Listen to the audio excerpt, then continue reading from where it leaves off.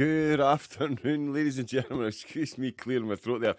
Messed about with a few technical things in the background, as I always do. Good afternoon, good afternoon. It is Sunday afternoon. It's Twitch. It can mean only one thing.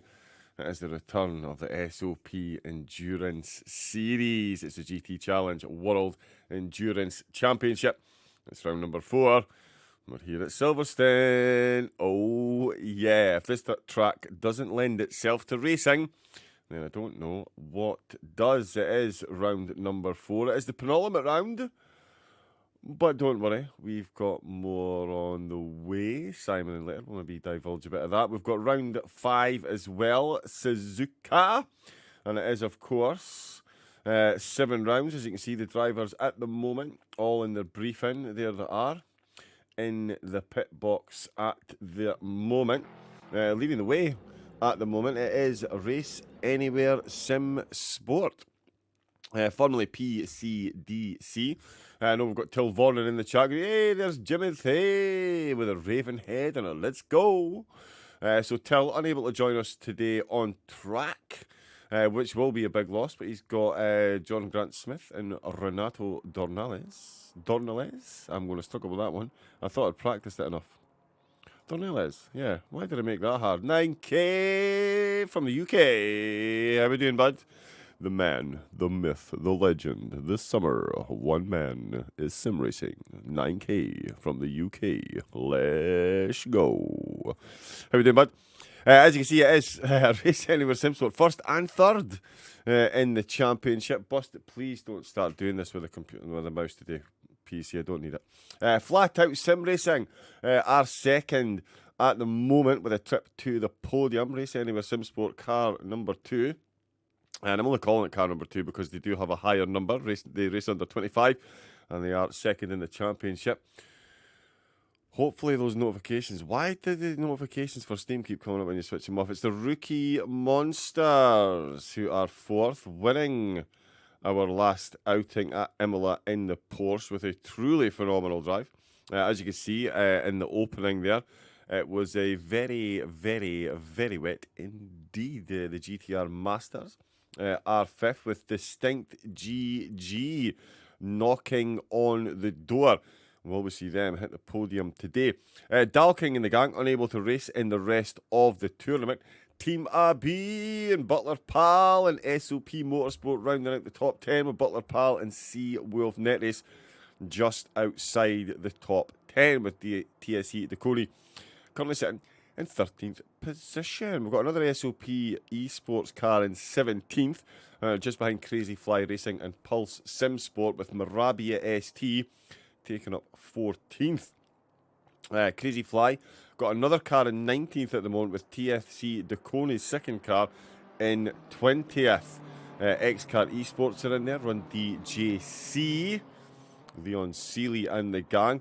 Meant to message him actually. If anybody is watching Leon's stream as well, will you please tell him I send my massivest, hugest congratulations on getting his result during the week. A well-deserved victory. So that is the table. Here is the track. Here is where we try and make everything work. Ba-da-ba-ba-da. And we'll go for a bit of that. Yeah, straight on board. Last week's race winners. Do I need that there? No, I need that here. And I'm going to open the stream as well. So there we go. So how's everyone feeling ahead of today's race? Is the Formula 1 still on? You guys getting that sound? No, I'm going to keep that open so I can watch. Oh, it does look quite pretty. And we're going to do that. We're going to do that so the processor doesn't die. Wow, 16 months. Booyah. And then, oh yeah, we need this little thing open. So yeah, how's everybody Sunday going? It's going to be a 6-hour race. We've got the 30 minutes of qualifying. We do have a new entrant into the competition.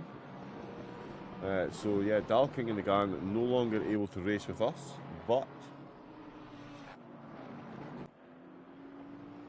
while I look for the team I'm looking for, let's give some gratuitous camera time to Homeschool Racer. Let's put the broadcast tool there so I don't break my neck. Excellent. Aha! They're still in the pits. I'll wait till he's on track. But there's Homeschool Racer. Of course, he of X-Kart team, him and Ian, Mr. Pinky. We'll need to throw some shout-outs in the chat. 16-degree track temperature, and its track at the moment is fast. So we'll see how that helps or hinders the drivers. Completely variable weather, so we could see rain. Fingers crossed. Let's all do the rain dance.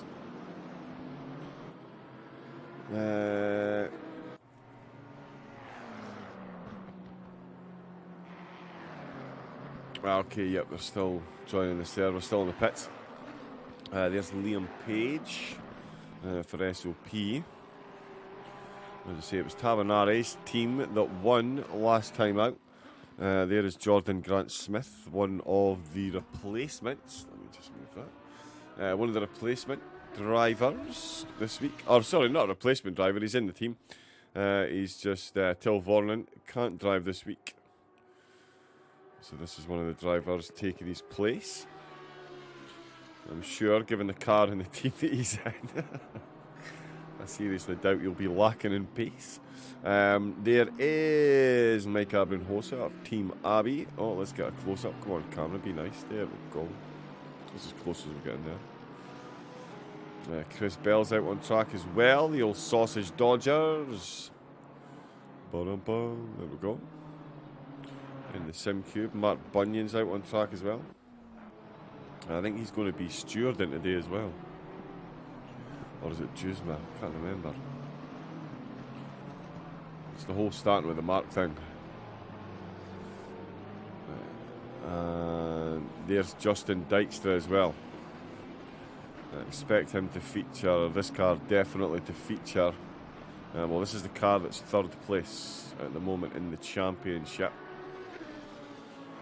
So it's Vornan, the car that's leading the way in the championship at the moment.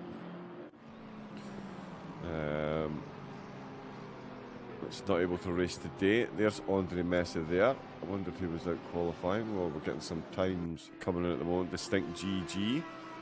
Always good to see them. Henrik Horvath in the GTR Masters, 5th overall. Tavernari pops himself on the front row. Conrad driving for turn 1 in the Lexus has just been overtaken by Dykstra. Hey, if only someone had said to look out for that. And the time difference here, actually, that's just, I've just realised that there. 1500s between the Porsche and the Lexus. That's not too bad. Greaves gets the time in, so does Juzma. Greaves 10th at the moment. Lindholm in the Porsche. They've definitely shown extreme pace in that car. Refsick is out on track for RTO League Racing. Now this lot are going to get, hey, Junior Lock and Load. How we doing? Good luck to Leon and Chris. Always good luck to Leon. Listen, Lock and Load, bud, I've just said this. If I take it you're in Leon's stream as well, please tell him that Raven said massive, massive, massive, massive congratulations on getting that win the other night. Absolutely well deserved for the qualifying performances he's been putting in. And yeah, I was absolutely delighted when I found that he got 2 podiums, and one of them was the top spot. So please do tell him I said congratulations. Thank you, thank you. Oh, okay, let me turn Simon on. Go and say hello for me, Simon.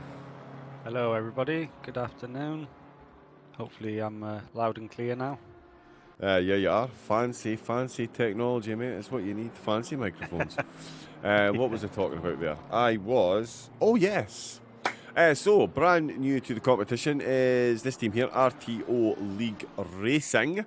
They're kind of a team that I've managed to throw together. Asked Linksay if he wanted to take my entry, because I get an entry because I'm the broadcaster. See, perks of the job, people, perks of the job. So Linksay got a couple of his mates together, and yeah, I think they're going on they're going to be a team. So this will be this team's debut performance, and yeah, I'm very excited to see where they're going to end up, because I do know they're capable of some very, very quick times. But enough of that intro. Let's do another intro. It's Mr. SOP himself joining us for a bit of commentary in between Stuart in, which, fingers crossed, if the weather stays nice, should be not too shabby around here. How are we this afternoon, Simon? We're really good, thank you. Really good. I'm Looking just forward to this hoping. one? Oh, Really looking forward to this one. I'm hoping that we suffer no server attacks that's been experienced by a whole number of communities in the past couple of weeks. They seem to be attacking the big community, so hopefully we're not too big that we are a target. just sneak under the radar. hopefully. So yeah, we'll see how that goes. Andre Mesa has popped onto the second row of the grid. We're starting to see 57s coming in now. Grant Smith, who is a replacement this week for Till Vorman. I did say expect him to have pace if he's in this car, replacing the driver he's replacing. And he is currently on the front row of the grid. Ain't too shabby a debut. Andre Mesa, if you don't know, yeah, you will. And Luca Tavanari not too far behind.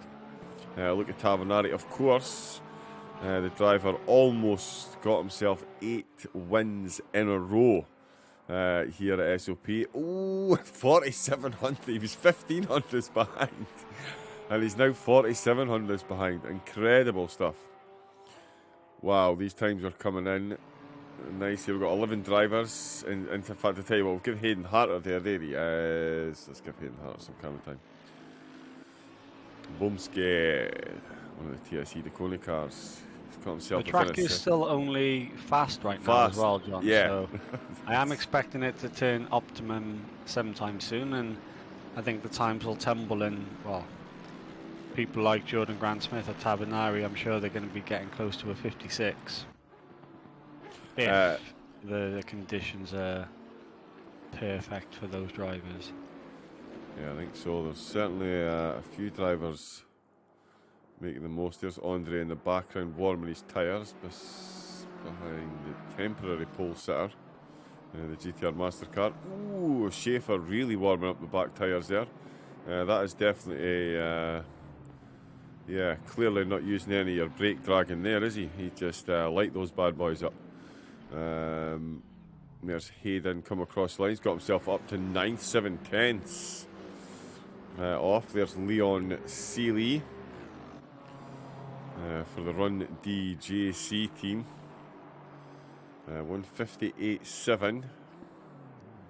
Finds himself 8/10 off the pace, and he's just been demoted to 14th. There's Thomas Morant, popped into the top 12. Arnsman. Thomas Arnsman is out on track now for the Race Anywhere team. Right, okay. So a few of the drivers giving it a crack, although he's right behind that Porsche. And I just jumped out my skin. That's my coffee machine giving itself a quick clean in the background. Just a quick word on the Race Anywhere SimSport team, John. Obviously, they pretty much occupied the podium positions in every single round so far, the number 13 and the number 25 machines. Mm-hmm. Well, it's going to be interesting to see if the Lamborghinis can hold out here today. We know how hard Silverstone can be on those tyres, and the Lamborghinis aren't the best on worn tyres either, so I think it's going to be a stint of 2 halves, because they'll have the pace in the early beginnings of a stint, but as well they can hold on to those positions as the stint progresses, because we know how fast the Porsche and Lexus and Audis can be, and they're a lot more kinder on their tyres. Right, yeah, that certainly is going to be an interesting one. Let's see, APX08.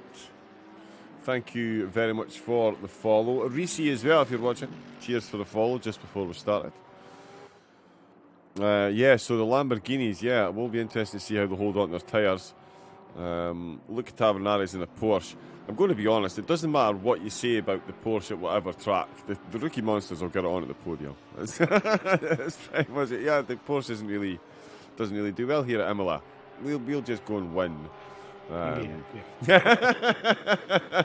So all I'm going to say is, yeah, this is the rookie monsters. They're in a Porsche. Expect them to feature heavily at the sharp end of the grid.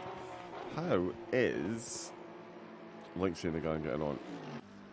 They have done themselves a 58.2, which finds them in 7th. I know that are capable of, they were talking about doing 57s. Grant Smith, 57.5, so he's gone quicker. So has Andre Messa in the Audi. He's popped himself just between Tavanari and Grant Smith. He's on the front row of the grid. Titus Conrad, the Turn 1 driver, currently in 4th in the GTR Masters, back up into 5th. Bellinger for the SOP Romeo's Gin sponsored car. They're in 6th at the moment. And as I mentioned, Refsig in 7th. There is Schaefer in 8th. Arnsman in 9th. And Leon should never drive anything other than a Porsche. Seeley finds himself in 10th place at the moment. Every one of the cars has set a time. I wouldn't say they're all representative. A couple of bankers in there. I'd imagine everyone will get around about the 2-minute flat, just under. Jusma in the Honda there. We also got this Jeff Hurts for a Vivid Global Racing. Still haven't fixed their livery. These guys need to get that sent over, please. Ta. And Mike Abram-Hosa, 15th for the Team Abbey. Yeah, I think it's only the BMW and the Aston that are running a popularity ballast now, so they're going to be suffering with that one. Well, I think that'll be updated for the final round actually, because we've just had the Dalkin community team withdraw their Aston Martin team, so that will be updated for the final round, where they probably won't have any ballast. Okay. Yeah, so the BMW have got 20 kgs of popularity ballast because there's just so many of them on the grid. And the Aston Martin was the same, and they were the only two. So everyone else has got an advantage in that area, to say the least. Yes. Yeah, they do. Yeah, well, yeah, certainly the Lambo, the Audi and the Lexus, the Porsche up there at the front. Although Schaefer in the BMW is very close. There's a Scottish terminology I can't use for how close they are, I don't think. But yeah, Schaefer and Tavanari not separated by much. So he's definitely getting the best out of that BMW. Well, we know the 556 machine is piloted by Hillebrand and Schaefer, and they're SRO esports drivers, aren't they? So they certainly know their way around a car. Yeah, and Silverstone, I'd imagine. This will be a track they'll be well used to. How is Pete Greaves getting on for X-Kart? Ian Hall's out on in the car. There we go. He's having a crack at qualifying. 14 minutes left to go. Where are they sitting? 59.8. Track has just turned optimum as well, so we should see times tumbling. Yeah. Here we go. That's what you want. You want optimum for qualifying and absolutely lashing down the rain for the race. Let's get our tambourines. Yeah, exactly. Yeah. Let's get the tambourines out and pray. Look at Tavanari.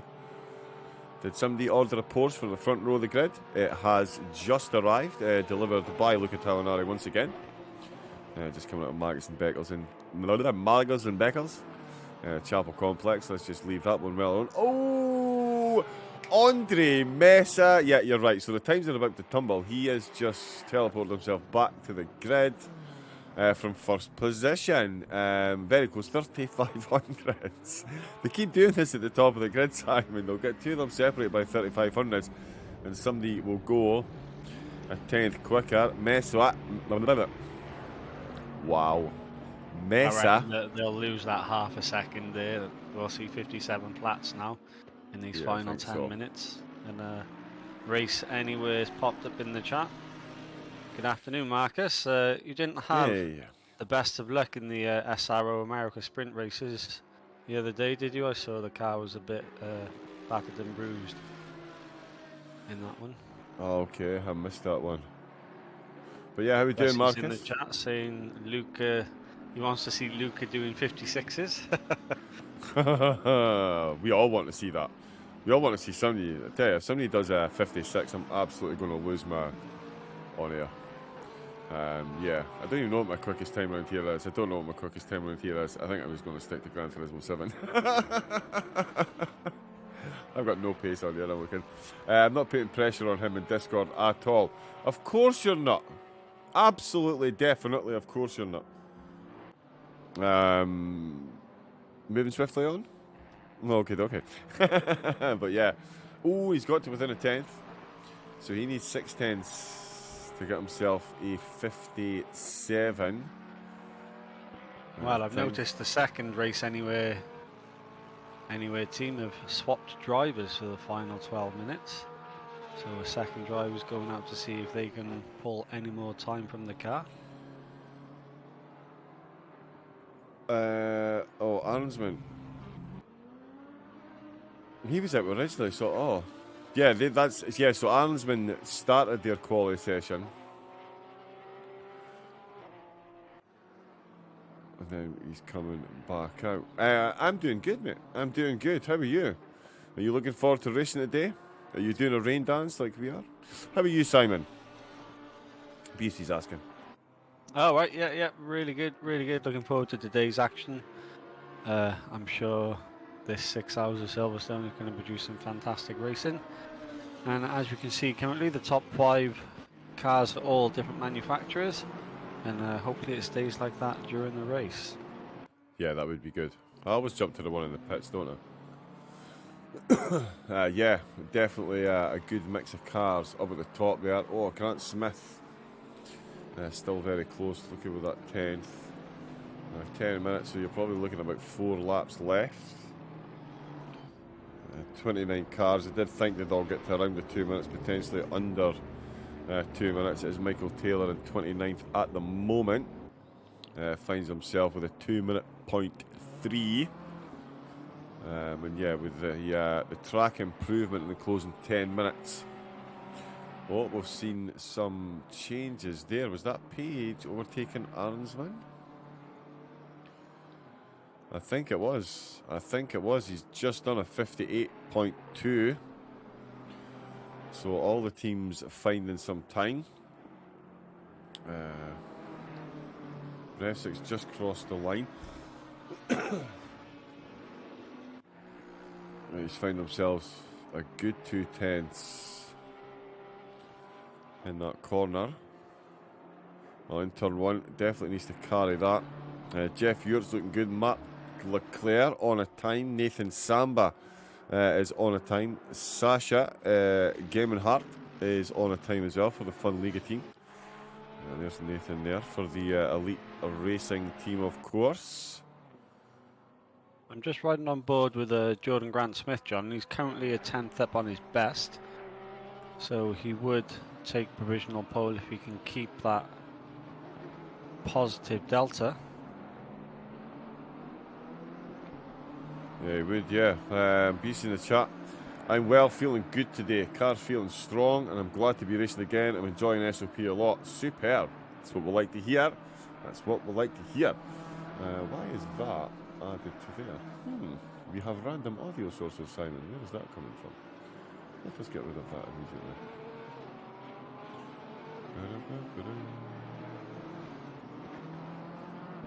Excellent.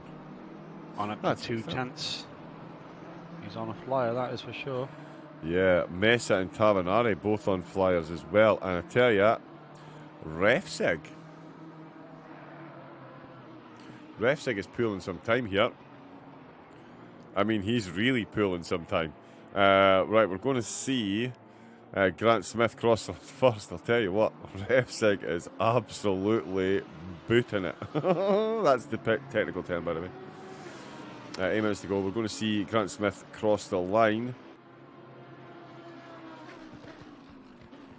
Oh, he did. It was RevSig that crossed the line first, and I'll tell you what a time he's put in. It is Grant Smith who's consolidated that grip at the top. RevSig with a 57.5 pops himself onto the second row of the grid ahead of Andre Mesa.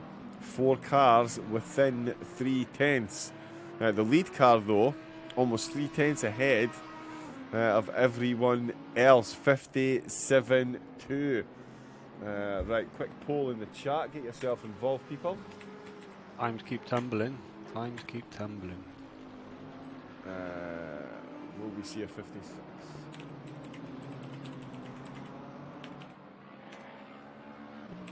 SOP Romeo's Gin pops it into 5th place, 57.7. Right, 5-minute poll. In fact, let's make it a quick 3-minute. Pop your votes in the chat, people. We've got a poll up there. Will we see a 56? We've got 7 minutes left to go. There's 3 minutes left on that poll. So pop in yeses and nos. I have voted. So there we go. Chuck your votes in. Let us know what you think. Some very, very, very quick drivers out there. And as Simon just mentioned, Bellinger doing wonders. Popping that one on row number 3 within half a second of the league. Busey, I am lurking. I'll be in an interview box somewhere during the race later on. Superb. Love to hear it. The interview box is open, by the way. I should maybe check that there's nobody in there waiting. Although not during qualifying. No.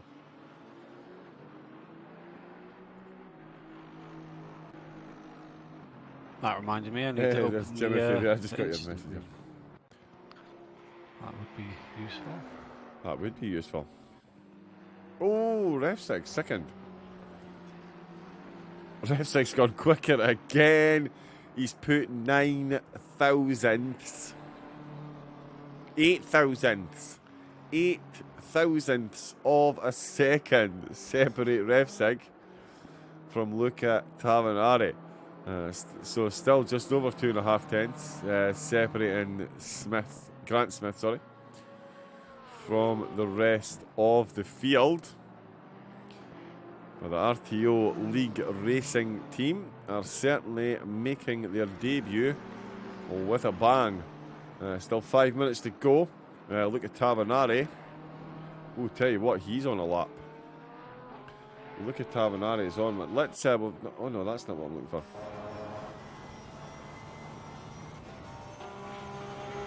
Yep, he's 2 tenths up, isn't he, John? He's going to be on for a 57.3 as it stands.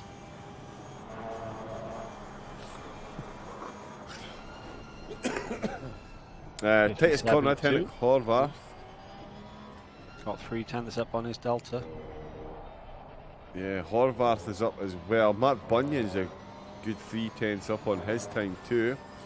That's going to pop him a couple of places to the good. The times here, quite frankly, ridiculous at the moment, it has to be said. And it doesn't look like they're going to get any slower. Coming around the last corner. Tavanari throwing this one round. Is he going to... We've lost a little bit. Horvath 2 tenths up. Titus Conrad. Here comes Tavanari. Oh, he has. He's got himself ahead of RevSig and Mesa with a 57.382. Oh, 4 minutes left to go. How did the poll go? Ooh, Nose won it. So there we go. The Nose have it. Just under 4 minutes to go. It does look like it might be a big ass from here. Conrad did have a bit of time. Oh no, he does, yep.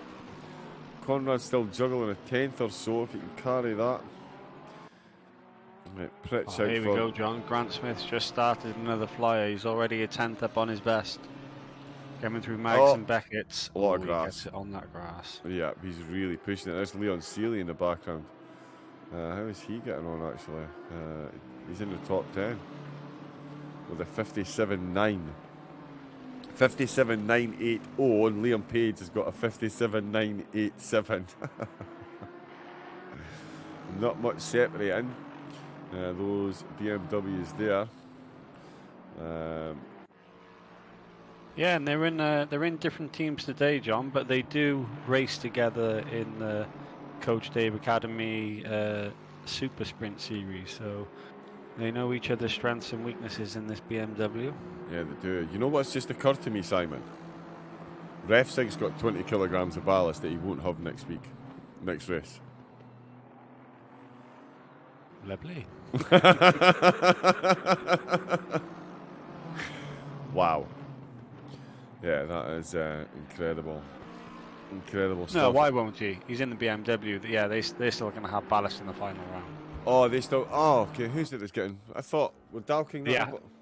The Aston Martin's going to lose its ballast. Ah, the Aston. Right, okay. Yeah, there's still 25 BMWs in the series. Wow. Although definitely not 25 BMWs on track today, that's for sure. No, I was exaggerating. I think there's about 11. Right, okay. Yeah. Still quite a few. Still quite a few. Ooh. Andre Mesa. Please don't curse to the commentator this. Ho, ladies and gentlemen. Oh, I was about to declare of the new pole sitter 600s off. It is Andre Mesa in the Audi. Wow. 57.230. So he is back on top of the pile. Richard Schaefer has got a couple of tenths in his pocket, so he's certainly looking to pester Conrad and Bellinger in 5th and 6th. Oh, wow. If this is qualifying, there's no way I'm surviving the whole race intact. Mike Abrunhos at 9 tenths. He's done a 58.1, finds himself in 14th position. How is Ian Hall and the gang getting on? 26th at the moment. Grant Smith's just gone. Oh, he's still. Sorry, Grant Smith. Oh, here we go. Oh, I'll tell you what, he's coming along the Hamilton straight now. He had 2 tenths in his pocket. I'm sure I voted no for the 56. Oh, has he just invalidated that? Yes. Yeah, he has. He was 2 tenths up there. He was looking good. Bellinger has got a 10th in his pocket. He could overtake Conrad here. Thomas Morant is looking to get ahead of Page and Schaefer with the pace he's got at the moment. Yeah, that's going to be I'll tell you what, John, let's focus on the distinct GG boys because they've got a green delta on this final qualifying lap. Oh, yeah. They've just lost a 10th. Nip and Tech for these final positions now. Yeah, it really is.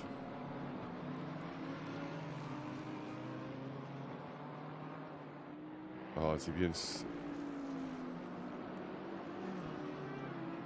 You might just be getting a handy bit of slipstream from the car ahead. Grant Smith has come into the pits. So that's them done. Andre Mesa, no. Doesn't go any quicker there. Not enough. Look at Tavanari still in 3rd. Secured ref sig for the RTO team. Some unbelievable times. 57.1, 57.2, 57.3, 57.4, 57.5, 57.6, 57.7, 57.8. 7 machine is 2 tenths up on his fastest qualifying time, John. Oh, Bellinger, yep, he is. Going to be his final lap now. This is going to possibly put him up into a podium position to start the race. If we can keep that green delta. Yeah, Schaefer as well is looking to overtake Morant. He's got 2 tenths in his pocket. And Velazzi as well. Bellinger really putting everything into it. Oh, Tavanari. Is he going to overtake Mesa? Revsick in the pits. Tavanari and Bellinger both carrying time. Let me just try and work out where they both are. Right, so Tavanari is going to cross the line first. He Yeah, has he's got a 10th. 2/10 almost. Going to be close to pole. Oh, Stays third. wow. A 10th separating the top 3. That is ridiculous. Although Bellinger, He's got those 2/10. yeah, he does. Could he be the fly in the ointment? No, he's run wide. Oh, he's run a bit wide. He's touched the grass. He is going to go slightly quicker. He could get ahead of Refsig here. And he does. Wow. 3 drivers within a 10th. That's incredible stuff. Let me just take that all in for a second. 57.1. So we did not see a 56. Andre Messa in second. Tavanari in third. 0.090 seconds separating the top 3 there. Bellinger gets the Bentley up into 4th, just ahead of Refsik in 5th, Conrad 6th, Morant 7th, Schaefer in 8th, Horvath in 9th. And it's Liam Page rounding out the top 10 with Velazzi in the BMW there. BMW separating the two normally teammates. They're in separate teams today, but Page and Seeley. Dijkstra in 13th. In the other Lexus. It just goes to show you the strength of the field here. Abrun, Hossa in 14th, and Hines in 15th position. Now, Hayden Harter, let me just...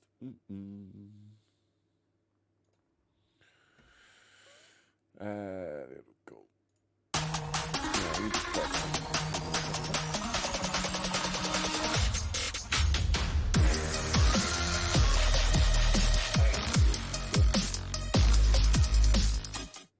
and straight back to that. So there we go. We can see the times that have been set. There's Hayden Harter, as I said, down in 16th. Cox in 17th. Leclerc 18th. Lindholm, Bunyan, Prish, Samba. Gaiman Hart in 23rd. Ian Hall 24th. Specht, Kevinin, Yuzma, Bell, and Taylor. Rounding out the 29 cars that we have got on track. But it is car number 13, the car leading the championship. Finds himself leading the way after qualifying. So they're going to take the front row. Could not... Simon, you still with us? I am indeed. Yes. Yeah, could not be much closer between those 3 at the tops. 4th and 5th. Not separated by much. 6th through to 9th, not separated by much. This is sensationally close right through the field here. Yeah, I mean, well, at least in qualifying, the top 3 cars seem to be in a league of their own. And then 4th down to 10th, there's nothing to separate those drivers either. Setting us up to have a cracking race this afternoon. The weather delta shows it's rain in 30 minutes, John. So you got your wish. Oh! Well, this is going to be very interesting. Massive shout out to everyone that did their rain dance with me. I'm going to have to make an extra coffee for this one. Hurrah! Oh yeah, rain in 30 minutes. Don't you just love it? Simon, all is forgiven for all the times we've not had rain. That's it, yeah. It doesn't like to rain in an SOP esports race, does it? It really doesn't. It's always hinted, but it never comes. Well, finally, the heavens will open. Excuse me. Yes. Yes, they will. And that is a double rain symbol. So, single cloud with a lot of rain underneath. Oh. One of the cars bumping off at stocks there. We can see the camera jumping up and down. 29 I can imagine cars. all the teams are in their pit stop strategies, going crazy right now with a minute left on the clock to sort those pit stops out. Full panic mode is ensued. We really should have a webcam during these broadcasts so people can see me grinning ear to ear at the moment. Like, oh, Busey's in the chat. Damn it, Simon! Oh, yeah. Got to love it. Got to love it. Yeah, so there. 30 minutes in. 65-minute maximum stint timer for the drivers. To clear your stint timer, all you need to do is drive through the pit lane. Once you do that, the timer resets. It doesn't matter when you do it before the 65. If you do it after the 65, you're getting a penalty. Why is that now? 10 seconds. Oh, there we go. Classy, John. Let's just let them all drive past. So yeah, 65-minute stint timer, 6-hour race. Andre Mesa with the headlights. He knows what's coming next.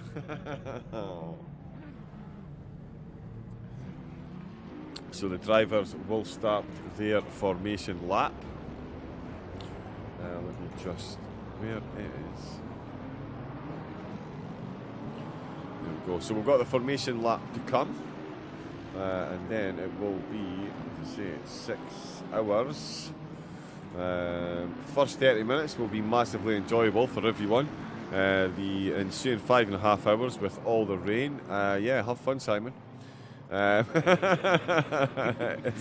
we couldn't let Imola and the F1 outdo us, you know. We needed a bit of rain to spice up things ourselves. Indeed, yeah, indeed, and it's certainly going to do that. Non-fat Jam, how we doing, bud? Good luck to the Sausage Dodgers, of course. Definitely. Oh, Chris Pizik, is out. Woznicki's out, Page is out, so a few. Oh, Hildebrand is out to start the race. It's Linksay, driver 1 for the BMW. Ben Walker starting for Distinct GG. And unsurprisingly, yeah, well, imagine Grant Smith came out, set that pole time, and then his teammate, the other driver of the car, comes out, he's even quicker. Yeah, no, so what's happening? No, it is Andre Mesa in the car, it's not Ben Walker. Look at Tavanari, Bellinger, Refsig is out first as well. Yeah, there we go. So just some confirmation. Driver's just changing. Alex Phillips starting for the SOP car in 10th. Leon Seeley will lead the way. Yes, he will. Velazzi's out, Dykstra's out, and Mike. Dennis Hines, Hayden Harter. Pete Greaves is out on track. Klaus Christensen for Elite Team Racing will start the race. Simon Lindholm will start for Jam. Very, very, very capable Porsche indeed.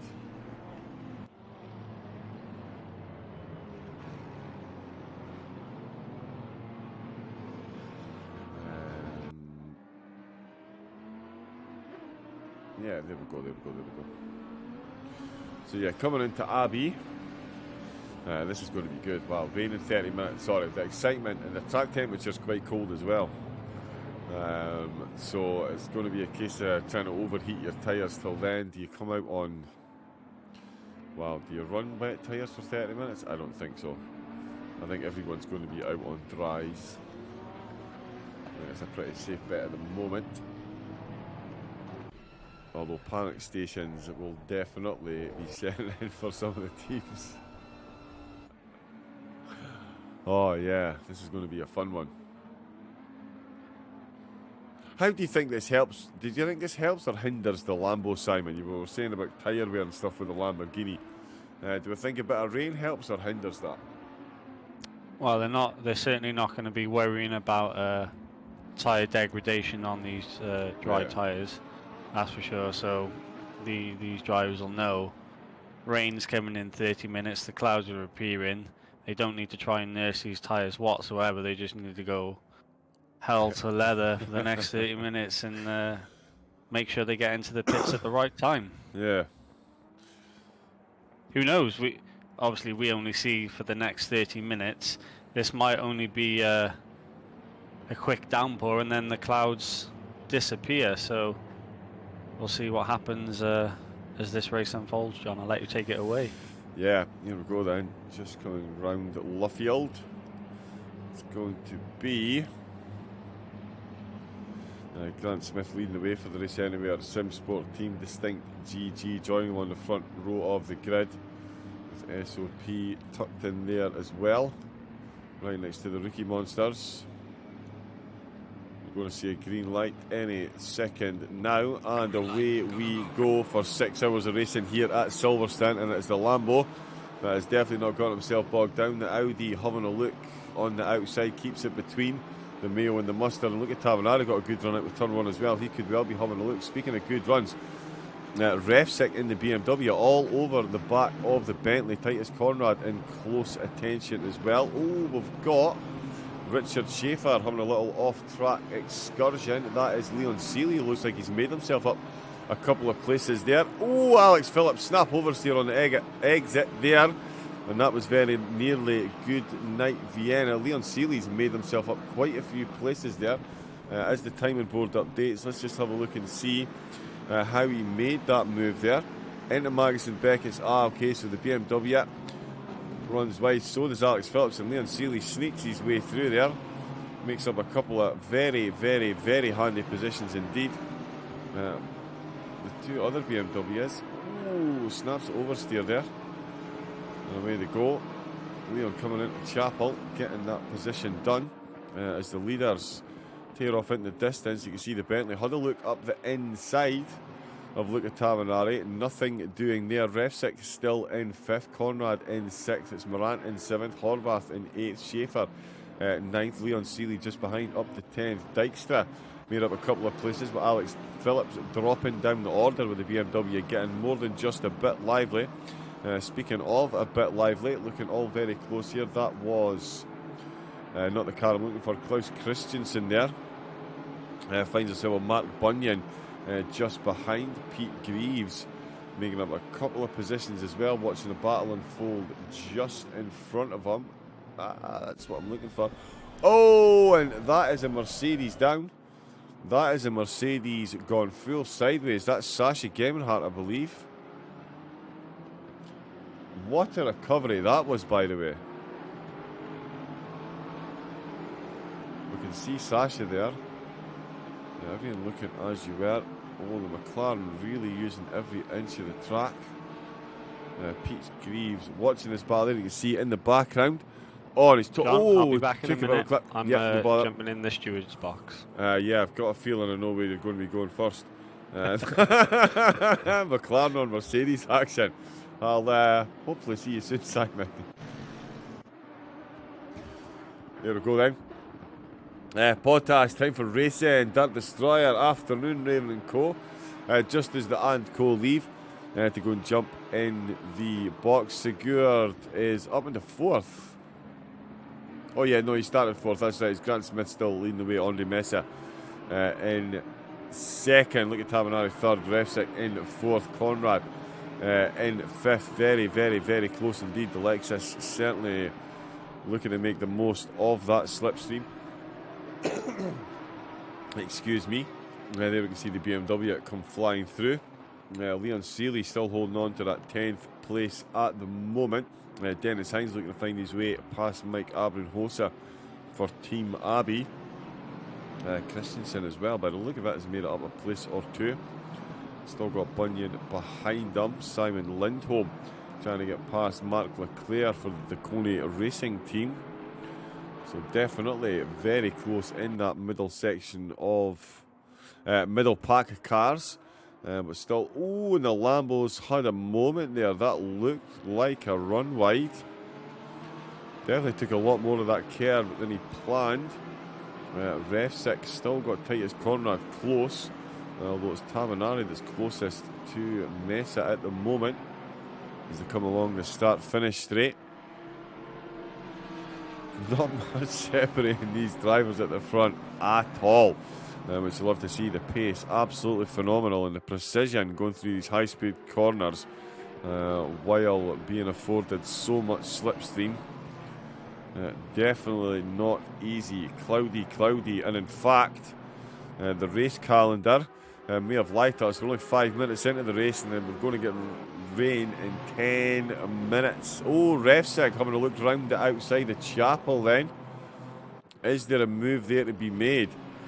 The Porsche not getting the run out of Magnussen Beckett's, and with this being such a high-speed circuit, that really is going to be detrimental right along the Hamilton straight. If Refsick can keep the pressure up here, and he's going to need to keep the pressure up because Titus Conrad is doing a phenomenal job of keeping the pressure up on Refsick as well. The Lexus, of course, one of the cars not with a lot of ballast due to its lack of popularity.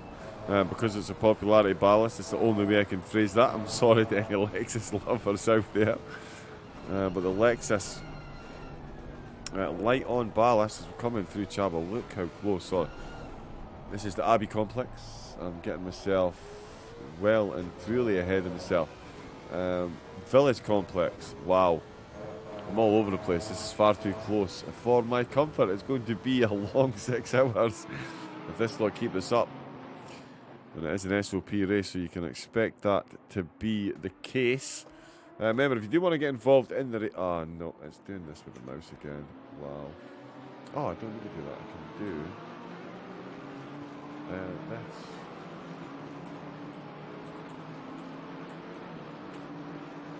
There we go. There is Discord there. That's the easiest way to keep up to date with everything and get yourself involved in the racing. Oh, very, very, very close to the limits there. Only 2.5 tenths separating the top two. This little group of 3 in the middle here. Let's see what on board the BMW is looking like. So we'll jump on board with RTO. It's Titus Conrad then, who has just set the fastest lap of the race with a 58.7. Not much separating. It's a 58.9 for Smith. The slipstream definitely helping these drivers. You can see the BMW. Oh, there we go. Oh, very close indeed. This is some phenomenal racing here. I'm going to spend most of this broadcast holding my breath. To be fair, Grant Smith still leading the way. Mesa, Tavanari, Refsick, Conrad, Bellinger, Morant, Horvath, Schaefer and Leon Seeley. The top 10 all very, very close. And Velazzi has got himself a drive-through penalty. That is going to be for track limits. We have had a couple of incidents. Car 703, car 77 and car 76 all involved. That is not who I was thinking. We'll get confirmation on that very shortly. We do have a drive-through. Oh, and a penalty for Cox as well. So Kevin Cox picking up a drive-through. Not sure if that's involved in incidents and running wide, but certainly not what you want. Pete Greaves up to 19th position, applying pressure. Oh, the rookie monsters. The Porsche has lost it. And he has lost a position, and he's got his work cut out for him, keeping Titus Conrad in his rear view mirror. He's just about done that. Let's have a look and see what happened there. I don't think there was any contact.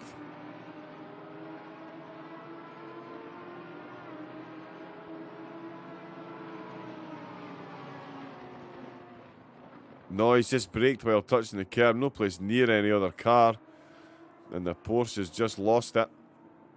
And he's lost a position for that one as well. So Refsick saying thank you very much. He is promoted to the podium while Andre Mesa continues to chase Grant Smith.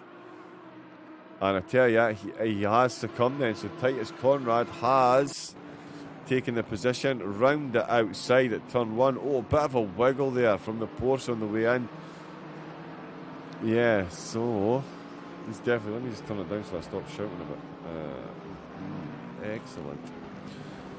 Yeah, so the Porsche tyres not happy after coming back on track, and Titus Conrad finds himself up into 4th place. We can see in the background there the GTR Masters car getting involved as well. Titus Conrad still the fastest car on track. Bellinger now eyeing a move against the Porsche. How is he looking coming in there? Right, so seems to have got it back under control. But if there's any flat spotting on those tyres, and I tell you, the rain is going to be very heavy in 10 minutes time. Wow. This really is going to throw the cat amongst the pigeons. Excuse me as I take a quick drink there. But yeah, still very close. 2 tenths separated them in qualifying. There's only half a second separating them on track 4 laps in. And the rain's now saying 10 minutes is going to be raining, and there's a little minus at 30-minute mark. So yeah, Simon did say, I wonder if it could be a passing shower, and that certainly looks like it could be the case. 1 lap remaining for Velazzi and Cox to take their penalties. They are embroiled in a little battle there. They know as soon as they come out though what they're going to be. Right in traffic. Gemmenhart, who saw have the big spin early doors, trying to find his way past Pete Greaves, now up into 18th position. Klaus Christensen there, it looks like. He's having a great little battle. That is one of the sausage dodgers just ahead. He's got Kivinen applying all the pressure there.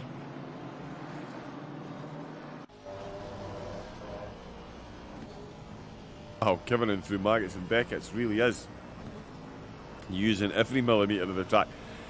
Christensen, of course, F1 are his sim racing roots, so he will know this track very well indeed. Slightly different pit entrance and exit for the GT3 cars. This is incredible. This is doing this still, I don't understand. But there we go, sorry, the mouse. It's got a mind of its own once again. That's not where we were going. This is where we were going. Oh! Yeah, a whole lot of sliding and tyre gripping there. And the Deconi team overtaken. Velazzi for flat out sim racing under all kinds of pressure. And he is, of course, one of the cars carrying that penalty. He's going to have to come in on this lap to serve that. How come Leon Seeley is down in 21st position?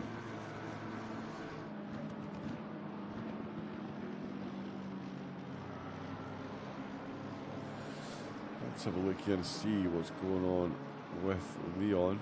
No HUD at the moment, unfortunately.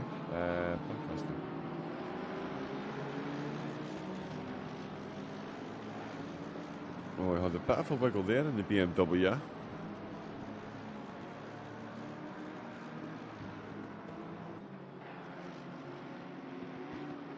Oh, at this point he's already in 21st. Wow. Yeah, so whatever happened there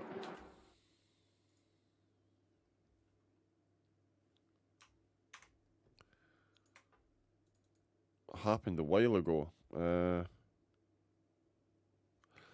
And now with no game sound. Where's the game sound gone? There's the game sound. Okay. Now anyway, Andre Mesa. Wow, look how close he is. This top four starting to pull away. Tamanari in 5th at the moment. Still definitely in touch. He's got Bellinger not far behind. He's got Morant and Horvath looking to put the pressure on. Schaefer in 9th with Phillips recovering from those early shakes. Rounding out the top 10 at the moment. Look how close this is. Mesa looking to have a nosy just to finish the lap. Ref Sec definitely looking to have a nosy there. And it's Titus Conrad who could be the big beneficiary. Let's just watch it from the front of his car.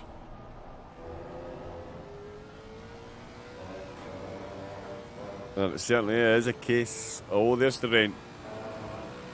So rain is currently falling.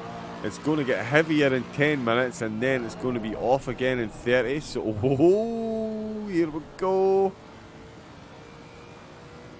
He's had to slide into Magus and Beckett's. He's got his nose just in front then. Hey, Linksy, you in comms? Yes, I am, mate. It's a special channel for endurance comms. You should be able to see it. Yeah, so it's under the World Enduro S2 heading.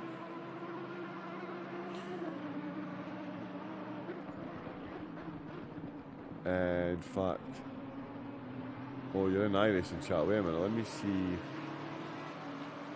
if I can drag you in.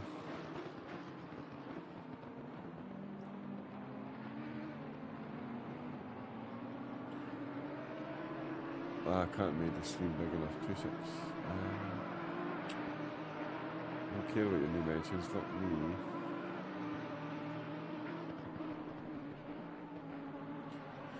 Wow, Discord, you really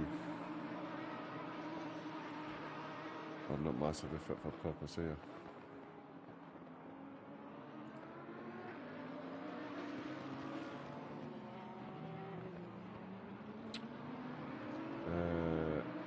It's not even another chat. Yeah, if you can... Yeah, I can't actually see... I can't see yet, but you're too far up the Discord chat for me to drag you down. Let me... No, I won't move down. Yeah. Can you see... Yeah, just go... If you go to the driver briefing, mate. It's just one below the driver briefing.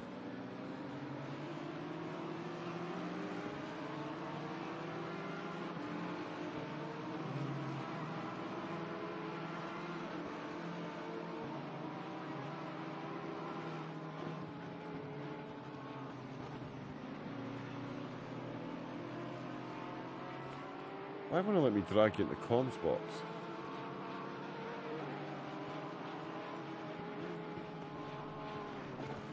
Or go in can you see the interview box? You should have access to the interview box, mate. If you jump in there.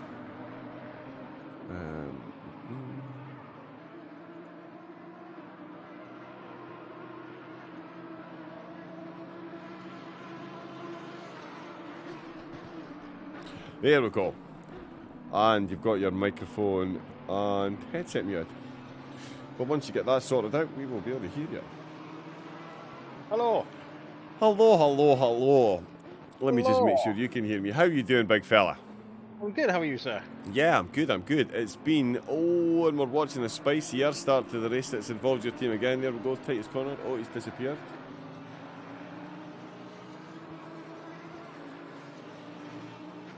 Oops, wrong. I pressed the wrong button. Sorry. My bad. Quality. Oh, it must So, be yeah. exciting watching. The ref sync is just... I'll tell you what, Titus Conrad is on an absolute charge. Andre Mess has dropped a couple of places.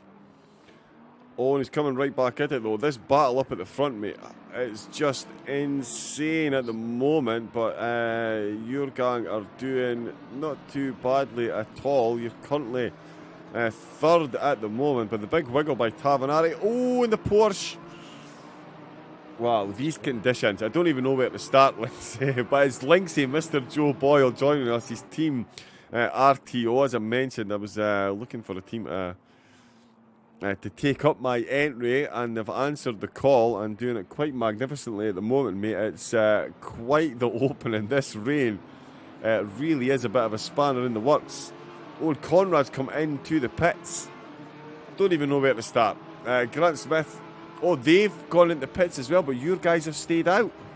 Yeah, we looked at it and thought, well, it all depends on the lap times and when it's going to really be a crossover. But it does look like it is raining quite hard now, so I might have to just quickly nip in and say to them it might be worth looking the box. But depends on seeing the lap times really for the other guys that have just boxed and see where they come out and see their pace really. I mean, it is doable like this, but it is going to be very treacherous. The last thing we want is a spin, so. Yeah, especially the pace as it well. It is dropping now. You can see the cars are all struggling now, trying to get the traction out of the corners. So, yeah, it's going to be really difficult for them to keep the pace. Yeah, and speaking of pace, that was those were some serious qualifying times that were being put in there up at the top of the grid. I've never seen times like it. That was fast. That was fast times. I mean, there was nearly a 56 there. So and that's top. That's 56. Oh, and Mesa down. But this is the thing. It's about now not just pushing too hard, keeping it on track. Don't make mistakes, and get in and get those tires changed. I think it's definitely time. Yeah, I would say so. I might just give him a shout now. Just give me a second. Yeah, go for it, mate. Go for it. So yeah, Linksy will go and let his teammates know. Yeah, those conditions certainly are. They've certainly changed. Refsick still leading the way. Mesa behind. Sorry, so it's Tavanari's got himself ahead of Mesa. A lot of teams coming into the pits. So it's going to be a bit crazy for a few seconds until we'll find out who's coming in. Let's leave this running for a few seconds. Bear with me a second.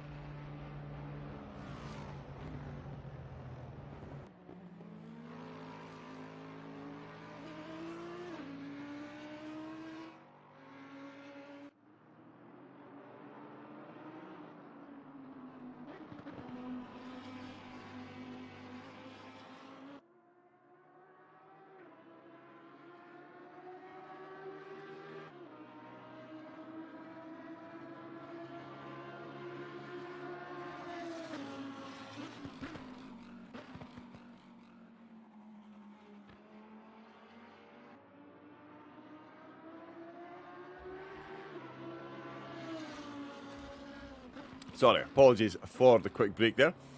Yeah, that was just by time. I thought I could sneak off for a quick comfort break when Lindsay jumped in, but obviously the treacherous conditions have meant he's had to go and jump back in because he is racing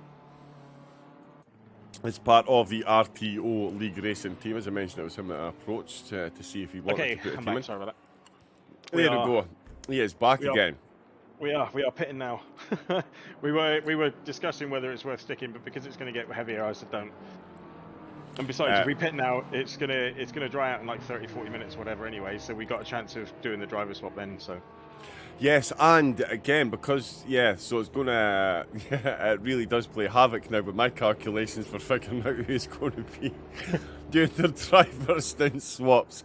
So expect zero relevant information for the rest of the broadcast. But be careful what you wish for, because you just might get it, because I did say to Simon, this is exactly what we want, mate. We want to see optimum conditions in qualifying. And then, let the heavens open. Oh, that's lag.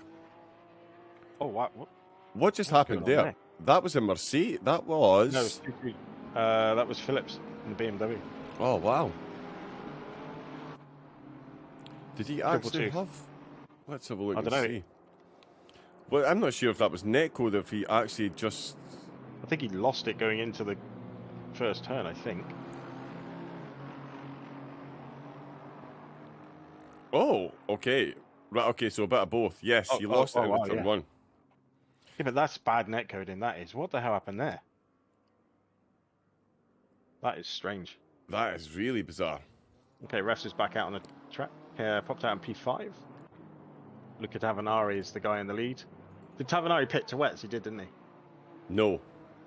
Oh, is he not? Nope. Oh, no, he hasn't, has he? No. So who did pit? So Conrad pitted, Bellinger pitted, Grant Smith, more importantly. Conrad is...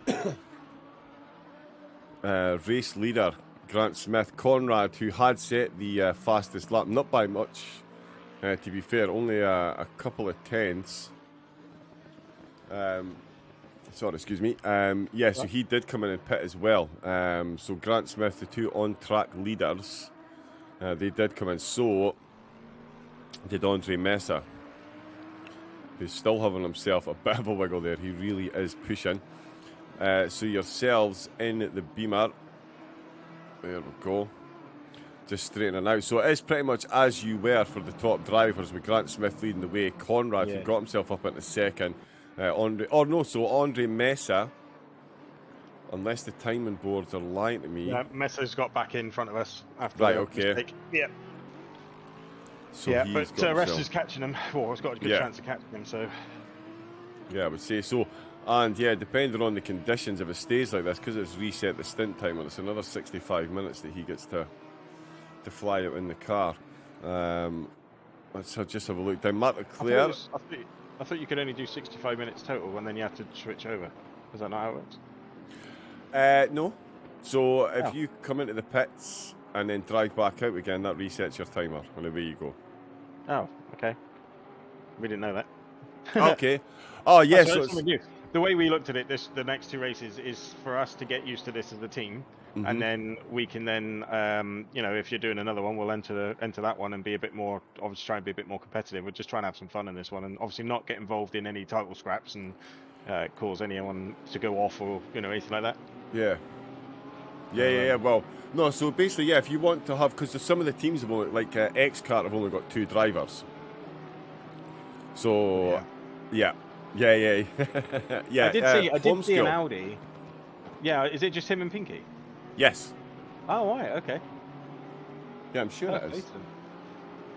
Let me just consult my little Bible. Although it does change, as you know, the deadline is Friday, and I do love reading certain people's interpretations of what a 12 o'clock deadline actually means. Yeah, that was me yesterday. Oh, no, there was somebody today literally saying, yes, but surely all the changes are made after the deadline. Like, no. No. Okay. Just okay. Yes. Yeah, that is the way it is going to be. Samuel Lindholm, actually, I did mention him beforehand. His team do show pace in bursts in that Porsche. So have been a bit of a trouble magnet at times. They're currently cruising in 14th. They've got Gemmenhart, and we've seen Gemmenhart's Mercedes sideways on more than one occasion so far. So I'm sure that Porsche will be eyeing up a move. That really is, as we say in Scotland, teeming down with rain at the moment.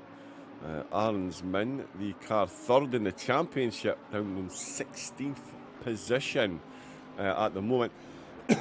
Still no, in fact, lock and load, junior lock and load, bud. If you're in the chat, what happened to Leon? He's down in 21st. I hit the 1 minute replay buffer, but we just missed whatever it was. That happened. Yeah, he managed to make up. He got 2 or 3 places off the start line, and then just suddenly, but no place, was down in 21st. Doesn't seem to be carrying any damage, so I'm thinking it's maybe a slight off-track excursion and an overly polite rejoin. Because early doors. I mean, well, say early doors. Everyone's still right on top of one another. Yeah. Definitely no rest for the wicked on this one. Yeah. Yep. If I start the broadcast tool up for this on my side, will that work or will that not work? Of course it'll work, I'm yes. not in the car. Okay, good, because that's the one thing. As long as you're in the server. Okay, good. There we go. Yep. Yeah, so you'll still be able to... Yeah, Oh, get no, all wait, that. it's, no, it's not letting me.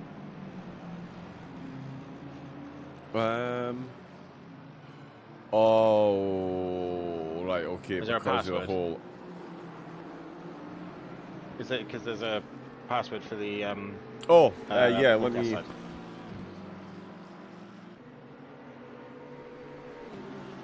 Yeah, don't say that.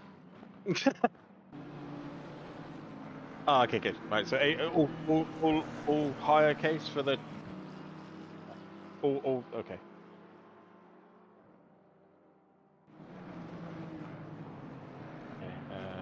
Okay. That didn't work, so let's try that. Nope, that didn't work either. I've got it all. Oh wait, it's connection password, isn't it? No, connection password is ASD. Oh, right. Oh, yeah, sorry, on the broadcast tool, yeah, it should just be ASD. Yeah, you shouldn't have to put anything to do with the server, but you might need to... No, actually, even if you're logged in a car. But then it's maybe because you're waiting to drive or something, I don't know, it might be slightly different because you're in the queue, I've got it on broadcast. Yeah, maybe that's what it is then. Yeah, never mind. I just wondered if it would work or not. Yeah. It's probably going to stop me getting in the car now. Can't go well. Oh, don't even joke. Don't even joke. I don't need that stress. Bloodwolf. Didn't expect an M6 still being used. Thought it was obsolete. I'm sure you mean. But, no. This thing, honestly, you should go onto YouTube and check out the broadcast we did with this at Bathurst. It is a monster in a straight line. I mean, a monster. It was, just absolutely destroying the field.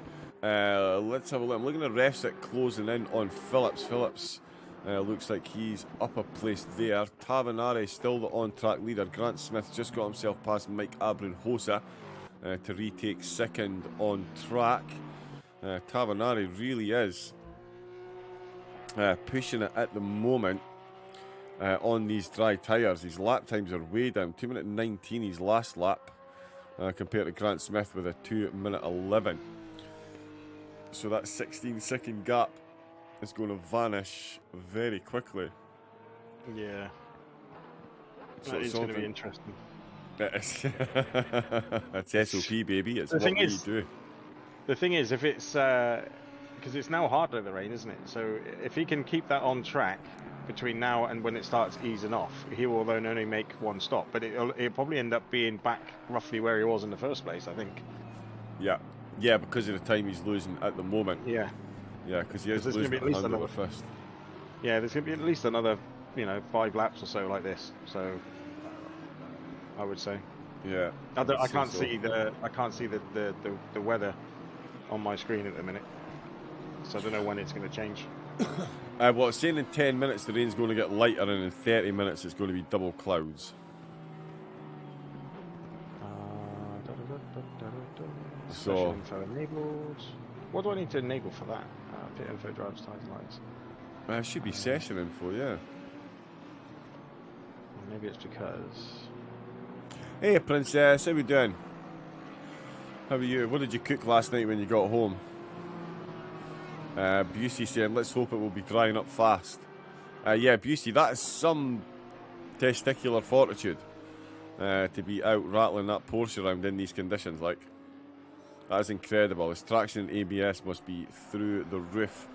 Gemman Hart is man down again. There is the Mercedes really struggling. So much so he's done one. Great. That's going to be stuck in my broadcast field. Thanks, Sasha. Rafa Campos then will take 18th place. Hayden Harter in 17th. Klaus Christensen in the Ferrari. Go on, Klaus. Mr. Dexter himself. Repping for the Ferrari. Lead one at the moment. Mesa and Abrin Hosa. Getting pretty close to one another at the moment. That 94 Audi, that has Gamers Apparel on the side of it. Yeah, that's Distinct GG. Yeah, because they're the ones that do my match as well. So good to see another Gamers Apparel logo on their cars. Oh, nice. There we go. Yeah. Yeah, well, that Distinct, as you've seen in qualifying, Andre Mesa and the gang, they ain't no slouches. No, very quick. Refs is now trying to get past number 53, is it, in the female? Yeah, so Marant, yep. Yeah, Thomas Morant. Back up into 6, yep. Yeah, Morant, they're another quick team. That Pulse Sim Sport, they are a very quick team indeed. We were just saying as well, RefSig has got, I mean, you obviously know this, but given the fact that the BMW, because there's so many of them, you guys have got an extra 20 kilograms of ballast. That is an unbelievable time that he put in qualifying. Yeah, he is. But I mean, the team that we originally were looking to do is refs. It was going to be myself and then Sam Holloway. Right. Okay. Sam's away this weekend, so he obviously he can do it. But then it was. I mean, I had to do it in the end because Dynamite isn't available either. He's doing a 24-hour race. He said I could jump in and do a couple of stints in the middle of that. I was like, no, let's not do it. I know you're eager and you're keen, bro. I love you and everything, but no. Wow, that is dedication right there. So, but yeah, no, he's so basically, yeah. We've got Reese White who's joined us for the RTO as well, and he's really quick. So yeah, safe hands, definitely. Well, actually, the guy leading the race, John Grant Smith, he is actually a replacement driver as well. Is he? Yes. Till Vornan was in the Lamborghini. Tavanari made a mistake. He's just got him. He's gone past him by 2 seconds. Yeah, I don't think it's a mistake. I don't think he's made a mistake. I think it's just the tyres.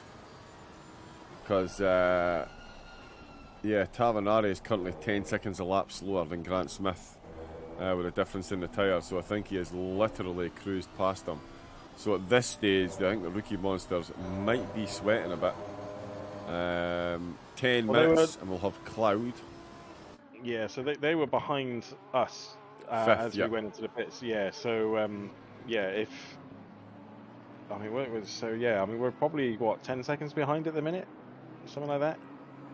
Yeah, well, you're currently lapping 8 seconds a lap quicker than Tavanari is. Yeah, so two more laps, and we should be right up behind him again then. Yeah, in fact, I don't even think it's going to be as many as that. You're not even 16 seconds. Yeah, 16 I'm seconds, so yeah. I'm surprised he hasn't got a cut on the tyres. If his tyres must be down to like 22, 26 PSI. I know, there must be absolute ice. Like, he must not want to touch tyres. He must not want to touch the curbs, I tell you, because that'll pinch those tyres, and he'll potentially get a puncture that way. So incredible stuff. Like, as you go, seeing the thing is now, it's kind of in for a penny, in for a pound. If he, there's no point in coming at the pits now because it's saying that it's less than 10 minutes of rain. Yeah, he's got to stay out now. I mean, we were going to, and then when they said it was going to get heavier, I was like, no, just pit. Just pit. There's no point in worrying about it. You may as well just pit and get the right tyres on. Then we don't have any chance of spinning or anything like that. Yeah. So, exactly. Yeah, because still 5.5 hours to go. Exactly. The last thing we need to do is drop 30 seconds because we've faced the wrong way or hit a wall. Busey So, is which in the chat confirming no curbs are getting used. Gonna say, they'd be looking at them going, no. Yeah, and then look, there's Conrad there. Yep. Chasing them through, just like Lucas standing still at the moment. Now he's doing an amazing job keeping that in a straight line, yeah. mate, anything else. So, killing it. Yeah, he is an absolute ninja behind the wheel. We can see Andre Messa is not far behind either, so he is about to retake third place. We're going to see Refsik coming into the same complex of corners as well. I think he's going to get Messa before the end of this lap, potentially. Wow, see, there's a car that can use the curbs. Henrik Horvath for the GTR Master as well. Have a bit of an incident in the first lap. And I find himself back up to 6th. Mike Abram-Hosa in 7th. Morant is in 8th with Leclerc 9th. And Dennis Hines are rounding out the top 10 at the moment. Hayden Harter and Klaus Christensen right on top of one another. Mercedes versus Ferrari. Definitely a bit of wet tyre on wet tyre action here. Really need to get the Delta thing running so I can... what's that other thing called? Pit wall. I need to remind Simon to get that so we can actually see who came into pits. Oh, he's gone up the inside. That's a good move. Through Chapel, the Audi, the Mercedes. He's got his nose in front of it. Yes, he has. Yeah, he's got it. Yep. Is the Ferrari going to try something along the old Hamilton straight?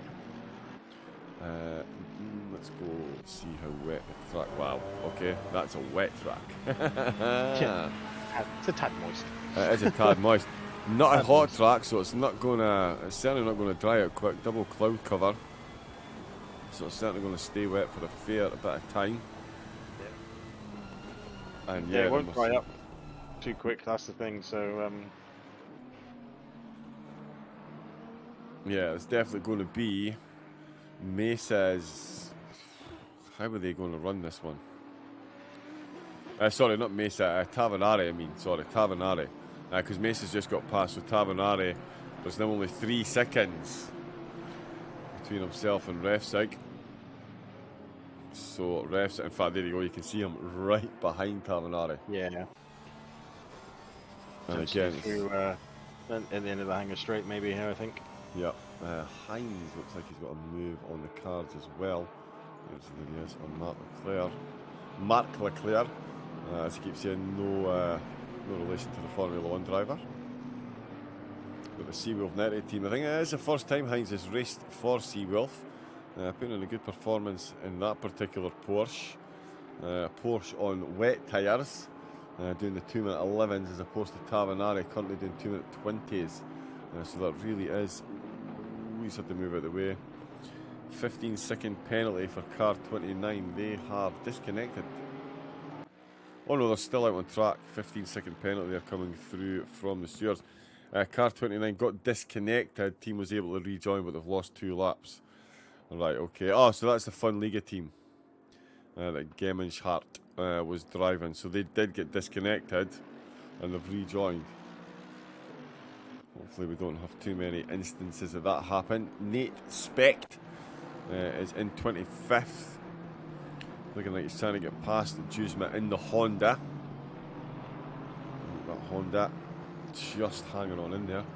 Have you guys had many DDoSes or anything? No. We were just saying that actually. Simon was saying hopefully we're not quite big enough to be, I don't think we are to be honest, big enough to want one of these. SOP is big. It is. Well, yeah, I like to think Very it is. big.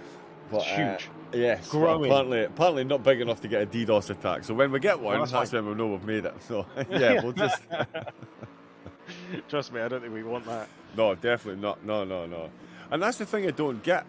All these hackers going after corporations. I'm sorry, but you're not going after corporations. All you're doing is stopping your average gamer from sitting down and having a... You know what I mean? It's, yeah, they did it to PlayStation and stuff as well. I remember PlayStation Network and Xbox was down for a few days or a week or something. It's like, well, how was that getting a PlayStation? All you've done is left the rest of them nothing to do between on my time off. Thanks very much. Yeah, it makes no sense. Pick your fights. Speaking of pick your fights, hey, how does this one end? Oof, look at that. Oh, Wow, he really threw that in there, Leclerc. Full confidence in the grip of that Bentley. And I tell you, the Team Abbey racing car, he's on dry tyres, isn't he? That's a quick 3 places he's just lost. That was a bit wide there as well. In the background, Schaefer for the Butler Pal car. We did see him take a big off-track excursion early doors. But that's another 2 cars past Mike Abrunhosa. Kevin Racine is out in the car. Sorry, Kevin Racine. He's out for the Romeo's Gin car. They qualified, of course, inside the top 6. 6th place. Morant's now in 14th.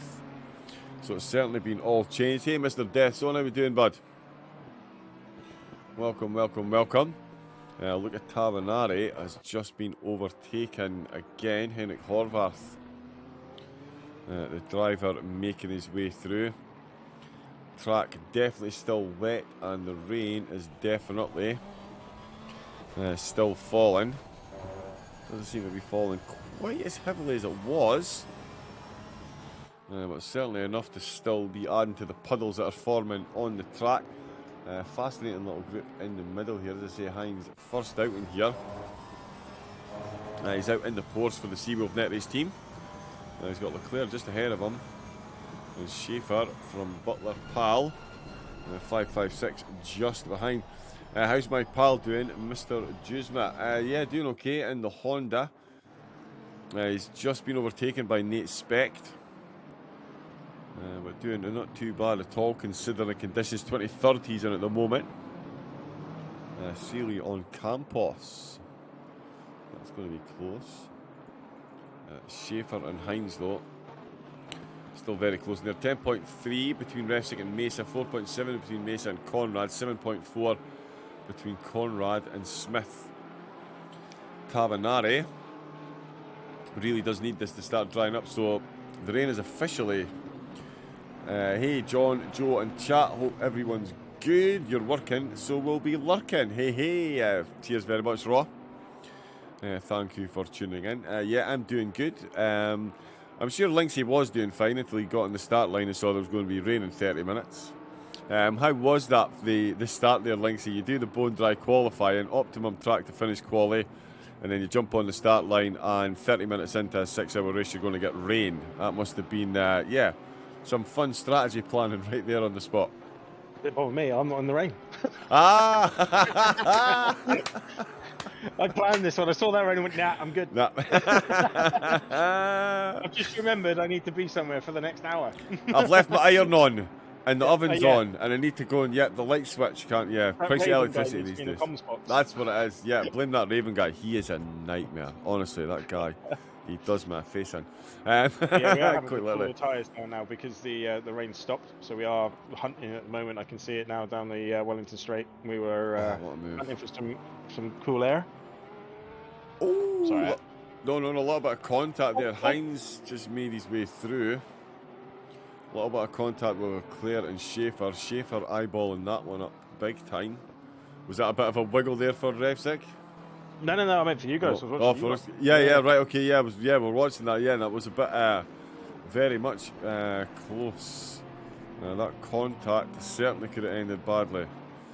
Kevin definitely do it. That's what, sorry? Death Zone, he's saying about doing the Enduro series. Oh, so, yeah, okay. Yeah, he needs to do that. Yeah, he needs to do that. So. Oh, yes, right, so that has been announced. Did Simon announce that? I thought it was today I was getting announced. Yeah. Yay, the new mini Enduro series. Yeah. Shows what I know. God. That BMW launched through the final corner in Luffields on the main straight. And then made contact. Oh, wow. Absolutely turned into him there. Yep. What? Okay. Schaefer, that was... So yeah, me and Kingy have signed up to that together. Oh, wow. What a team that'll be. There you go. Nice. Bit of breaking news live on the SOP stream. There we go. See the go, comes alongside. Was the Dakota car a bit far out? I don't know. I'm going to leave that one to the stewards. I'm sure they will be looking at that one very shortly. Titus Conrad still got that purple marker next to his name because it started flooding down with rain not long after. is that the 197? Oh, that's Michael Taylor. So yeah, they are currently being lapped at the moment. They've not been into the pits to change tyres. Oh no, they have been, sorry, they're lapping 213, so yeah, they are in wet tyres. That's Mesa just behind them. Kevin Racine onto Thomas Arensman here. We know that Racine is in a very quick car, but then so is Arensman. That's the car that's currently third in the championship. 11th at the moment. Lots of different winners as well over the season. We've not had the same team on the top spot on the podium, and all more than one. Sorry, nobody's won. No single team's won more than one race. Good. So definitely, yeah, a mix up at the top, and a good mix of manufacturers as well. Well, I'm going to shoot off to go to the shop and get some food before my stint in that. So I'll probably be back in about 20 minutes or so. Yeah, no bother, mate. I'm going to leave you on for my stream, so everyone can hear you on my stream of you talking. But I've also let everyone know that it's being streamed live. So. Okay, so, cool. Oh, right. Perfect. Yeah. Thank you very much. So you'll be the voice of my stream for this bit. Oh wow. That's taking your career in your hands, bud. It's all good. Quality. All right, I'll see you in a minute. Okay, mate. Thank you. See you soon. No worries. Oh, here we go. Oh, look at Tavanari. Just been overtaken again, then just was jumped back on board. Those dry tyres really not doing his pace justice. As we can see from the headlights, the rain has stopped falling from the sky. And the track, oh, it's been upgraded to damp. So Tavanari definitely losing time, but still out on track. So he's kind of gained a pit stop, but we can see Schaefer and Leclerc both making their way through. Hines up as well, so is Horvath. There's Refsik in fourth in the top three. Still Mesa, Conrad, and Jordan Grant Smith leading the way comfortably. Just coming past there. That is Henrik Matz. The car that was cruelly disconnected. They have jumped back in. No, happy days.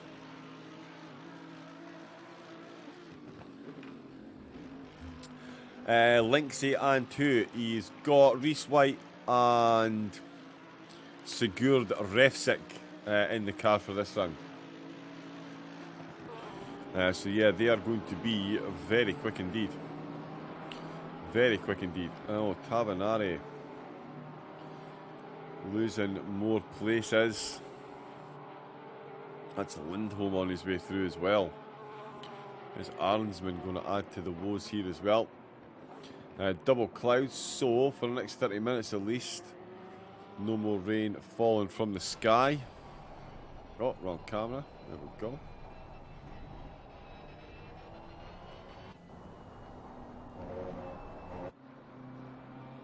There, of course, is the RTO team. Perfect. Currently running in fourth there on the wet tyre, as are the three cars ahead. As Linksy mentioned, all the cars are now going to be looking for the odd puddle here and there, just to keep those tyres cool as the track dries out. Velazzi 17th. And Snellsgert still carrying that penalty. And there's Leon trying to shake off the slipstream that he's given to Velazzi. Not to much avail at the moment. He is hanging on in there. BMW on BMW action. The 20 kilograms of ballast. It's certainly not proven to be a problem to Revsik and Schaefer. Sealy and Velazzi. We know Sealy was qualified just outside the top 10, made it in the top 10 in the first lap. And then tumbled down the order, unfortunately. And now finds himself battling to hold on to 16th position. Now let me just put my teeth in the correct way around and start that sentence again.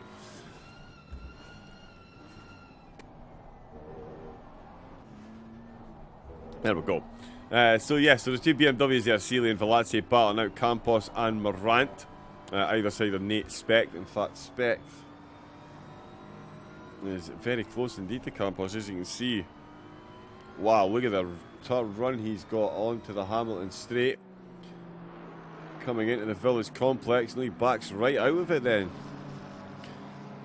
Doesn't fancy taking the BMW's brakes on, even with the ballast that the BMW is carrying.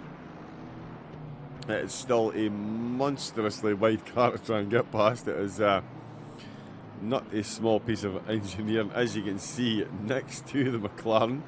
The size difference is pretty spectacular between these two cars. Kevin Racine has just got past Tavanari as well then.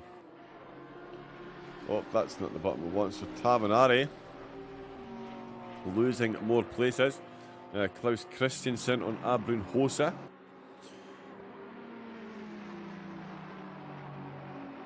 Okay. That Destroyer should have said me, I've got a couple of copies. Assetto Corsa Competizione or just Assetto Corsa? I've got a couple of copies of Assetto Corsa ACC on disc here. Well, I say a couple. One of them belongs to Johnny. And the other one I can't use anymore.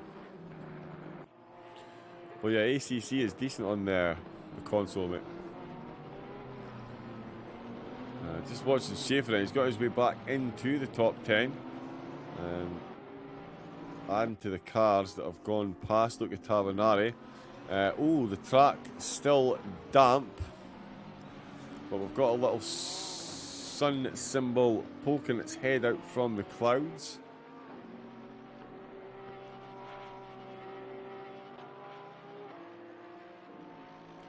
So yeah, they'll definitely be hoping. Let's have a look and see. So the track's still a bit damp, but given the he was keeping it on when the track was pretty wet, and I don't think... Well, sorry, I do think actually this will see a bit of an improvement in Tavanari's times, although he's only got 10 minutes left before he has to come into the pits to reset his timer. Might double stint. Might need to get himself out of the car. There's Run DJC. Leon Sealy. Velazzi with a great view of this one. And they're just going past Abrun Hosa then. So is Abrun Hosa on dry tyres? No, I don't think so. If he is, they're quick laps he's putting in if those are dry tyres he's on. Velazzi and Sealy making their way through. There we can see Abrun Hosa 313. Rafa Campos drive through for track limits. Having a bit of a wiggle in the Beamer. Greaves looks like he is trying for an overtake as well on Kevin Cox. This one could well stick.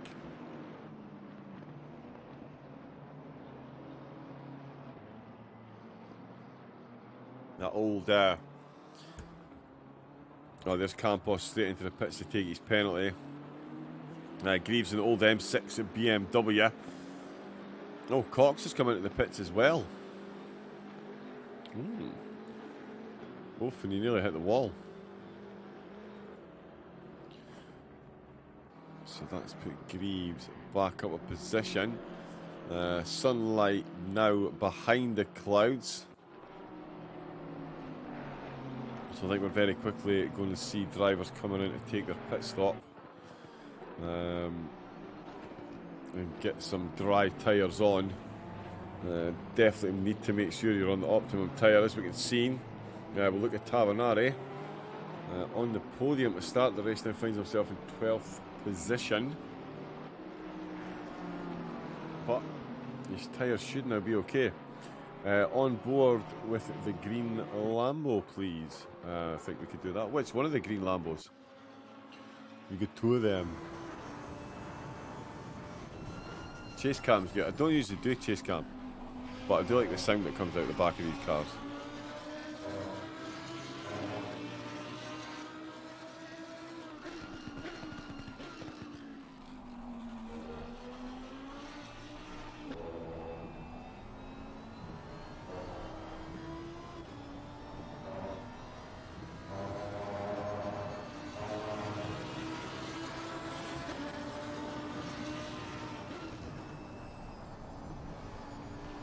Wow, somebody's been disqualified for speeding in the pit lane.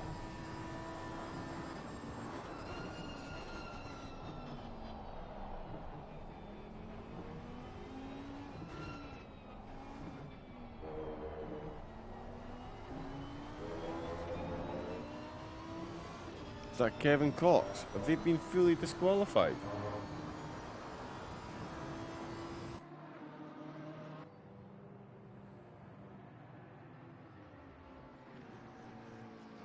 Wow. How could you get disqualified for how fast do you need to be going for that to even happen?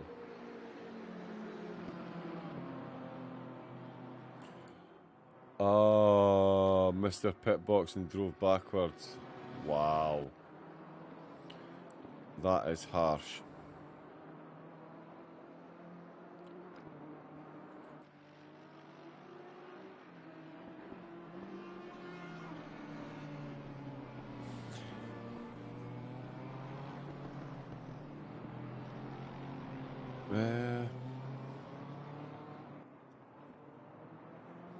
No, they cleared their car 74, drive-through cleared, penalty, com message.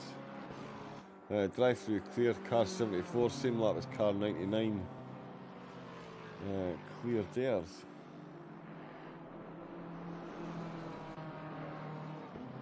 They have been involved in 3 accidents, though, unfortunately.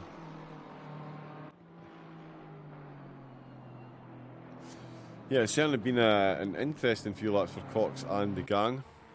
For the Sea Wolf Bentley, their Porsche car still out and running at the moment. There is Dennis Hines. Lindholm has come into the pits. There is the other green Lambo. Thomas Aronsman coming into the pits. Still Grant Smith then leading the way. Titus Conrad in second, turn 1 team. Never ever to be counted out. Andre Mesa in third. Sigurd Revsig in fourth. Henrik Horvath currently in fifth. Dennis Hines in sixth. And Richard Schaefer currently in seventh position. Lindholm, Arnsman and Hayden Harter all in the pits along with Leon Seeley and Mike Abrunhosa.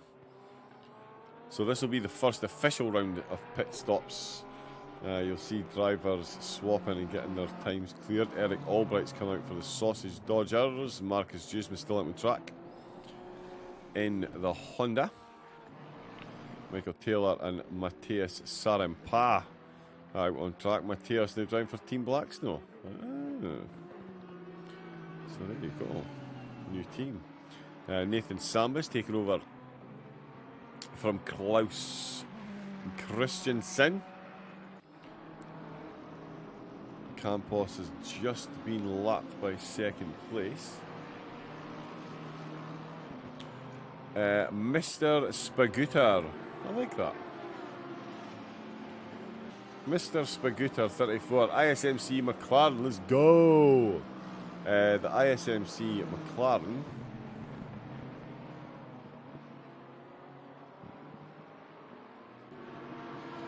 No, that's Jams. There, Nate Speck. There it is. Couldn't see it for looking.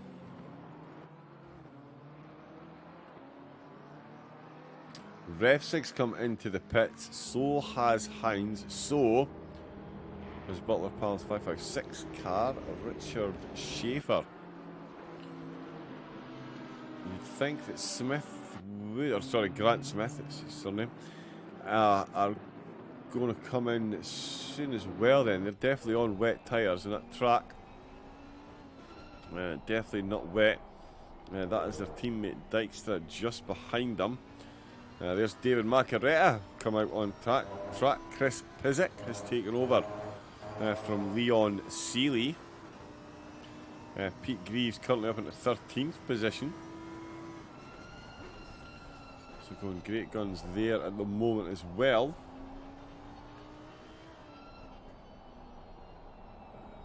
Right, I'm going to pop this on uphill. It'll be only 2 seconds.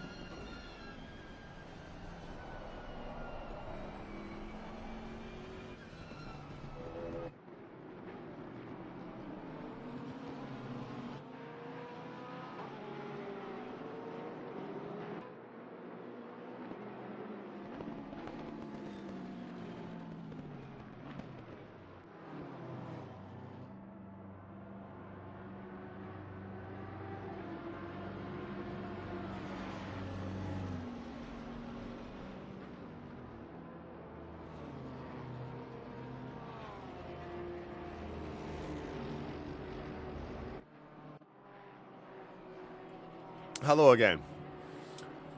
Apologies for that. Just had a few pit stops. I just had to get myself a quick drink and fill the kettle with water so we can make a fresh cup of tea. I've got all the literally got my kettle and my coffee machine right behind me, so shouldn't be too many interruptions. Hurrah! We're seeing the drivers or the teams starting to come into the pits. We'll start to see some driver swap. Phillips and Greaves around, so you'd expect a driver swap there. Conrad has come into the pit. The track now classed as greasy. Sismanya's come out for the GTR Masters team. Ben Crooks is out for the Seawolf Net Race team. Who else? Runai has come out. Replacement for the Jam team. Going side by side with Campos. Up the inside the Porsche goes. And just gets the nose in front then. And there is Macaretta in the background, looking to have a look at the Village Complex. Lit on the brakes is the Mercedes. Makes that stick absolutely beautifully. Kevin Nusine's coming at the pits as well. The Romeo's Gin car. Certainly started much further up the field in qualifying. With the interesting weather conditions, have certainly kept everyone on their toes. Mace's come back out, and so has John Grant Smith. I'm sure I saw. Where's Lynch's car?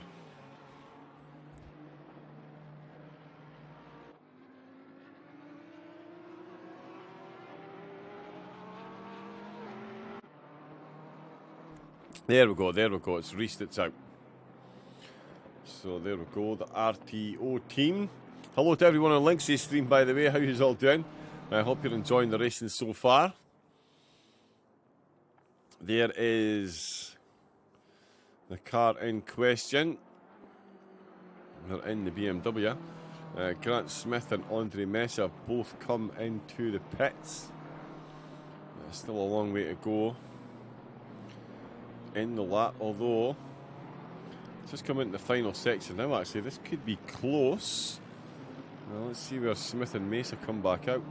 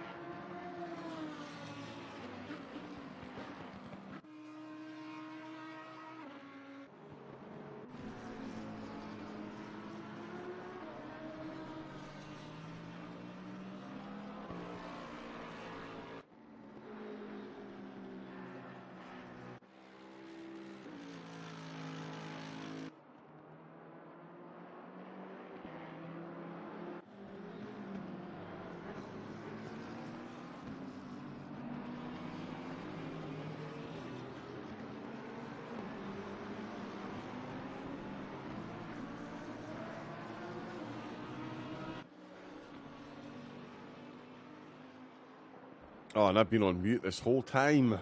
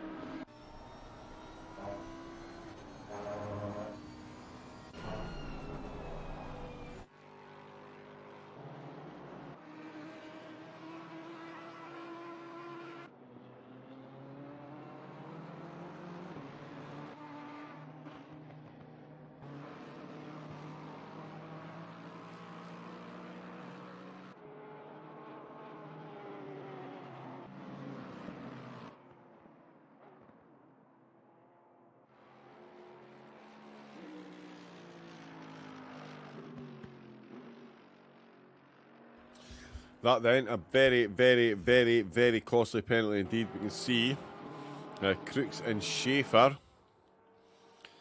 I think they're going to make it through. We'll just see them in the foreground, shooting through the screen. Into turn 1. And there goes Grant Smith, one time and long time race leader. Yeah, back at the pits.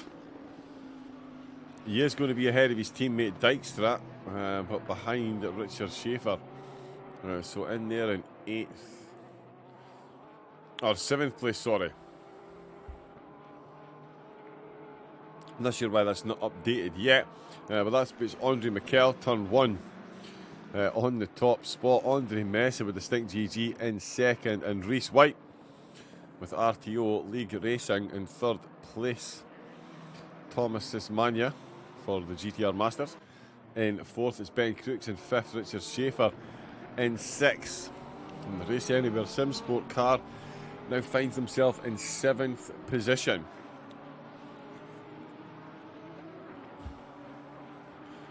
Pushed a little bit too much on it, didn't he? Oh yeah, sorry Simon, I was just filling the kettle so I could sneaky pour a cup of tea in the background there, bud. How are things looking in the steward's office so far? It doesn't seem to have been too bad. The rain doesn't seem to have caught too many people out. Definitely some bold tyre strategies. Why is that doing that? Yeah, those shadows are weird. And we're watching Bentley versus Mercedes here. Into the Village Complex for this one. 33 laps in. We're still 4 hours and 47 minutes left to go. Yeah, and also what happened with Kevin Cox? Have they been fully disqualified? What? How? Pardon me, I didn't realise. Actually, I've just realised, I wonder what microphone you guys in Links's team are listening to me on. I have two. Excuse me. Yeah, what happened with the Kevin Cox in the gang, do you know? Simon. Hack Fred, thank you very much for the follow. Welcome to the SOP gang. Oh, Thomas Sismania. They're closing in. Again, light rain in 30 minutes. Oh, yeah. Oh, wow.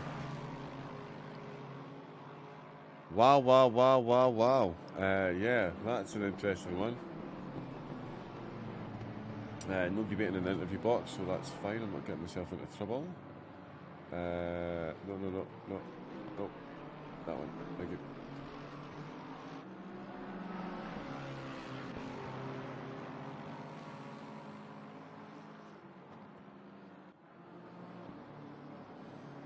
Right, what am I looking for here?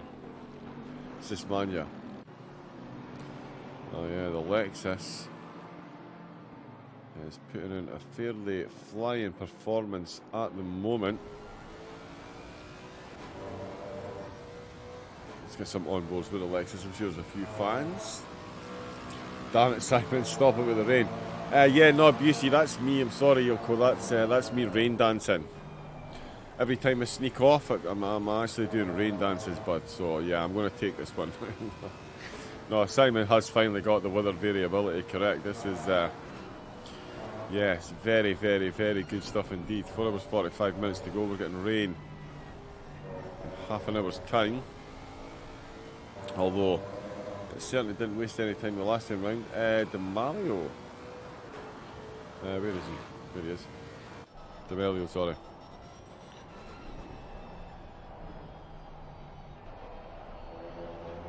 Oh, he's got past Renai. He has indeed. He's got the move done then.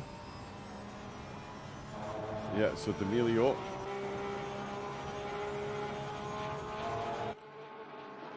In the Porsche, he is back out.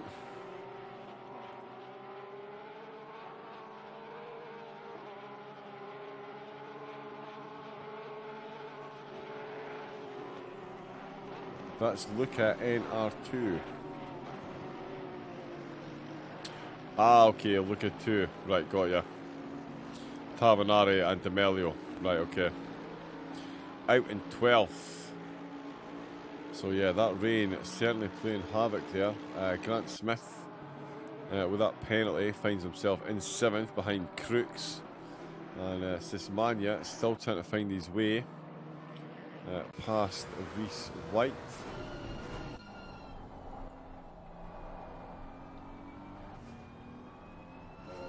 As you can see, they are getting very close.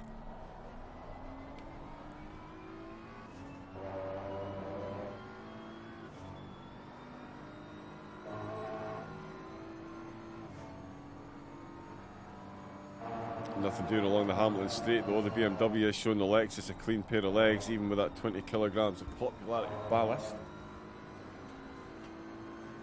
Bear with me a second, but I'll just close my blinds. Yes,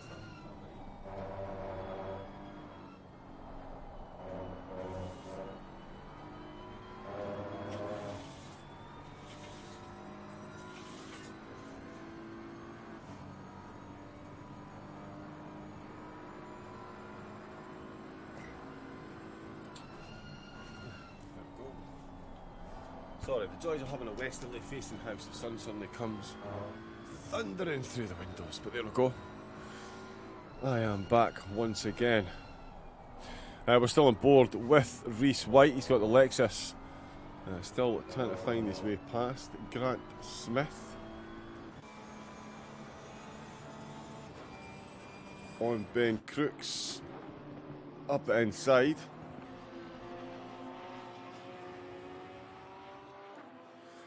And the Lamborghini getting that one done very quickly indeed. David Macaretta looking to make a move as well.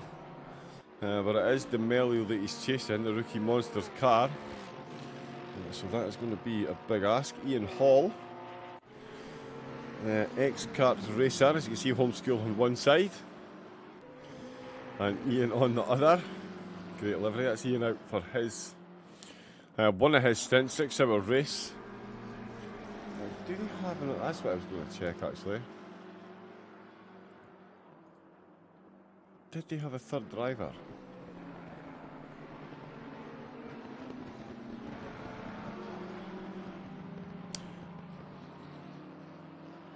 Of course.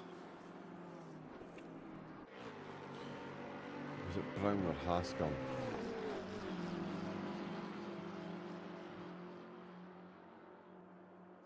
Right, yeah, they may well be driving with more than 2 drivers actually. We'll certainly find out, but it's Ian Hall in the car at the moment. Still on track leaders.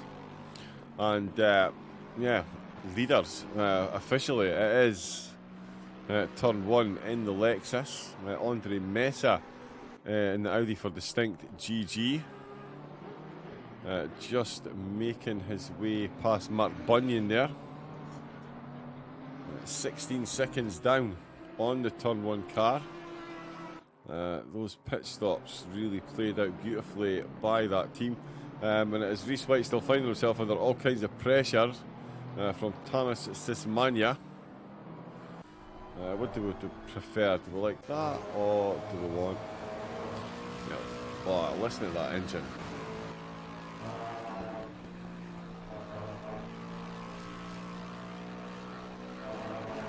Crazy stuff. We'll jump on board and watch this one though. Into the Village Complex. It is the Lexus trying to find his way past the BMW, and if they hold one another up too much, it's going to play right into the hands of Schaefer, the Butler Pal car. We know he's quick. Saw that early incident. A couple of drivers caught out by the changing conditions. Speaking of changing conditions, we're just back to an optimum track, and we're going to get a rain again very soon. So it's definitely a stop-start affair. Not a realistic game. The sun is shining when I look out the window. Ah, do you near Silverstone, Potash? Nice. If you spent, I take it, if you live near there, surely you'll have done track days. Although it's one of those things, you could live next to someone and never ever go at it, I suppose. Oh, into the first corner. Sismania still trying to find his way past White. Everyone up at the front currently lapping in the high 58s, low 59s. So the track definitely starting to get rubbered in. A lot of fuel on board for a lot of these drivers as well. Their stint will have only just started about 20 or 30 minutes ago, so they're only just coming to the halfway mark. Coming into Chapel, I'm actually leaning to the side to try and see past White's BMW there. And is that an actual... No, that's not Andre Messa ahead. He is a fair old chunk up the road, having just got past that SOP BMW. Hendrik Matz for the RRL Fun Liga team. We've seen that Mercedes unfortunately off track a couple of times, and they got disconnected, which has put them 2 laps down. But they've rejoined thankfully. They're going to see this one out. Michael Taylor currently being pestered by the SOP Romeo Gin car. I'm assuming that'll be blue flags. It will indeed, because that is the rookie monsters for position. I'll be with you in 15, John. Excellent.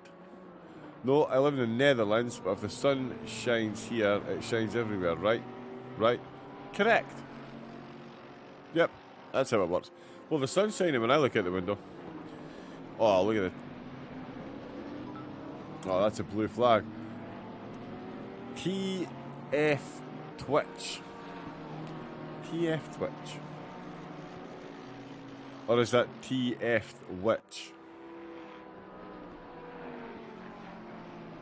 Curious now, but whichever it is, thank you very much for the follow. Welcome along, SOP. We've got a 6-hour endurance race on our hands.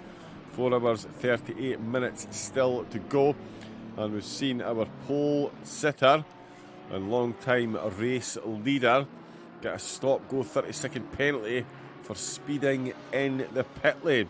That has certainly thrown the cat amongst the pigeons, and at the moment it has thrown Rhys White to the Sismania-sized wolves. Sismania absolutely not letting go at the back of that BMW M4. And I think White is going to be aided here a bit. He's got the Honda in front of him, so you may be able to catch a bit of slipstream, but Alexa has definitely got the bit between his teeth in. Absolutely piling on the pressure. As I say, the blue flags, that is the SOP Honda. Is it Marcus Duzma that's still out? It is Duzma that's still out on track for that particular SOP car. So he is going to be given a bit of slipstream to White there, currently running in 3rd place.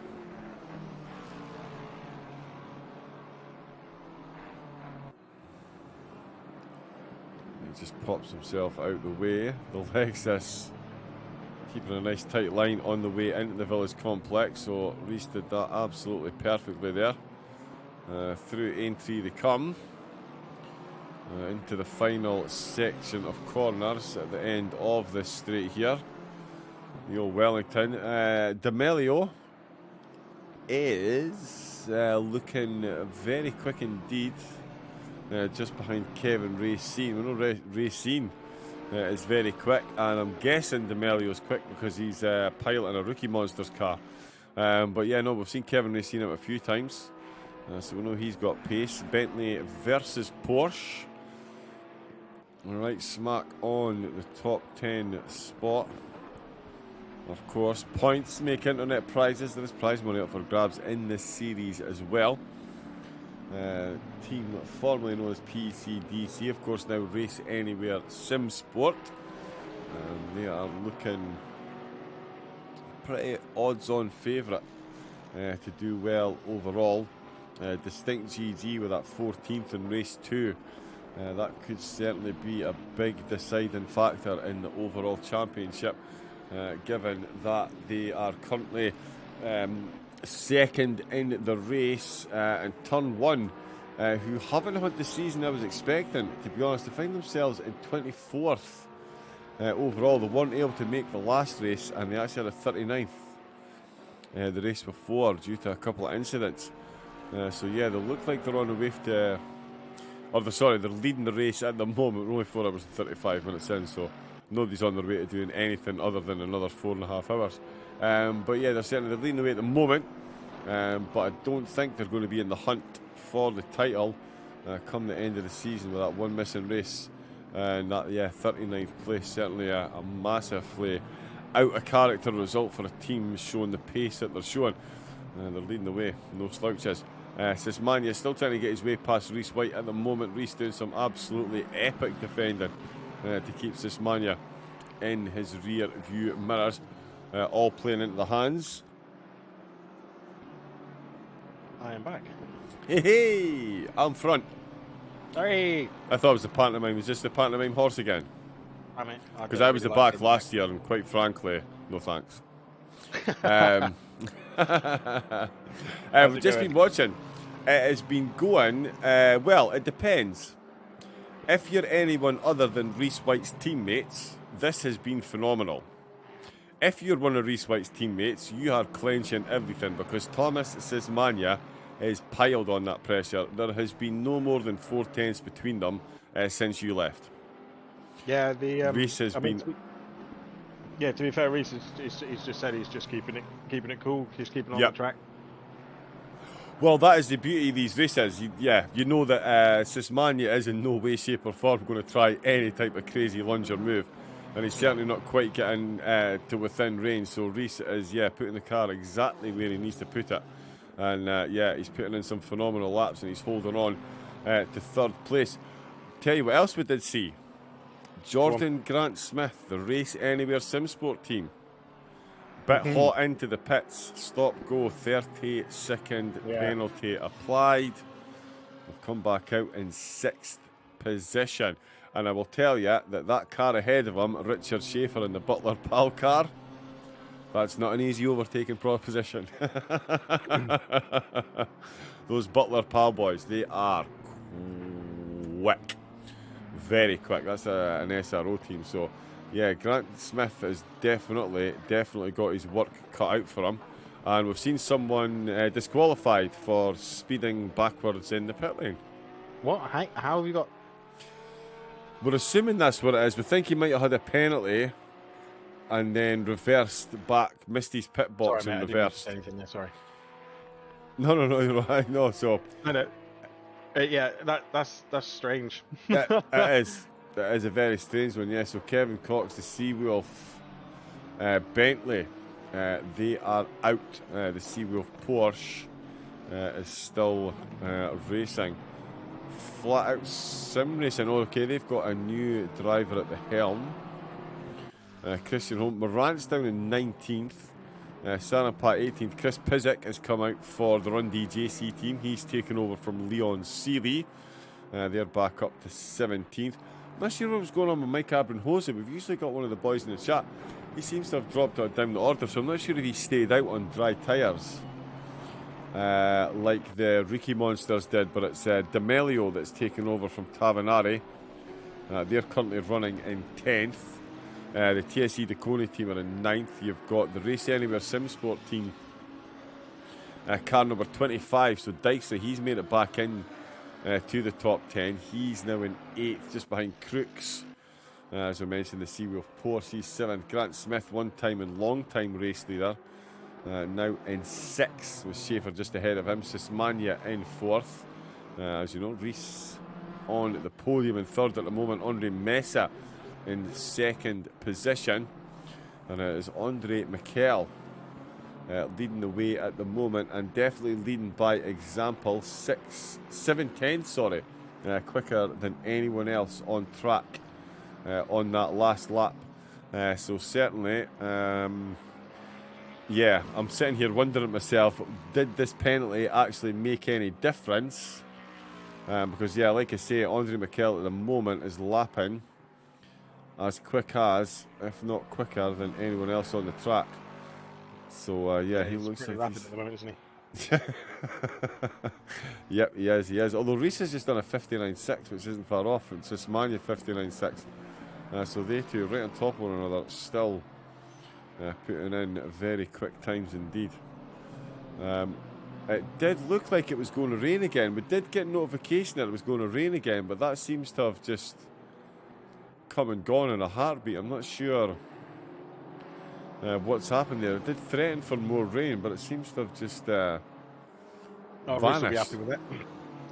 Oh yeah, Yeah, No I'm rain sure a at the lot of moment, yes. drivers. Yeah, I'm sure. Yeah, most of the drivers will be happy Trust with me. that one. As soon as I said got rain in half an hour, he went, "Oh, beep." Yeah, definitely. That It's was like, why does it need to be real British weather? taking realism to a whole new level right here.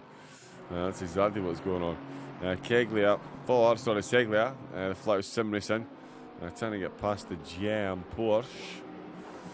And Nathan Samba as well for the ERT team. Dexter, they're up into 13th. But it is still this phenomenal battle here.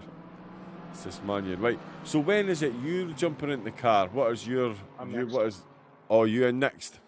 Yeah. So what would that be in about 36 minutes? Something like that, yeah. Yeah, something along those lines. Yeah, And, 35 minutes. 35. Yeah. On my pit tracker, we got 35 minutes, 33 seconds to go. Ah, okay, nice. So, There you go, keeping an eye on that.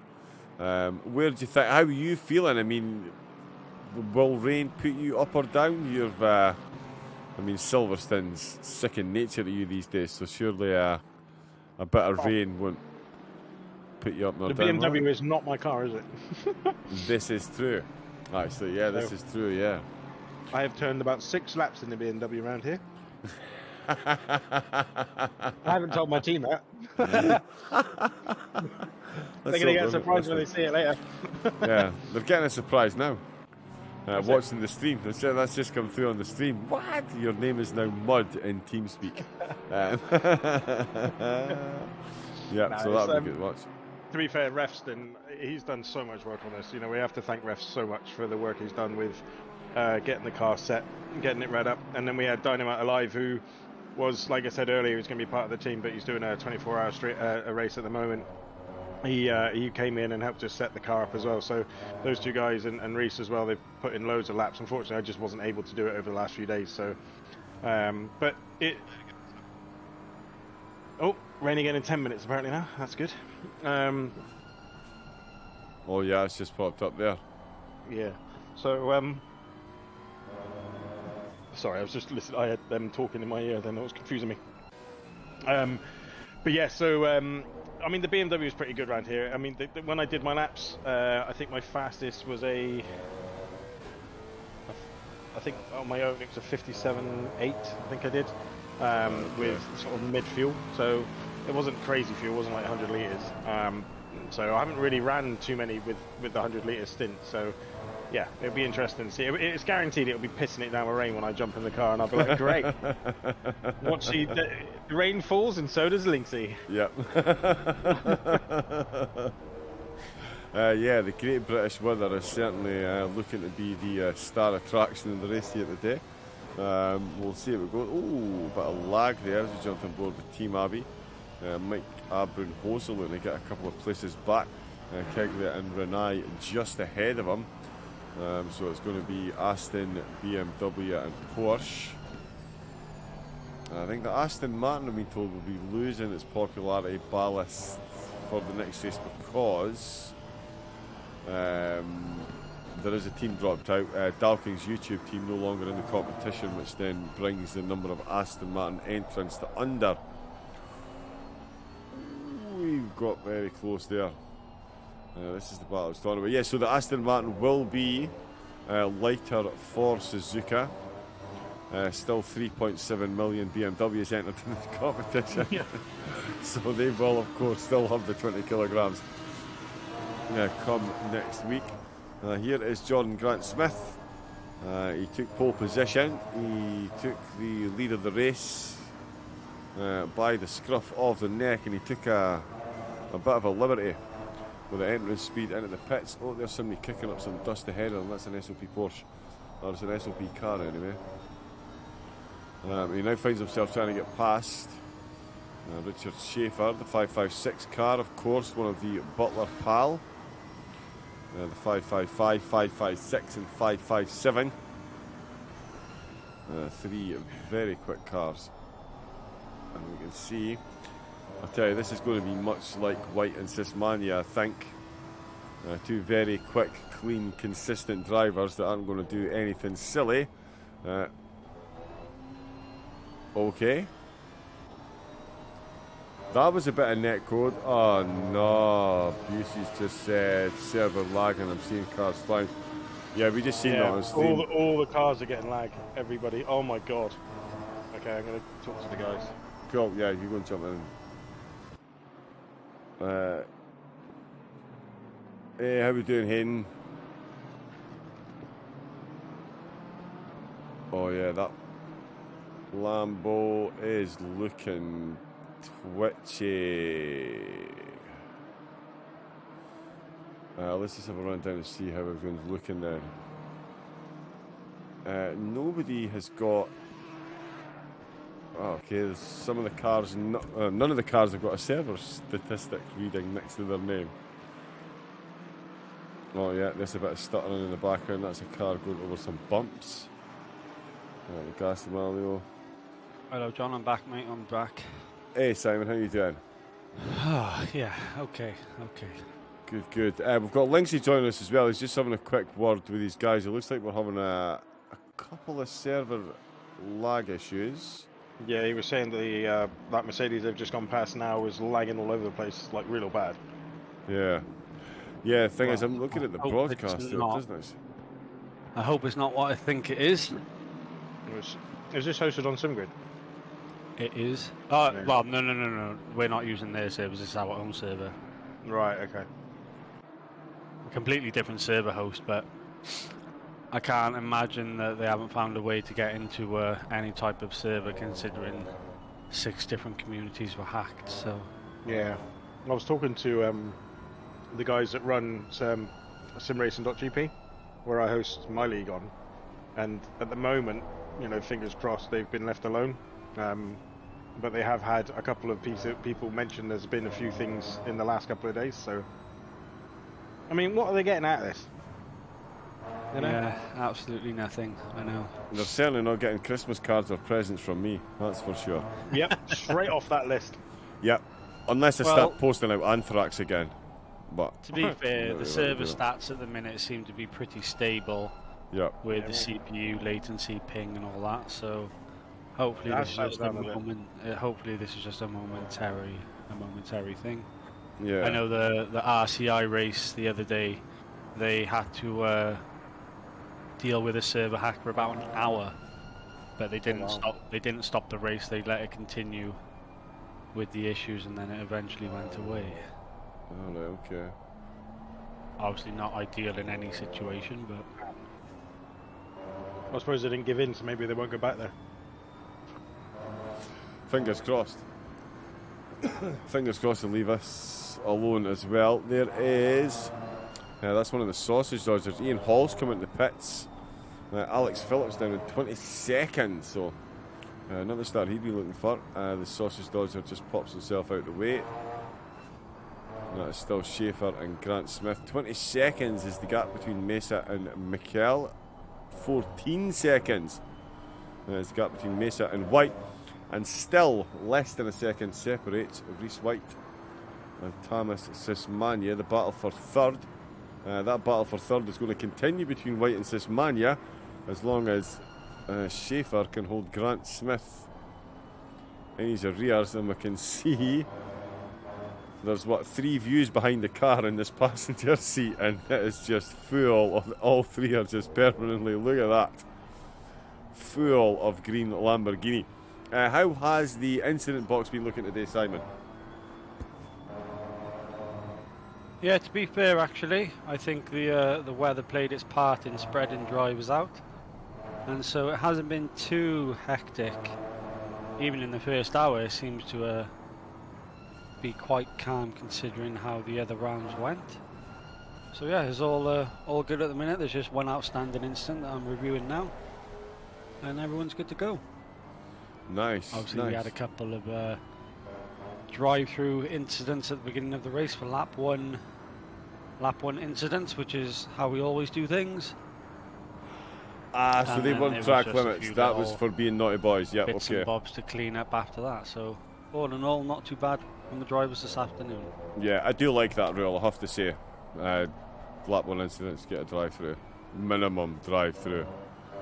Like reversing into the whole pack at turn 1 in Kyalami should definitely be a 2-stop go 30 seconders. I may have missed the story. I think you need to explain. Dalking in the gang. Jan Willem van Ommen. I don't know if you know the name, but he's a very, very, very, very, very quick driver. He's Logitech G World Champion and all that jazz and malarkey. Turn 1 at Kyalami. Ran wide and then saw fit to just instantly jam it in reverse and reverse back out on track to get going again. Of course, when you're leading the way into turn 1 and there's 46 cars on track, 45 cars on track, leads to 18 first lap pit stops. 18? Something like that, yeah. It was 15, 16, 17, Holy 18 moly. cars got leathered. Yeah, like I say, he was leading into turn 1 and then reverse back out. There was very few cars. Kingy McGee, actually, you should ask Lee. Lee got caught in that, to say the least. I could show you the messages I was getting from him and Andy. Nothing too bad. That was such a good move. I want to learn how to do this. That was what he was saying, It right? was. Yeah, 100%. 100%, yeah, but it just goes to show you, even the greats can have the odd brain fart, and that was certainly, that was a cracker. Formula 1. Yeah. Formula 1 today. With Some of us haven't seen it yet because every single car fell off the track. I mean, it was just, no, I'm joking.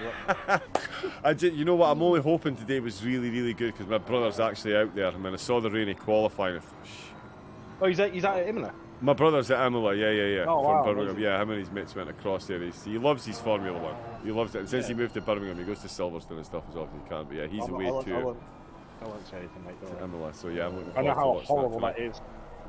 Oh, there's nothing worse. There's not. Although I have to quickly say, I'm going to go make a cup of tea and leave you two in charge. But my nephew, my daughter's uncle, he cannot watch football he cannot watch highlights unless he knows the scores because he can't handle it.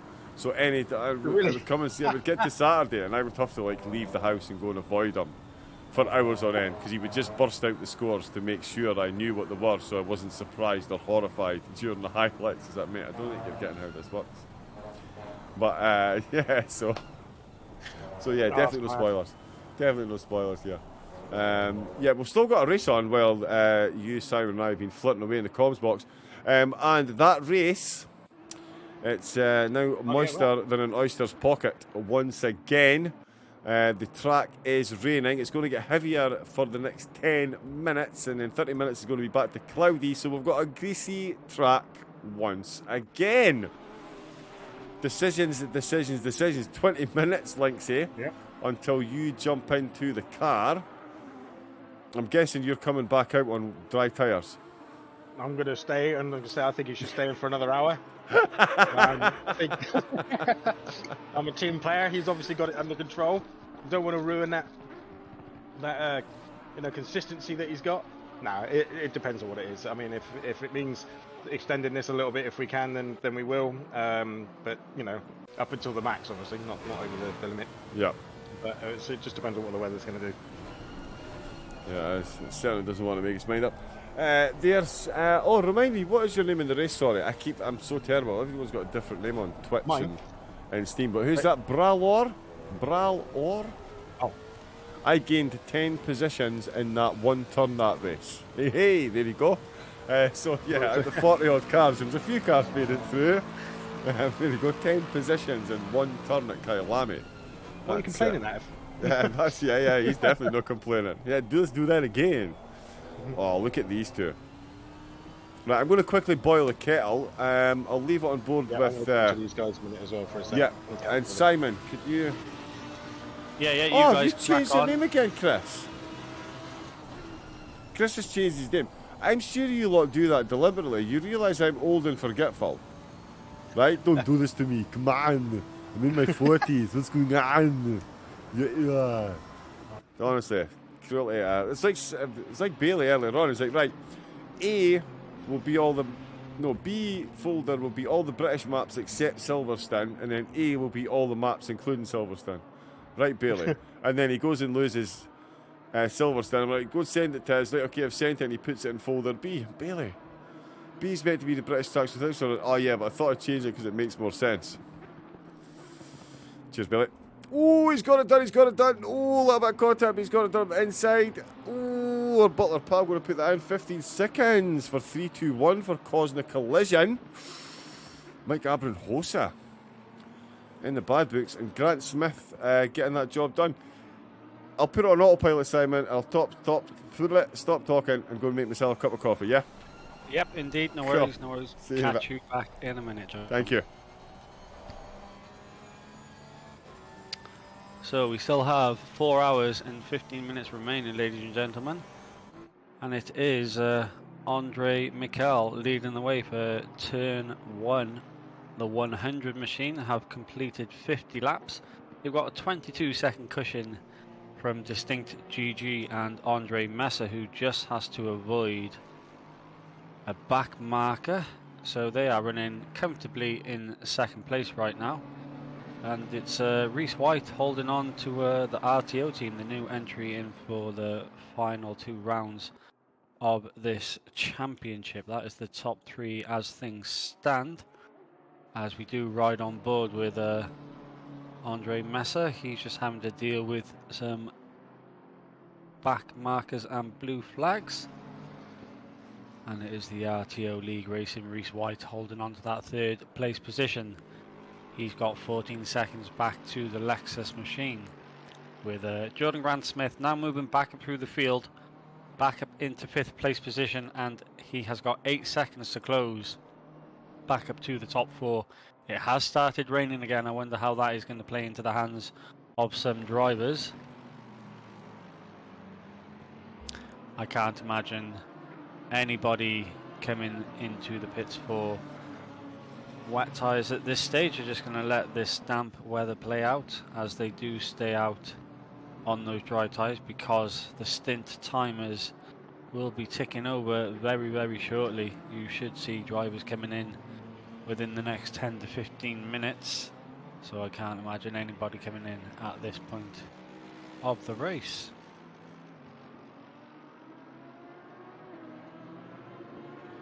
As we run through the rest of the guys then, Mr. Schaefer in the 556 machine, they're motoring on in 6th place position now. Ben Crooks in 7th in that Porsche. The other Race Anywhere Sim Sport team back up into 8th place then, after some early contact in the opening laps of the race. The 2 Lamborghinis now on a comeback drive to retain their top positions in the championships. And Mr. Legacy, is he going to create his own legacy this afternoon? He's in 9th place, the 426 machine. He's got 3 seconds to Kev Racine in the 787.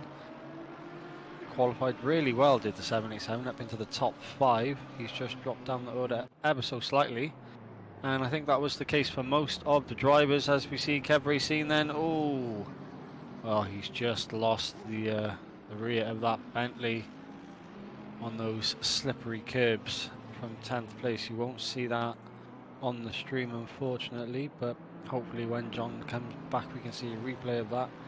He hasn't lost too many positions, he's just dropped back down to 11th as Dave Macaretta moves up in the 77 machine. As we're still riding on board with Mr. Jordan Grant Smith then.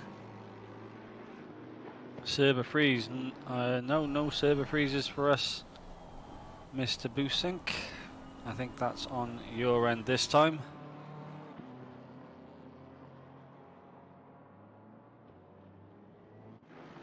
No, definitely no server freezes on our end. Everyone else seems to be fine, unfortunately.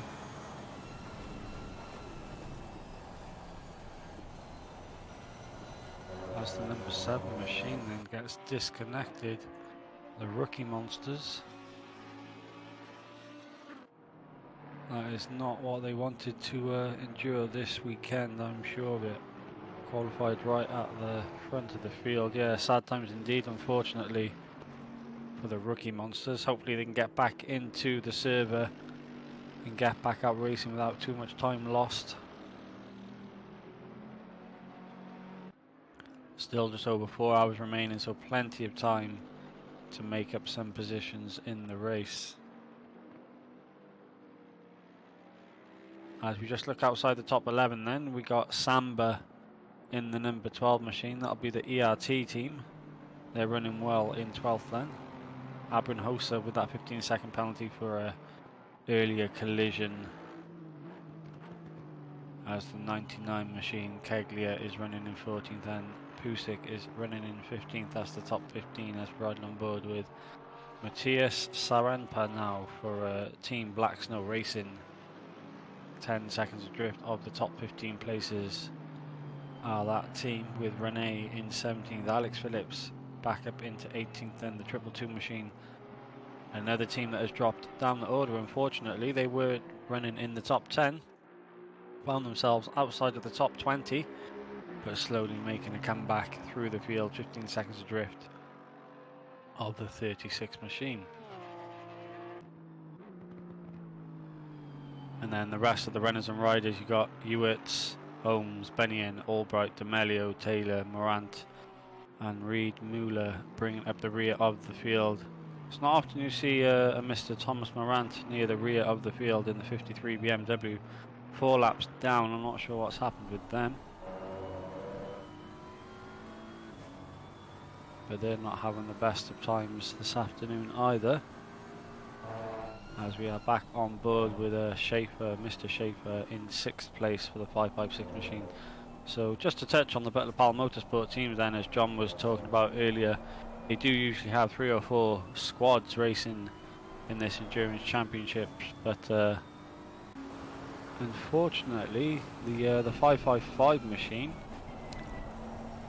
Johan Zweib, who most of you will know very well, he broke his foot playing football, he told me, so that team had to retire from this race, and Adrian, who drives the 557, had family duties, so 2 of the teams that usually run at the top of the field having to withdraw from this round, unfortunately, for the Butler Powell Motorsport. So they've got the lone wolf out there in 6th place, holding honours for Butler Powell Motorsport.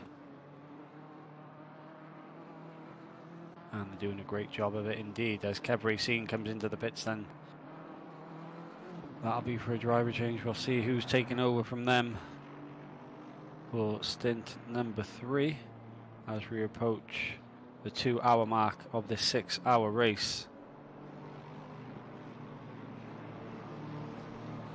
As Luca Tabinari comes back out for the Rookie Monsters, unfortunately they will be 3 laps down on the leaders.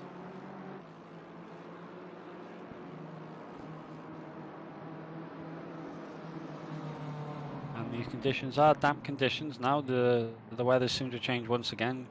Clouds are hovering over Silverstone this afternoon, and they're having to deal with, I guess you could say, is usual British weather, ladies and gentlemen. It's all too often you'd get all 4 seasons in one day over here in Britain, and it looks like they're getting that this afternoon at Silverstone.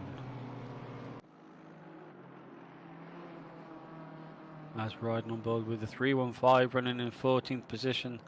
They were running up in the top 10 earlier on in this race. They've had a few incidents themselves, and they are on the march once again.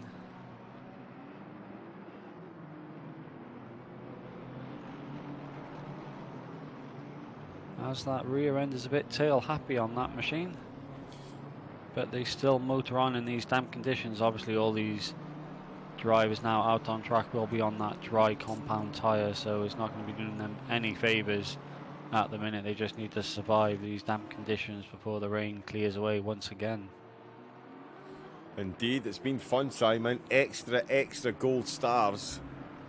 You're definitely a teacher's favourite today, bud. All this rain on and off, it's been marvellous stuff. Especially with it being right in the middle of the stints.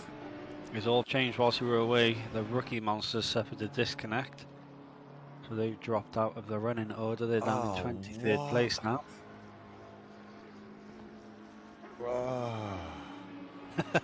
I know, yeah. It's painful, isn't it? It's very painful. It really is. Oh, it really is.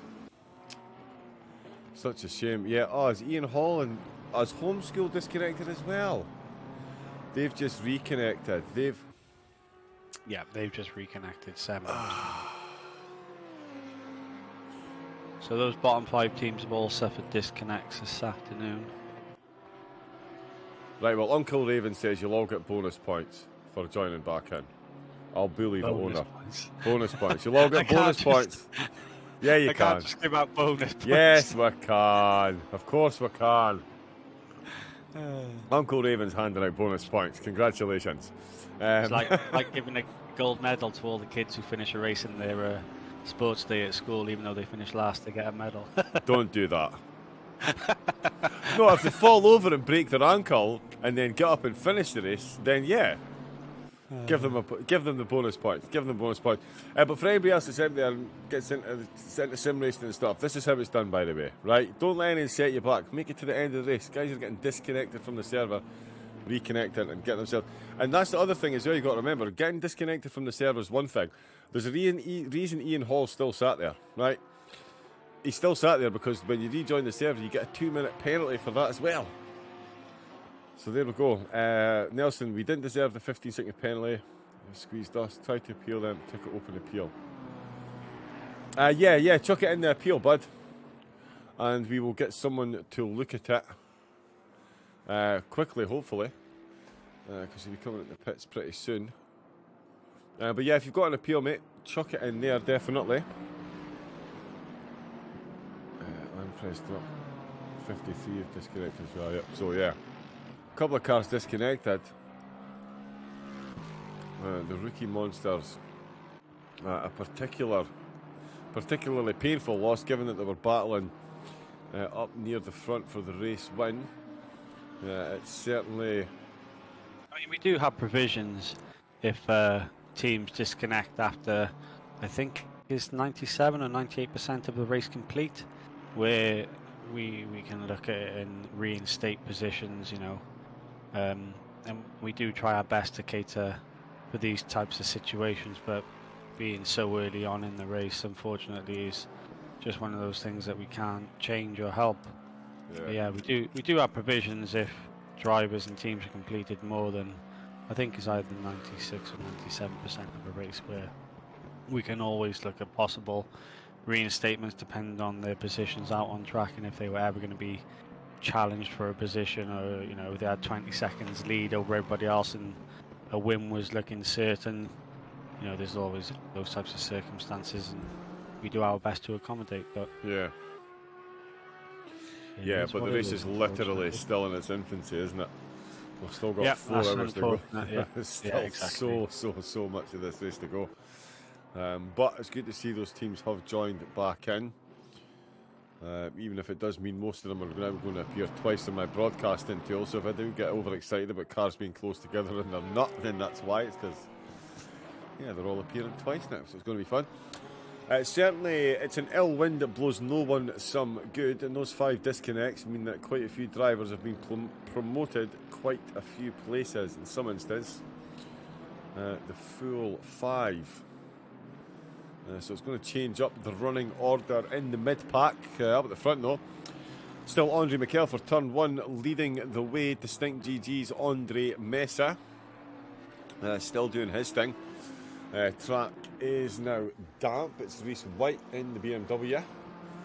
He's seen off since Mania, who has now been overtaken by Grant Smith as well. And that is the Romeo Gin car. Why is he down in 19th? they've literally just come into the pits to make their stop. Okay. Got you. So yeah, currently out of position. Also, everyone else above them still needs to come in. Yeah, Busey, yeah, definitely, yeah. It is unfortunately someone. I suppose the only bright side is in real motor racing, if your car goes bang, you're out. At least if you get disconnected from the server, you can kind of jump back in, but it really does wreak havoc with championships. Especially when you're joint third. Christ, yeah, the rookie monsters are joint third. With the race anywhere too. Is that Dykster's car? Yes, it is. Currently up in 5th. Just the Butler Palgar going through. Der Herr Frank. Hopefully I'm getting that right, Frank. We'll just go with Frank. Good evening, good afternoon, good evening. It is good evening. Thank you very much for the follow. A bit like Himalaya, but that was a positive surprise. Yeah, I was just saying that in the build-up to the programme, actually, how, yeah, we're talking about different cars, different strengths, and different tracks, and then, yeah, along come the rookie monsters, and a Porsche and just blew everybody out of the water. It's, yeah, it was quite the turnout. Especially considering the conditions. Christian Holmes is out for ISMC. And Reese White is now showing a clean pair of heels to the field behind him. It is Smith that he's got, the pole sitter.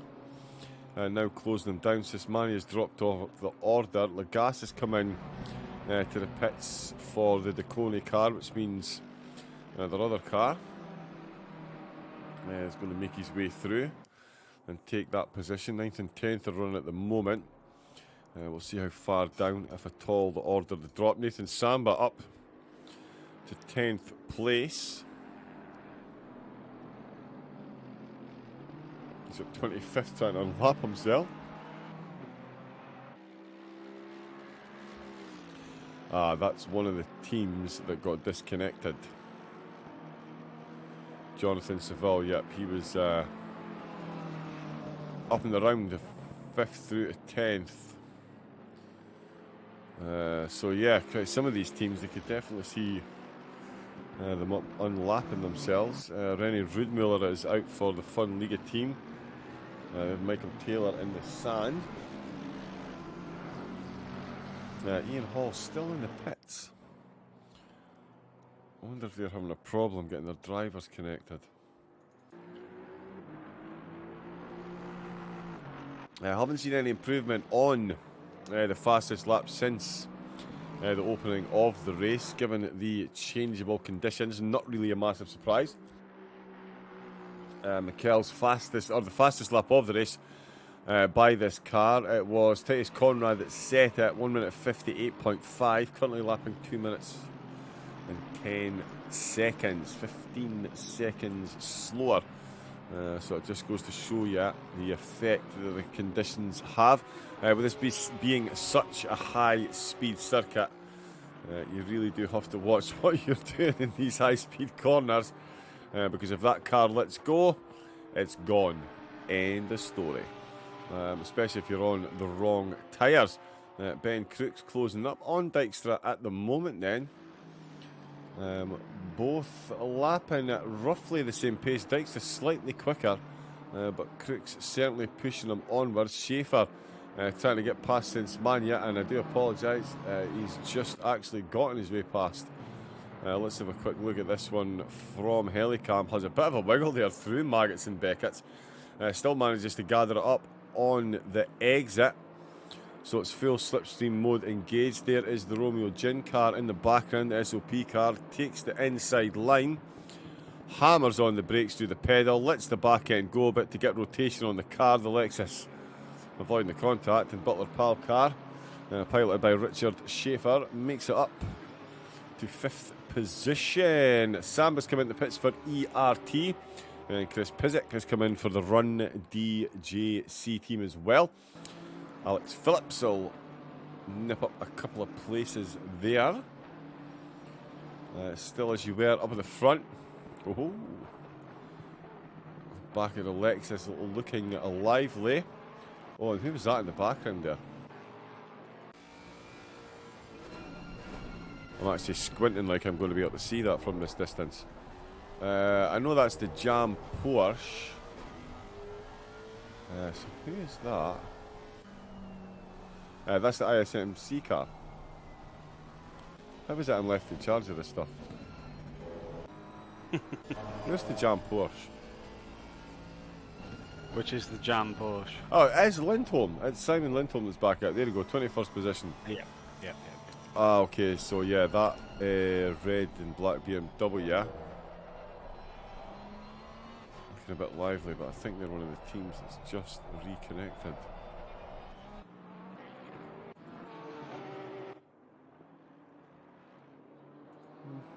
There is. There they are. No, there's not. It is flat out sim racing. There we go. I knew I recognised the car. There's too many liveries. But it's Kegley then. 11th. Macaretta comes into the pits the lap after the other DeConey car. They've got a sausage dodger just behind them.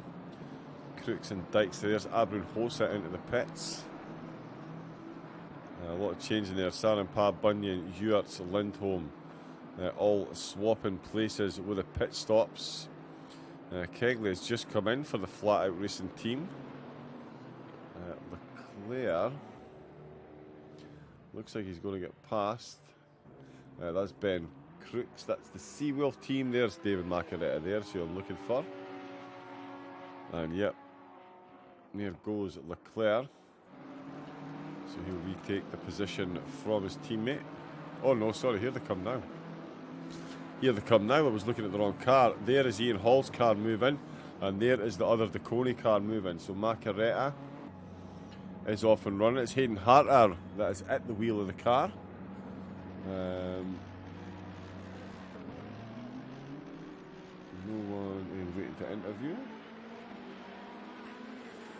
Always best to check. Let me just make sure I've still got this.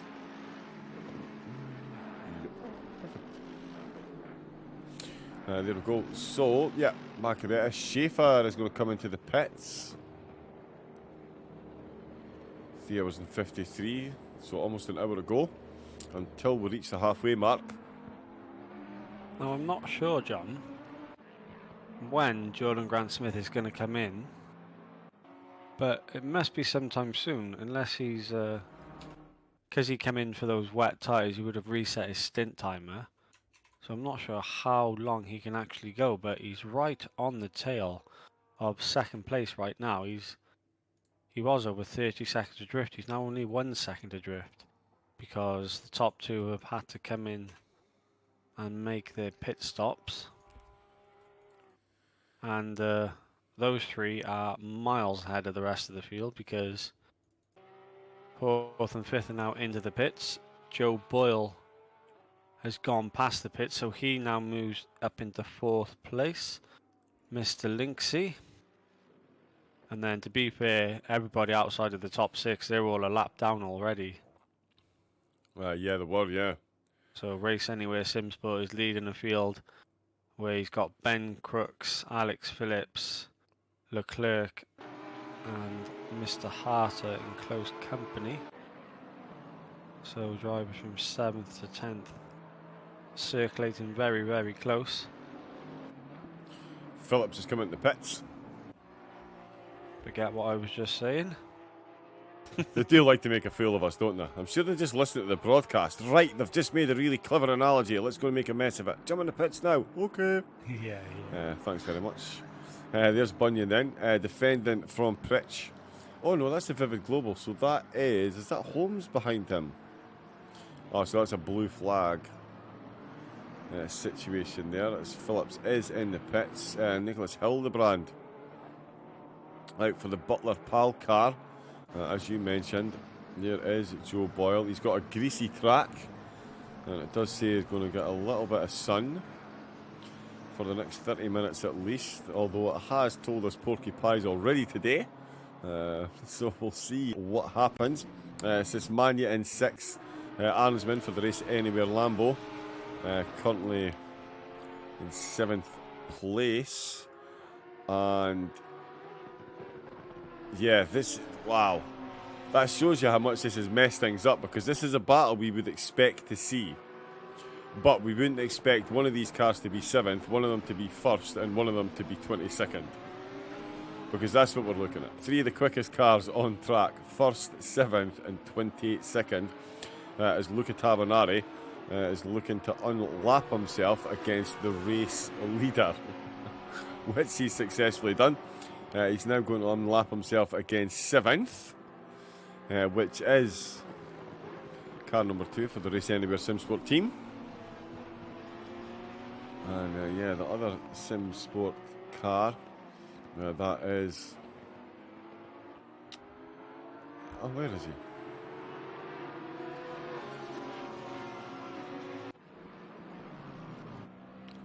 Yeah, of course it is. It's Grant Smith up there in third. Goodness me, he's still out on track. It feels like he's been out non-stop. Well, I think there is only 2 of them. That's right, yeah. There's just a 2-driver team. It must be 3 stints each. Back to back to back. Hey, let's go. Harriet's in which position is it? Holy heck, what a stint. Howdy, John. Hey, Mike, how you doing, bud? How are you doing? Where's the Sausage Dodgers car? It's not Luke that's on track at the moment, is it? It's not snuck under my radar, has it? No, it's not. Where? Oh, Eric. There we go. Boom, boom. Yeah, Mike, that looked like some stint. How did it go for you? Was it a fun one? It certainly looked like it. Yeah, no problem at all. No problem at all. Love seeing the Sausage Dodgers and their fans in here, so thank you for tuning in and jumping on board. But yeah, they're currently in 22nd. If SOP had any type of competent management, would have pit wall on the go, and I could tell you exactly who done what when, what we don't, so we'll just swiftly moving on. And there is Leon Seeley before I get my books. There's Leon Seeley currently fighting. Oh, don't even go there. Yeah, you're right. SOP needs new management because this one forgets to do everything. But anyway, there we go. Jordan Grant Smith is in the pits. So yes, we'll he is. see if Linksy has just gone speeding through. Hillebrand is going to be close on the exit. That's going to be a battle for 4th then. Yeah, no, he's not going to be a close battle, rather. He's got quite the distance on Hillebrand as Jordan Grant Smith. Is it Jordan Grant Smith back out for another stint? It looks No, like it's not. It's a Renato Dornelles. There we go then. My Delta hasn't updated. So that's 2 hours in. So yeah, it looks like there's going to be another stint for Grant Smith as well. Joe Boyle in 3rd. That is a brilliant recovery from the number 13 machine after picking up that stop-go 30. Back Not up into off. 4th place. Back up into 4th, not too far behind Linksy's team. I'm sure they'll be able to close that gap as the 3 hours and 45 minutes ticks away. But Yeah, the top 2 might be away and gone in this one, John. Yeah, they might well be. Although in saying that, Linksy's car, fastest lap 58.780, and the Lambo were on board with their fastest lap 58.790. So, Okay, nice. yeah, so they are. Well, basically, currently, the pace of the cars are displaying the top 4 are in the correct order. The only car that's out of order at the moment is Sismania. He is slightly quicker than Hildebrand. So that Lexus in 6th is slightly quicker than the BMW in 5th, but on track. And that's not the way it's playing out. As Simon mentioned, Hildebrand in the gang. SRO Esports drivers, very, very, very quick team. They've been together a long time. And yeah, you can always count them to be there or thereabouts. When top 5 honours are being handed out, there's certainly no stranger to the podium and wins here at SOP Endurance events. Let's have a look at Ben Crooks then. And there is Tavanari having to get out the way as the battle for 7th unfolds around them. That is Arnsman taking on Ben Crooks in the Porsche. Tavanari trying to carve his way through the field. The mic's in the chat again. Tough, mate. All of the first hour on dry tyres. Oof. Would have worked out with Hunt Rain quite so heavy for so long. Yep. Yeah, the weather has certainly been an interesting dynamic. That is for sure. I said to Linksy, how did you feel at the start when you'd just done all this dry qualifying? Oh, he's run wide. He's run wide. He's given up the position. Surely the Porsche is going to get that and done. Yeah, into Maggots and Beckett's. He sails through then. Ben Crooks up to 7th position. Alan's been making the slightest of mistakes in turn 1. And someone's just been given a stop-go for speeding in the pit lane. It is Jonathan Seville, the Pulse Simsport team. Insult to injury time. Insult to injury time. That hasn't gone well for the number 53 machine this weekend. I think I think John Sabille's another SRO driver. He featured in the SRO America race. Yes, Just I the other recognise that day. name. But it just goes to show you how a weekend can unfold and fall away from you. Unravel, I think, would be better than unfold, Yeah, because that's just literally pulled the bottom string on the mummy, and the whole thing has just collapsed there. And Natazio for the Flathouse Sim Sport team. Great four-way battle here. We've got Mike Arbinhosa. Or no, sorry, it's Chris Vickers. Mike, what am I talking about? Mike's in the chat. That's why it's just because I'm looking at that in the chat with the cold track. The track didn't want to dry out either. It certainly, as it's getting to lunchtime, the track is getting warmer. And the sun is peeking out through the clouds. And look at the pace Chris is showing behind that BMW. Let's see. In fact, if I make that, there we go. I'll take the hood off for a second because that looks really cool like that. Coming along the Hamilton Straight. So it's the two BMWs with an Aston Martin just ahead of a Bentley coming into the village complex once again. Heavy on the brakes, hard round to the right through Aintree, along the Wellington Straight into the final section of corners to make your Luffield exit onto the start-finish straight. Will we see any of these cars come in and take their pits? And that is the question. We've got stint timers to think of. We've got a drying track. And I think, Simon, we're about to see some serious improvements on that fastest lap time. Every single driver on the track is currently over half a second up on their previous best time. Yeah, track's just switched over to Optimum as well. Yep. It didn't stay greasy, damp or fast for very long. No, it didn't. And is literally just at the start of brand new stints as well, so those tyres are going to be fresh as anything, and these guys will be able to get out there and certainly pump in the laps. Yeah, well, Mike is currently looking at this, spitting feathers and kicking his TV. Chris has certainly been blessed with the track conditions.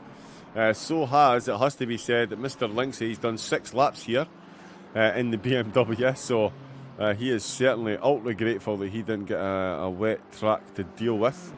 Certainly looks like the rest of his stint is going to be nice and dry. Well, he did have a bit of rain when he first came out, but it shouldn't have had too much of an effect. They're currently running third. There is Pulse Sport just come out the pits after serving their drive-through. Sorry, not a drive-through, a stop-go 30-seconder. So they're going to get out of the way very quickly. Slipstream going along the back straight for Lynx. Dornelis definitely his time to shine out in the Race Anywhere SimSport car. Grant Smith has put in a sterling performance. They're still, as Simon was mentioning, very impressive. Given the stop-go 30-second penalty to see them running back in fourth. Dornelis has got anywhere near the pace that his teammate had. He is certainly going to be running at the top end of the grid. Very, very close indeed. Ben Walker is about to smash in an absolute flyer of a lap. And yeah, the whole field, Dornelis as well. Ben Crooks is absolutely flying. The Tazio, Bellinger, Serum Pa. The track, the tyres, the drivers, they are all most definitely coming to life at the moment, and it's Dornelis that is really lighting up those green sectors. Not quite on for the fastest lap of the race at the moment, but he's certainly going to be running that title close in the next few laps. We just see him coming through Luffield at the moment. And that is a very useful exit he's got. Optimum track through the last right-handed kink. Wow, to be fair as well, John, I am utterly impressed with turn 1 this afternoon. Mr. Hardy out in front for this stint. and he's also currently the fastest driver on track. Yeah. So a very impressive performance. 30 seconds in front of the rest of the field, and they haven't put a foot wrong in all these changing conditions. So Yeah, they are a good team. Of course, they missed the last race at Imola, and because of some crashes and incidents the race before, they finished 39th. But in the opening round of this season, they did finish in 6th, and they were certainly on or around the podium in the opening endurance series. They've got some really, really, really quick drivers in their team, and yeah, as you say, this one, Dave Hardy out at the moment. Yes, certainly another feather in the cap, I would say, for that team. As you mentioned, the quickest driver out on track. So, and Titus Conrad, he was the driver that set the fastest lap so far. His teammate joining him in the car today. They have, of course, that's right, they've got a certain Trevor Jackson in their team. It would be good to see him out and racing. I think he even might. Grant Willamot drives for this team as well. That's the name for me, certainly, that stands out within their ranks. does he still race on ACC? So no. Well, I think he is starting again. He moved house and he got rid of his rig. Yeah, And he's so. he's ended up getting, well, he has ended up, that's what he's saying, it's come full circle. I think he's back on a Logitech wheel now. Okay, I see. But yeah, doing a lot for his music as well. Yeah, I thought so. I haven't seen much of him streaming lately. I think he was in tonight's league with New World, because his dad raced in that the first few seasons, and I think he might have joined in.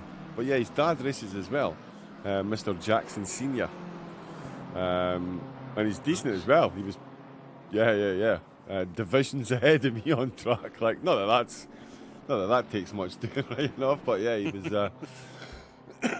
Yeah, he was there or thereabouts at the top end of the field. That is for sure. What's that? Oh, that's my coffee machine having a wee clean of itself there. Fabulous. Dip to his back. It's fine. Still watching the Tazio then. Well, I've got one eye on the coffee machine. Make sure I don't flood the office. Vickers still watching the Tazio and Seeley. Again, Leon, massive congratulations on that win during the week. Coming over the curbs once again, another lap in the books. 3 hours, 30 minutes left to go. And a couple of cars just looking a little bit jittery there. We'll just ride this one out, hopefully. Dornelas and Boyle. The gap there closing ever so slightly. The lap's still sitting around the 59 mark at the moment. So not quite in the 58s from the opening stints. Hopefully you guys still get the game sound. Yeah, almost. Yep, there we go. The helicam. It's weird, you do the helicam and all you can hear is the sound of the helicopter. You know, I never really noticed that actually, but now you mention it, I can just hear the helicopter, Yeah, you've got, and if you change the setting to turn it down, you lose lots of the other background stuff. It's sort of, the helicopter sounds tied into it. I mean, I get it, it's realism, but give us a break. We're here to watch the motor racing, not listen to helicopter rotors. Yeah, exactly. That's a different computer game entirely. But yeah, in the Tazio, as we can see, you got Chris Vickers still for Team Abbey all over the back of him, and they're trying to apply the pressure to Leon Seeley. He started around about the 12th mark and got a couple of positions in the opening lap and then tumbled down to 21st. They're back up to 12th. Let's see how. Oh, there's Joel out on track. Let's see the teams down at the bottom. Juzma's out. Pete Greaves back out on track after being disconnected. So great to see him and Ian making their way back in. Rennie Rudmuller for the Fun Liga team. Jonathan Seville for the Pulse Sim Sport. And, of course, Ethan Joles for the ISMC team. All disconnected and rejoined. Luca Tavanari was one of the teams that disconnected and rejoined. He's already up to 20th position. And he is only just 2 laps down on the leader. So I think, yeah, he is looking good to get himself at least to within a lap, which is going to be some serious level of recovery drive, that is for sure. You could still make it back into the top 10 quite easily in the next 3 hours. Oh, yeah. Yeah, I would definitely say so. Yeah, I would definitely say so. It's looking very good for him indeed.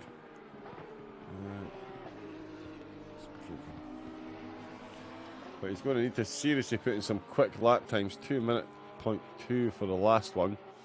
So not quite at the pace. He's maybe carrying a lot more fuel than some of the drivers up at the front though. Not long out on track. Still Natazio and Vickers. Let's do that. As you can see, Vickers got a bit of clear air behind him. Bellinger 1.4. But he has got Natazio and Seeley right in front of him at the moment. Natazio looking for that way past Seeley. Seeley doing all the defending. And it's working for him beautifully at the moment.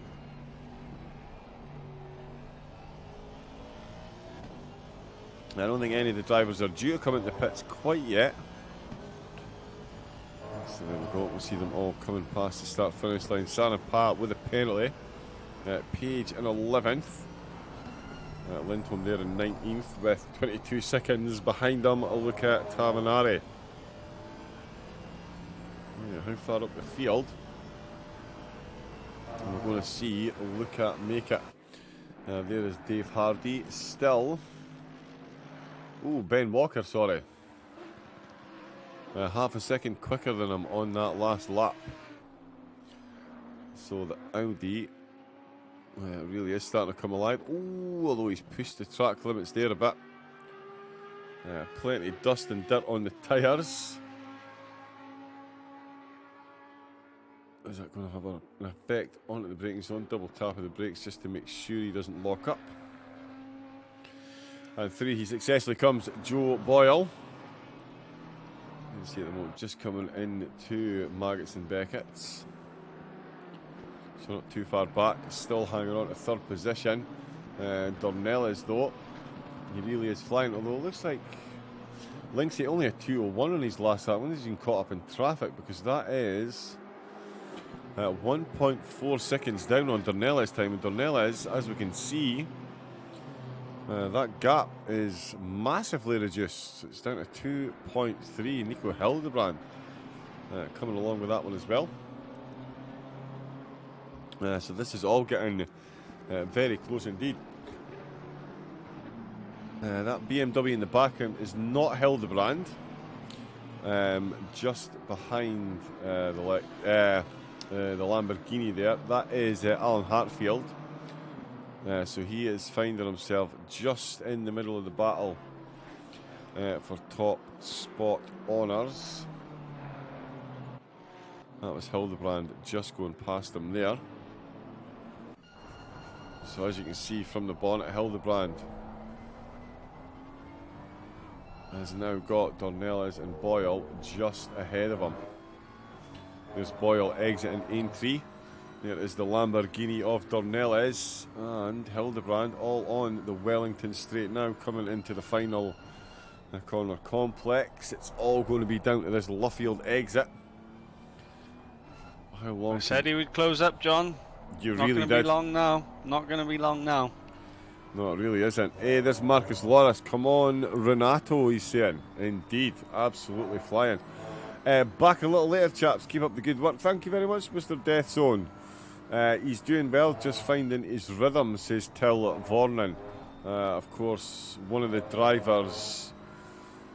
Oh, sorry, so Renato is actually taking over for Till T. Vernon in the chat. So, yeah, if this is him just finding his rhythm, then, yeah, I'm glad I'm not on track. Everyone else ahead of him just on a lap, 2 minutes. He's still 59.5. Hildebrand with a 59.3. Sismania 59.4. Crooks 59.4. So the drivers 5th through 7th find themselves a bit of a purple patch then. The Lamborghini looks for a big cutback manoeuvre, trying to run wide to get a much tighter apex. Not to be going. Linksay will definitely find that he is a weapon. He is indeed.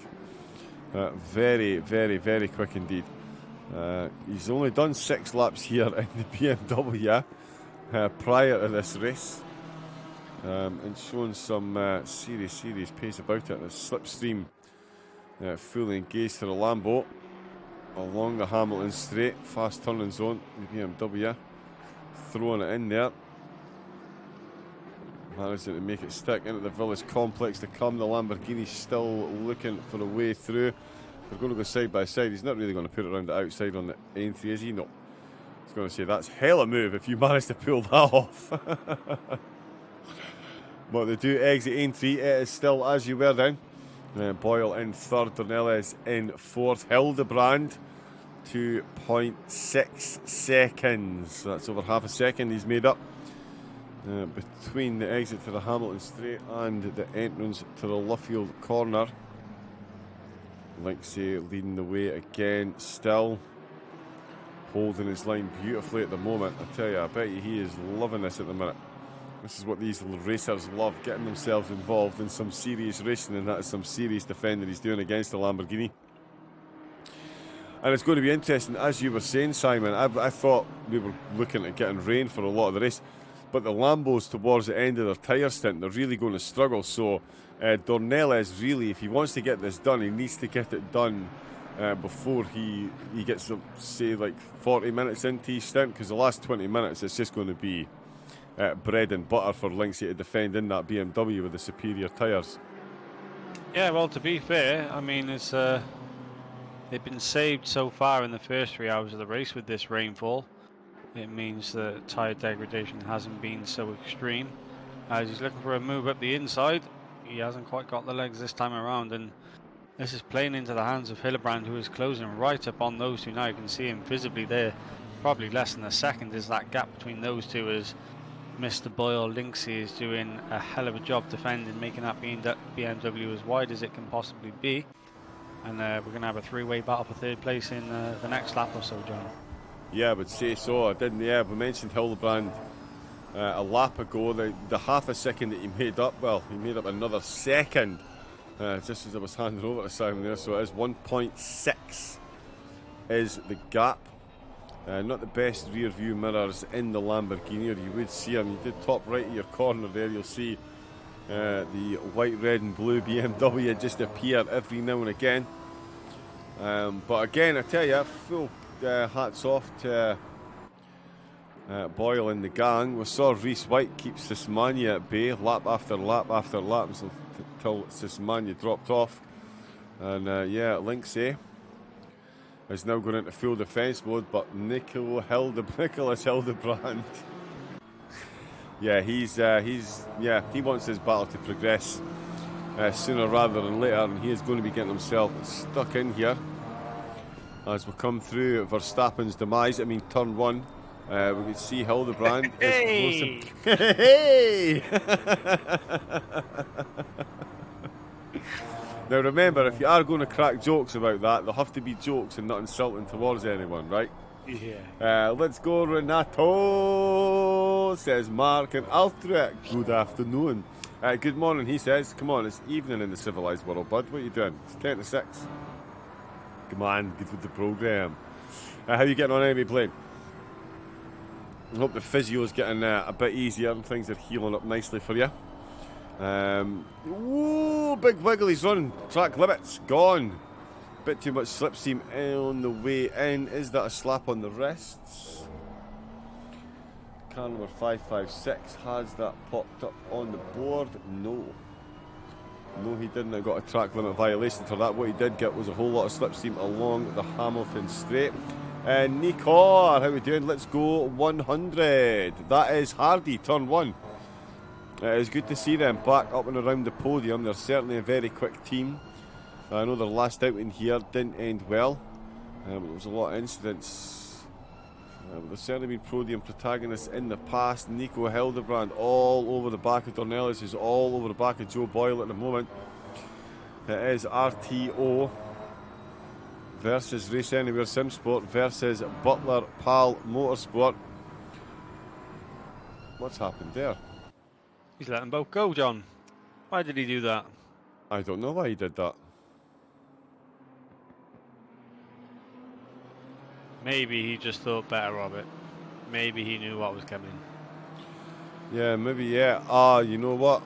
I'm looking at Dornelis and look, his server ping is jumping to orange. Do you know what? I wonder if he's maybe lagging when Lynx is near him, so Lynx is just... Jordan Grant Smith's connection was doing that as well. So maybe it's just linked to that team in general, I'm not sure. Yeah, what region they're in or whatever, yeah. So I wonder if Lynx has just thought to himself, nope, don't need the pinging cars. So we'll just let him go at the moment. But yeah, Dornelis certainly no slouch, that's for sure. Definitely lapping at a very, very, very quick pace. But the Butler car pal making his way through as well. I wonder. Yeah, the ping is for each driver. Dornelis is high. Yeah, Renato's from Brazil. Okay, but his ping, even though it's kind of high, it's easy. Yeah, okay. Grant Smith's ping was doing exactly the same thing though. Yeah. Oh well, we'll see. But yeah, no doubt. Both pings are stable. They were just fluctuating up and down like that for both drivers on all distance. But yeah, it hasn't caused any problems. No. It can sometimes just be when you're near certain other drivers as well. The pings just all go in the huff. There is Pete Greaves at the moment, currently 27th due to the server disconnects. Running in last, but still out there running. There is the Fun Liga team. Jens Muller just leaving the pit. He's taken over from Ruud Muller. And we've got Jonathan Seville. There is Hartfield as well. That should be Team Flash Team Drivers. Okay. Yeah, that's good to hear. Blade, going slowly. Listen, mate, it's, these things always seem like they take forever, and then once it's done and in the past, it'll, dim and distant memory. So, hopefully you're back up and running soon. Physically emotional, might be able to drive. Excellent. Yeah, but don't rush back. Get yourself, make sure you're sorted out. There's no point coming back early. Oh, he's lost it. Oh, Alan Hartfield for the BOA team. He is in the wall just before the pit entrance there. Lost it on the Luffield exit. That is an unfortunate one. Bellinger. There's Christensen in 14th, just being blue flagged off because Ben Walker is just making his way through. Dornelis is flying now that he's been released. So is Nico Hildebrand. Joe Boyle still in 5th position. Sismania is in 6th. Crooks in 7th. It's Arnsman in 8th place. Leclerc in 9th with his Decone teammates. In 10th place, Leon Seeley on the verge of getting back into 11th for the second time, or back in the top 10 for the second time this race. Still in 11th position. We've still got Chris Vickers just behind him. Chris now dealing with Bellinger rather than Natazio, who's dropped down. I wonder what happened to Natazio. What was see it in the last minute? Oh, okay, just some blue flags. Oh, that was way before then. Yeah, some big hitters are falling by the wayside this afternoon, John. They're sitting pretty up in, where are they in the championship? I think they are up in the 99 machine. They're second in the championship right now. A 5th, 7th and 3rd place finish in the first 3 rounds. So not the best of afternoons for those guys down in 15th place currently. But I'm sure that's going to do wonders for the teams around them. Obviously, Race Anywhere Simsport will be a beneficiary of their 15th place position right now. Rookie Monsters also, they were 4th in the championship with a win last time out. They're down in 20th after having a disconnect. GTR Masters are 5th in the championship, and they sit 6th currently in this race, but they are closing on the RTO team quite rapidly then. Mr. Boyle, Linksy just struggling on his first stint out on track. Like you said, he's only turned a short number of laps before his stint here today, and obviously he usually drives the Bentley machine, so unfamiliar territory for him in the BMW, and he's just falling by the wayside, ever so slightly dropping outside of the podium positions, but still over half race distance to go, so all is not lost just yet. Indeed, yeah. I mean, we've seen the lead of the race change hands several times, podium positions as well, so definitely it's still all to play for, like you say. We're only just coming to the halfway mark. Bell and Jervis saw qualify very well for the SOP Romeo Gin car. Finds himself hunting down Chris Vickers, Natazio, trying to catch back up. He was right in the thick of that battle there, but he's dropped down. I missed it on the replay, so I'm not 100% sure what happened. But he is definitely running much further down. Sorry, Sam, give me 2 seconds. I need to pull those blinds close. Can't see. Yeah, you carry on. Well, 3 hours and 18 minutes still to go. We've got a yellow flag, the number 29 machine in the barriers. So not a good afternoon for Mueller there in 26th place. They accepted disconnect as well.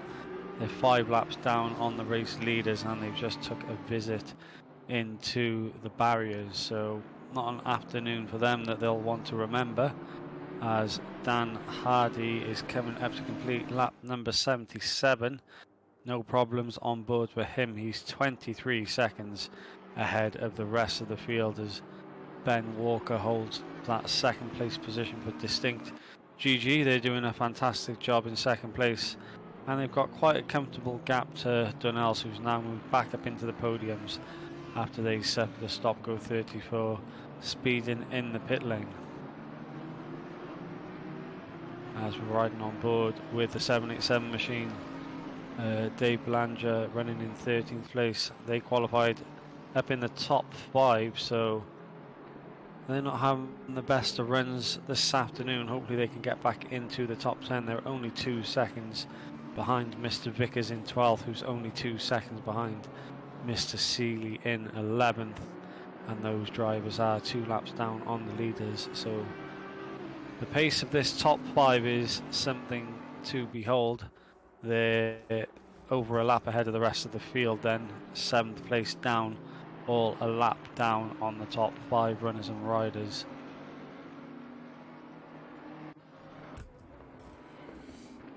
And hello again. It's amazing when it gets sunny here. It really does get sunny. It's sunny in Scotland, John? Indeed, you better believe it. It is, honestly, my back garden's like a sun trap, and then the house faces west, so in the morning my bedroom I get cooked alive, and then, yeah, come the evening, I'm now looking at the sun full in the face. Yeah, it's all 4 seasons in one day, twice. What is going on there? Why is Jonathan Seville?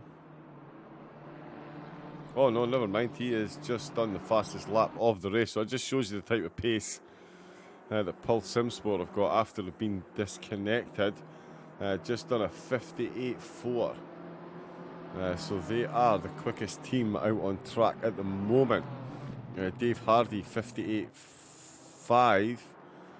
So they haven't actually improved any in this stint. It is Jonathan Seville for the Pulse Simsport team that really is lighting up those timing charts coming to the halfway. Fantastic battle for 5th place, John. Oh yeah, Mr. Linksy having to defend himself against from Sismania. Yes, so Trevor, Jordan Grant Smith's team is currently running in 3rd. Oh, Sismania's let up the back tyres there. Lost a lot of grip. He's going to lose some time. But yeah, there is There's his team there. They had a stop-go 30-second penalty. They're still running currently in third. So yeah, really quick. Let's go. Sloppy the Pig Live says, let's go 703 at Team ISMC. That will, of course, be the McLaren. There's Ethan Joles that's out at the moment. Is he the same driver? What?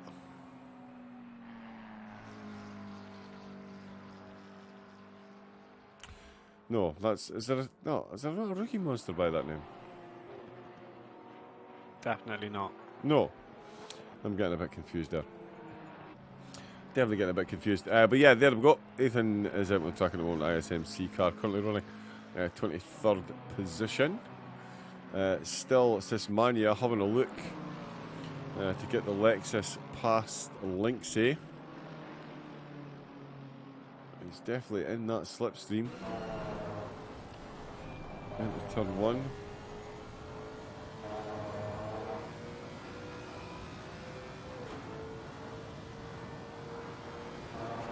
Through Magus and Beckett's. I'm absolutely engrossed watching this when I should really be talking about what's going on, but they are coming into Magus and Beckett's. They're going to exit with Boyle still holding on to that 5th position.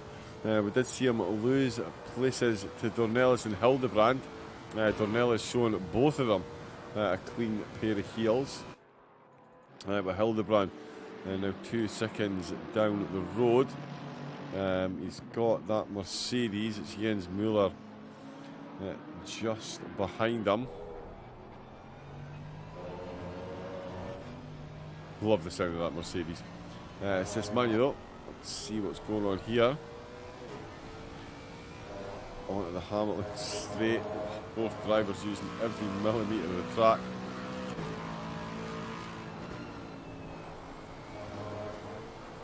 Through the right hander, into the left, into the Village Complex, heavy on the brakes. Where is this man? You're going to try and put the car. He's going to go for it up the inside. Was there contact there? I couldn't see. No contact, nope. Just clean racing, fantastic racing. He hasn't quite got the legs to get the job done at the minute, the Lexus. He seems to lose a bit of aero travelling right up the bumper of that BMW, and it just seems to be compromising his corner entries and exits. And that's just allowing Linksay to hold on to that 5th place position as it currently stands, because he's got the legs down the straights.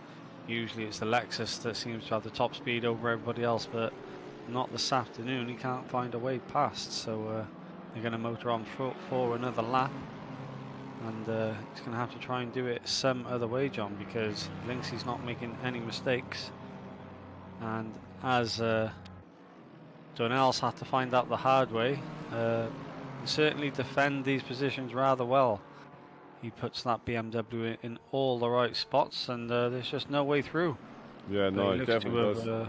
Got a better exit there, the Lexus of Sismansi. Has he got the room? Oh, he hasn't got the room. He gets his nose chopped off there by Linksay as they come round Maggots and Beckett's. And down the back straight they go. Again, see that exit of that BMW, he's just got the legs over the Lexus right now coming into the next corner. He's not going to be able to close that distance. As is he going to look for a drive up the inside? He thinks better of it this time around then. Fantastic racing between these two. Right on the very edge of what they can do. As we saw the flames pop out the side of those Lexus exhausts. And again, Linksay having a fantastic exit there, so being slowed up ever so slightly is Sismansi. That's a word to say. That's a surname to get, Sismania. to get around your lips, isn't it? I'll tell you what was another good one I learned at the weekend. Sogamonian. Yeah, guy that races in the league that I commentate. He's very quick. Mike Mojo, his name is on the PlayStation. But his parents, some of his mum's maiden names are something like Harman Kardashian or something, which I checked. I thought it was a meme or something, but no, that's his mum's maiden name.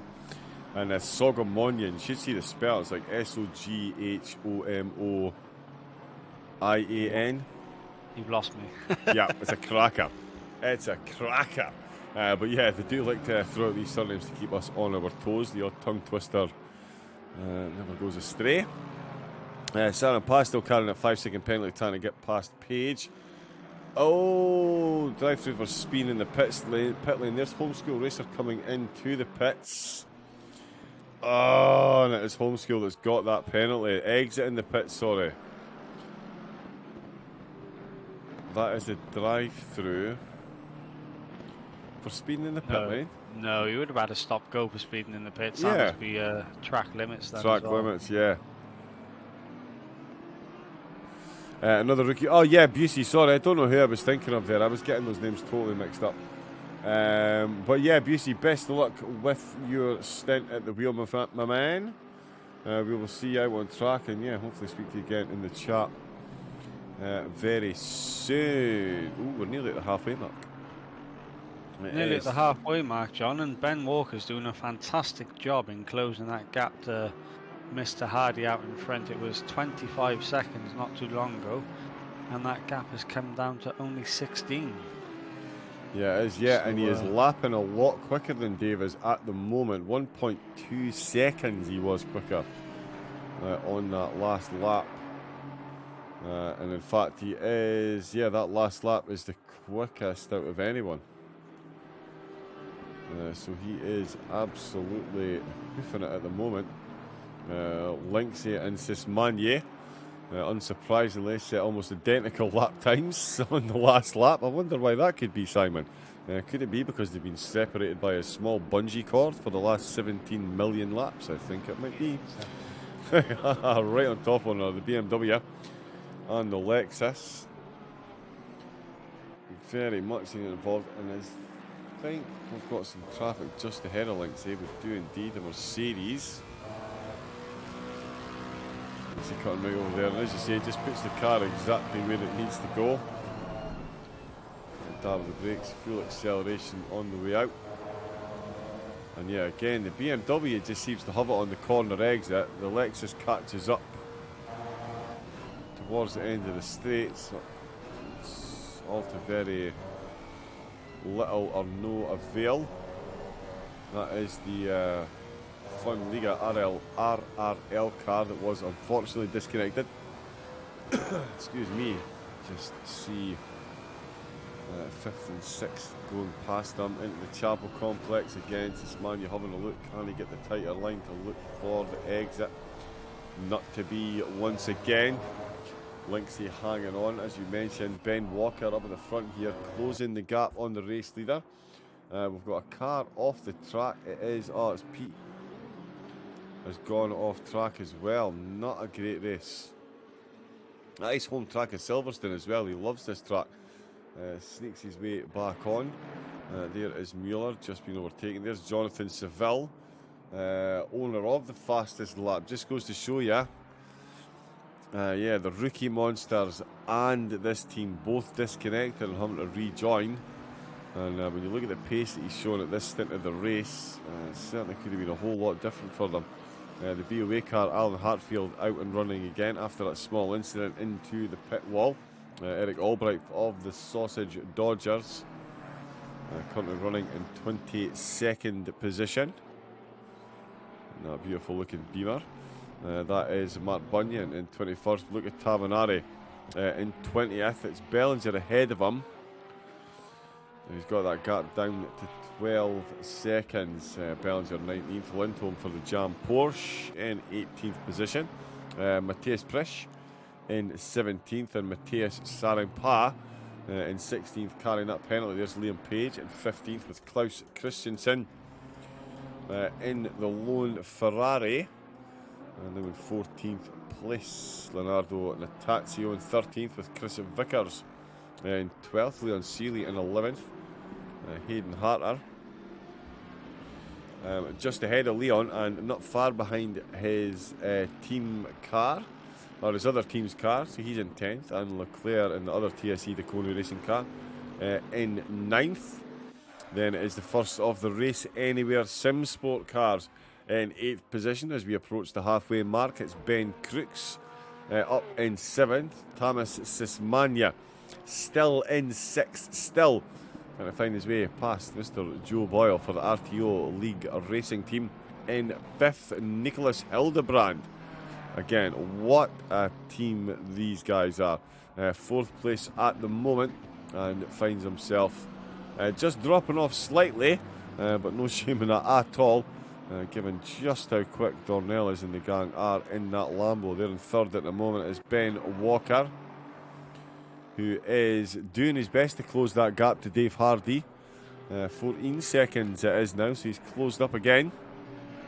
And since last we gave him a mention in that Audi, he is in 2nd, but it is Dave Hardy. Turn 1 in the Lexus, currently leading the way, as you can see, using every millimetre of the track there. That was very close to being out of limits. The flames sparking out the side of that car there. Love to see it. 83 laps in, so we're probably, with that being 2 hours and 56 minutes, that means we've probably got about another 85 or 86 laps to go, just as we're approaching the halfway mark. Getting a bit cloudy. The track temperature has certainly settled at 24 degrees, and it's saying optimum. But with the way the weather's been in the first half of the race, I certainly wouldn't be betting against rain anytime soon. We're going to jump back on board though, Simon, with Sismania and Boyle. Still absolutely going at it hammer and tong, and Ben Crooks is just slowly but surely eking his way into that gap. There's only about 15 to 20 minutes left in this stint, but yeah, these two here still going at it, and Ben Crooks could see himself closing that gap quite significantly if these two keep going at one another like this. Yeah, this seems to be the battle on board right now for what's happening out on track. Just outside of the podium positions, I mean, because Linksey's having to defend for his life, he's lost 10 seconds to Hillebrand over the course of the last few laps. So they are just dropping away from the top 4 ever so slightly, and like you said, it's allowing the drivers, 7th, Ben Crooks, just to close in onto the top 5 now. And well, yeah, that Lexus just can't find a way past no matter how hard he tries, as he's having the door closed at every opportunity. So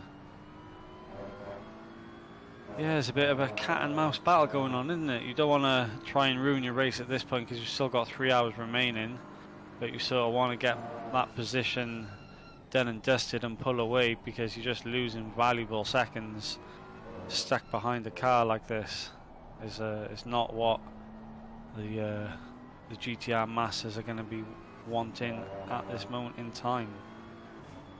But I mean, nevertheless, if they finish around a top 5 position, is going to do their championship wonders all the good, as they are 5th in the championship right now, as they're looking for a move up the inside. If they forced the RTO team into a mistake, Linksey still holds it. He would have picked up a track 1, I'm sure, for that off track there as they come through Max and Beckett's now. Then will he be able to get the drive and keep hold of that 5th position for another lap?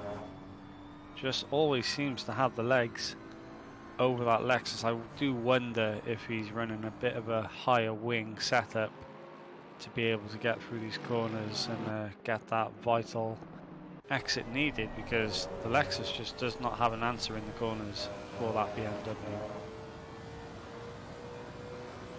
Yeah, Linksey was in the chat and he was saying a big massive shout out and thank you to Ref, the guy the driver that took the qualifying, Reese White. Those were the guys that had done a lot of setup work for the car, because as we were mentioning, Linksey is certainly not known for driving the BMW and not known for driving anything other than the Bentley.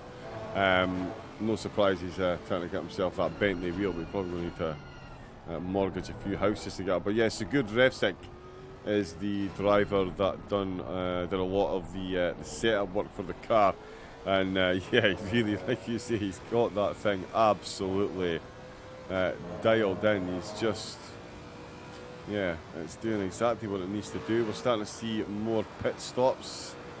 Again, the Lexus having a look. Great onboard footage here from Sismania See the work he's putting in on that steering wheel to try and make this one work. Leclerc has come into the pits. That sends way on and back out, and Boyle's coming into the pits. So Linksy has come into the pits.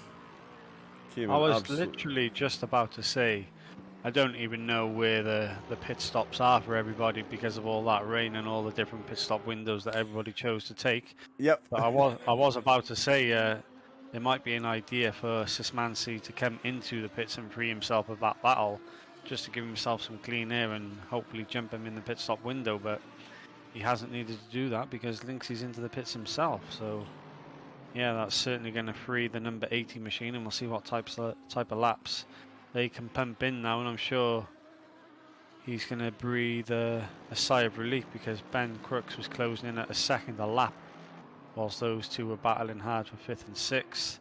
As Ben Walker as well seems to be closing in around a second a lap on the race leader, so less than 10 seconds is the lead as they're coming into the next pit stop window phase. Yeah, but over the last 3 laps, it has been an average, or the last 4 laps, it's been an average loss of a second a lap. Crazy. Yeah, and that's another 8/10 there. Oh, I thought he was speeding. That's been the same entry. He did exactly the same thing. That thing he did. It's the slide on the way into the pits. I don't know what's catching them out. Where? I missed it. Not that I was riding on board, but I sensed it, you know, because I saw him fly into the pits and then go extremely slow after the marker. And I thought, well, I wonder if he's just trying to compensate for speeding into the window. But obviously, yeah, that's what's happened. Wow, well, there goes a podium position for sure. Yeah, that is crazy. That is crazy. It is Ref that's come back out. He has proven to be the quicker driver for the team so far, setting that blistering pole position, that blistering qualifying time, even with the 20 kilos of ballast. There he is. That's Linksy exiting the pits there. Or sorry, Ref's exiting the pits. Game sound will return momentarily, but there is the confirmation, and that is going to be the stop go 30 seconds. Chris Vickers and Leon Seeley still battling for this position here. That's certainly going to work in their favour. There we go, that helicopter noise is really annoying. Dave Hardy in the lead then. Ben Walker now 8 seconds. So what's going on there? I think there's Hardy just going to cross the line. His last lap. He came, I think, John, did he? Oh, his last lap was a 2:07. Oh, he's coming to the pits. Hardy's in the pits. Mr. Hardy is into the pits. That will free Ben Walker into the race lead. He was certainly losing a hell of a lot of time. So I wonder if that's a strategic pit stop to put on new rubber. Yeah, I think it might well be. You did mention that towards the end of the stints, the Lambo's tyres would start to struggle. It's certainly cutting it that way at the moment. Vickers still trying to get past Seeley. Hayden Harter now well inside the top 10. Arnsman, Crooks, Sismania, all still there. And Refseg, right, he's come into the pits then. He's going to get that 30-second stop go done and out the way. Hardy's just exiting the pits now. Dornella is as well through it. Hildebrand as well, just getting through turn 1. No, give us his spoiler cam. That's the TSE DeConey car just behind Nico Hildebrand. And we're looking to see. So he is behind the Butler Pal car. So Hardy's come back out and he is still in 4th place. That is quite the drive. Nearest Sismania. Yeah, that went well. Yes. Have you heard the issues I was having throughout that entire thing? I don't know. What's... Well, I'm having to do a full restart on my PC now. Oh, you're joking. I was getting 100 FPS in game, but it was like a stop-start video the entire time. I could not drive that car at all. And then I couldn't get to my MFD, so we thought we might have to completely pull out because I couldn't change drivers. The Racing Sim Tools thing crashed on us, so we couldn't do it that way either. And then when I came into the pit, someone's hit the pit board marker. So it's halfway down the pit lane. So yeah, I was like, oh, okay, that's moved. So it's my fault. I should have used the line. Not blaming anyone. It's my fault for not doing it. But yeah, so that was fun. That was fun. Right, okay. So I'm going to do a full restart and then I'll be back. And then okay. Oh, mate, that's it's all nightmare. good. It's a good job that that sign that you wanted on the car isn't on there yet. To be fair, it probably would have been more fitting if that sign was on the car. You would have had an excuse being like, right, get this logo out of here. What is this doing on here? Oh, dude, the joys of sim racing. Yeah, so I couldn't get it back to, I couldn't move my MFD, and my keyboard wasn't working, so I had to then try and get my mouse whilst I was going down the straight. So I don't know if you were watching the fight when they were catching me. I was all over down the hangar straight. I was on the right, the left. I was swerving. It looked like I was swerving left and right. I wasn't. I was outside of the car with the view. Oh, like wow. on TV broadcast view, not outside the car. Oh, trying to get it back to the normal view. It was a nightmare, mate. So yeah, it's been clipped on my stream. If anyone wants to go and have a look, it's hilarious because I panic. Right, okay, yeah, I'll be checking that out. Yeah. Alright guys, right, I'll be back in a minute. But yeah, restart, mate. We will catch you again soon. Yeah, see you in a bit. Cheers, Thanks, bud. Simon, you want to maybe jump into game chat and let the drivers know that the pit board markers moved, because there's Matthew Miziak. Just got himself a stop-go 30-second, or sorry, it was Mark Bunyan got a stop-go 30-second penalty for speeding in the pit lane. It looks like drivers have not managed to catch on to where the line is, although they should know. Let's see if Leon manages you got the line to stop in the pits. There you go. We'll see now. Leon Seeley's just peeled into the pits. Yeah. We'll see if he picks up a stop-go 30 as well. There's the 50 board there. He's just driven past it now. So yeah, the pit board, the 50 marker has, but yeah, that is a painful one. That is a painful one. So yeah, drivers getting penalties left, right, and centre. Dornella is the first car to pick up the stop-go 30. Bell's SD. Big up to our driver 3, the newly married Tim. Oh, Tim, congratulations. Is this his first post-marital bliss race? Massive congratulations to him. Especially, probably not so much to his missus. I'm sure he's a nightmare. I'm looking. No, massive congratulations. Good to see him back out on track. We'll expect full details. Here's Hildebrand coming into the pits after a truly, just another phenomenal drive. Speaking of phenomenal drives, Titus Conrad is back out on tracks. 6 hours away from the new wifey. Bliss.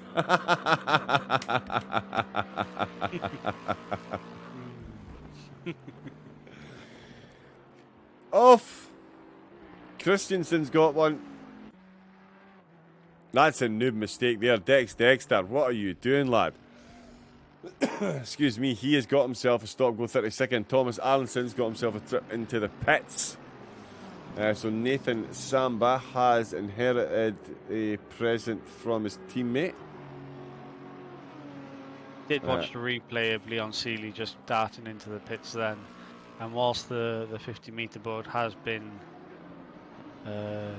moved from its position, you can clearly see where you need to brake into the pits. And I mean, if you're going into the pits that fast in the first place, like, you would always take caution entering the pits, wouldn't you? Anyway, you wouldn't want to risk a stop-go penalty like that anyway. So yeah, there's one of those things that drivers are chancing, and there's obviously catching a couple of them out. Yeah, backfires all round. Just checking that. Ben Walker then still leading the way. Of course, Still leading the way. He's just taken up the lead, hasn't he? It was the turn 100 machine leading the way for so long. But they came into the pits, so Ben, he still needs to come into the pits. Right, sorry, Out of position. Out of position, yeah. So he is the on-track leader at the moment. Dornelles is in second. As I say, Conrad has just come back out in the car. So the two cars ahead of him do still need to come into the pits. But Ben's doing exactly what he needs to do, and he's lapping at the same time. At the same time's as tight as Conrad and quicker than Dornelles. So he's definitely stretching that gap out. So definitely looking good to hang on to a podium position.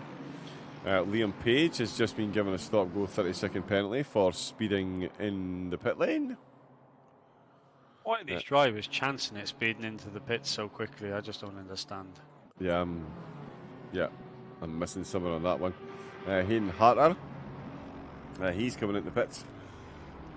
There's two white lines down that pit stop as well to warn you. There's like the warning line at 100 meters, and then there's the actual pit stop line at 50 meters. Indeed. Mark, double ESCO 30 on my watch. Which team, sorry? Which team's had a double penalty?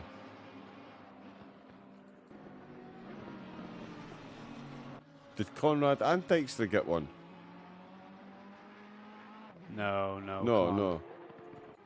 Double stop go on my watch. Fool me once, shame on me. Fool me twice, shame on you. Indeed. Is that how the saying goes? That is how it goes. Yes, that's exactly how it goes, Simon. That is exactly how it goes. And this race is going to all the cars taking an extra trip into the pits. Oh yeah, we were just saying that, Kieran. Yeah, it has been taken out, but it's miles down the pit lane, so you can't actually even see it as you're coming in. And fool me 3 times, you're getting a drive-through. Yeah, exactly. Is there maybe near the pits? I'm tempted to go into free cam and have a nosy. Oh, there we go. Right, so here comes Liam Page. So there's line 1. Plenty of time to slow down. Yeah. So that's you in the pit, Kieran. Passing the pit boxes. And then there's the pit board there on the right hand side.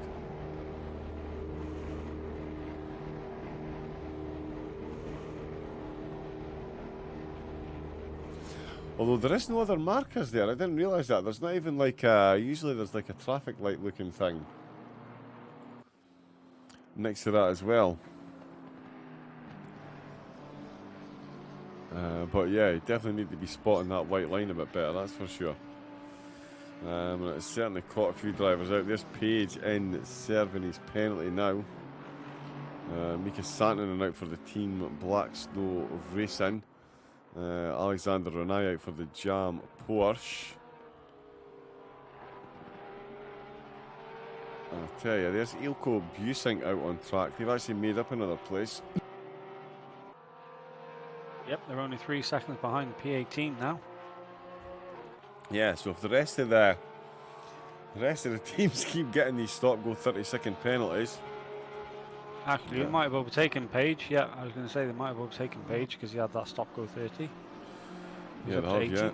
He's up to 18th, yeah. 2 seconds behind P17 then. Wow. Monstering through the field. Well, come on, they were on target to be a podium finisher.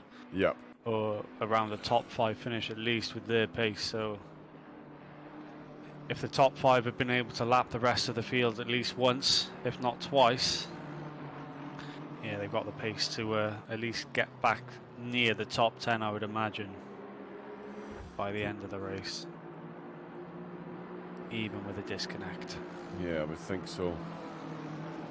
definitely think so. Chris Pizik is out on track. How has that happened?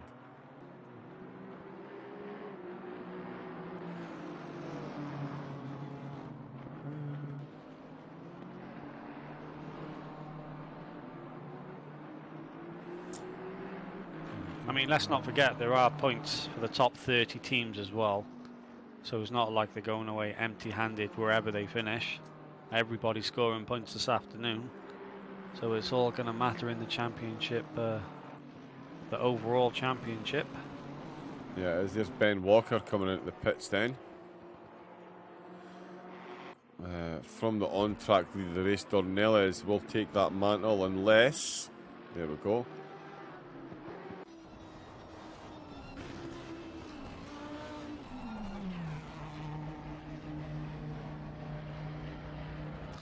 Let's just hope that Race Anywhere Simsport team have not picked up another penalty.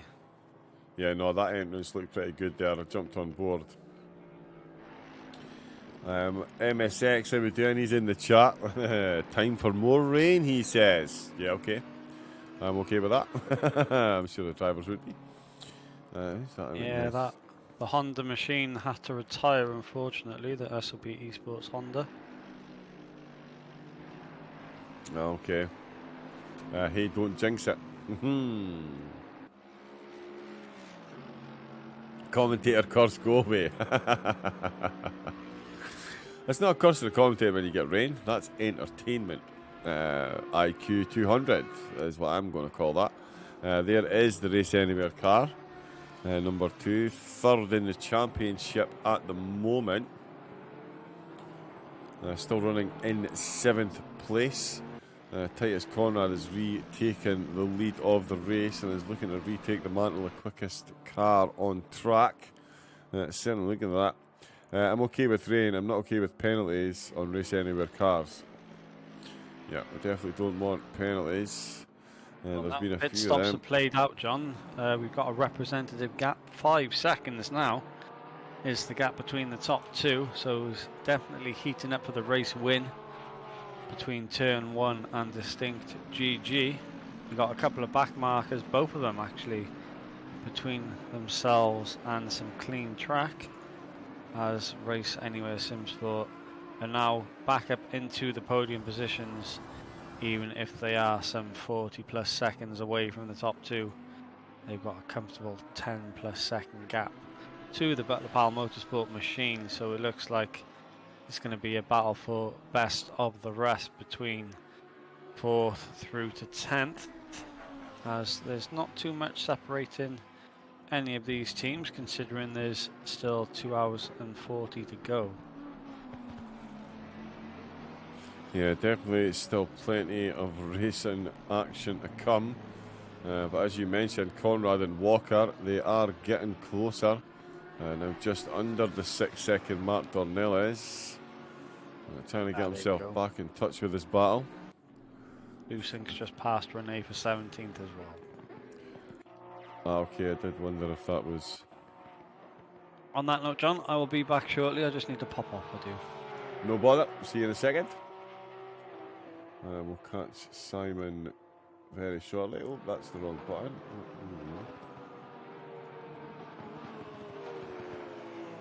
Oh, what we just moved that. No, meant to move that, meant to move that. Here we can see Ilko going for that overtake then. Porsche on Porsche. This is to retake 17th position. Up the inside. That does seem a bit jittery now, actually. What's going on with that? And yeah, making that one look nice and easy. Back up to 17th it is for Ilko and the gang. Quick run through. This will bring up. There is still race leader Titus Conrad. Ben Walker still in second. Dornella is still running in 3rd place, with Schaefer in 4th. Let's see if I can fix that. Oh, that's really small. 2 seconds.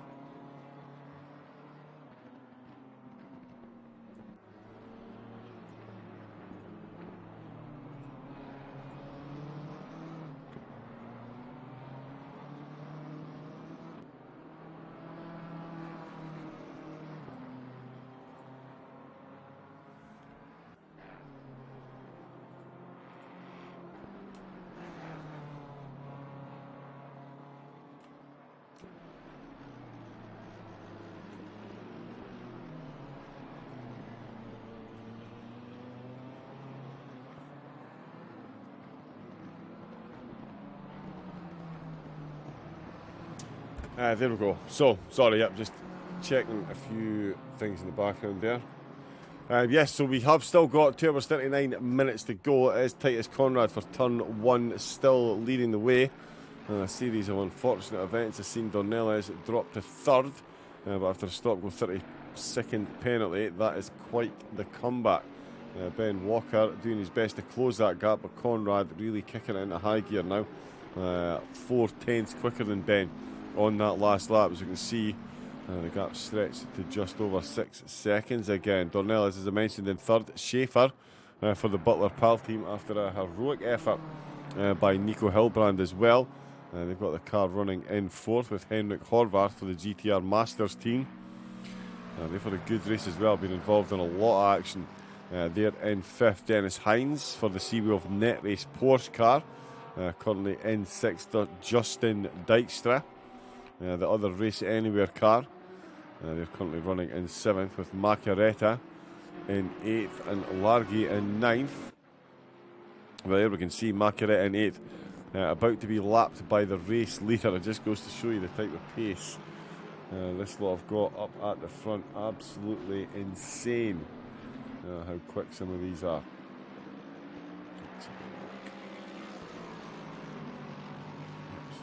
There. It doesn't look like we're getting any more rain for the foreseeable future. The track temperatures are definitely starting to rise now, up to 26, which is quite the improvement on what it was when the race started. And of course, during the rain, didn't aid the track drying up any, but it's certainly looking dry now. Busink 5 seconds off of Santonen. And he's got BOA just behind him there. Let's have a look back up at the front.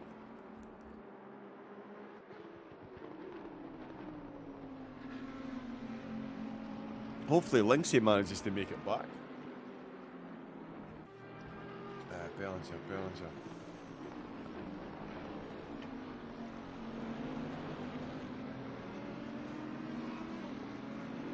Has he just got that overtake done?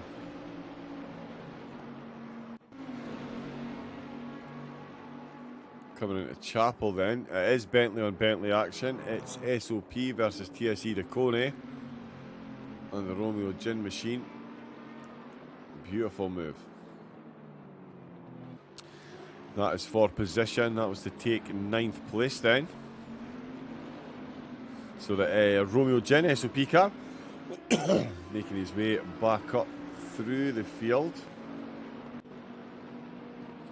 Like quite a few of the cars. Ben Walker finding a little bit of time. Oh, and that's a drive-through for Hartfield as well for track limits. Not what you like to see. There's the Lindholm Jam Porsche making his way through.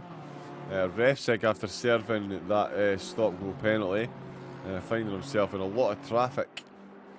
Currently wrapping. It's Christmas wrapping time already, surely not. Just under the 2-minute mark, with Largate just ahead. Bellinger just getting that overtake done as we saw. Walker a 10th quicker than Conrad, so Conrad and Walker both lapping at pretty identical times at the moment. So it is going to take a mistake by one for the other to see the gap either close if you're Walker or extend if you're Conrad.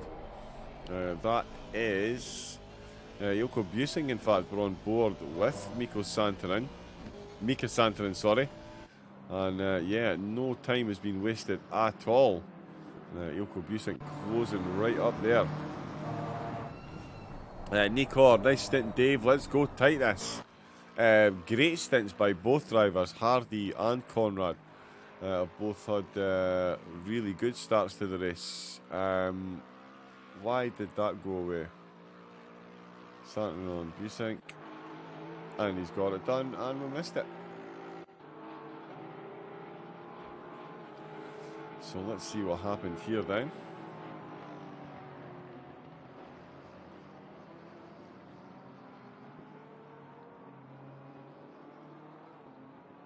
Managing to get much later on the brakes, a lot more control through Luffield then, keeps it on the air, curves all the way around.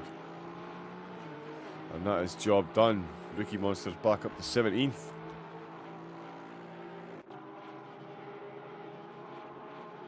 Do apologise, sorry, 16th. That'll be Hartfield in the pits. Serving that drive-through. Yep, there's confirmation that that's been cleared. The gap up at the front still 6.1 with Conrad going a 10th quicker than Ben on that last lap. So as I say, the two of them literally just trading lap times at the moment. It's going to be interesting to see who flinches first.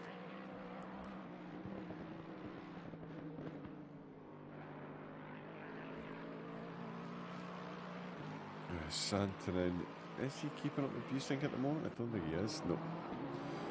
Busink showing a clean pair of heels. He's on lap 96. The 3 race leaders lap 98, so he's still 2 laps down. Getting a lap back on the leaders is going to be a big ask. Wolfgang Schnalzger, the next driver ahead of Busink, is the last driver on the same lap as he is, although he's just about to cross the start-finish line as Busink exits Luffield. So it could be... Oh, there's Chris Vickers.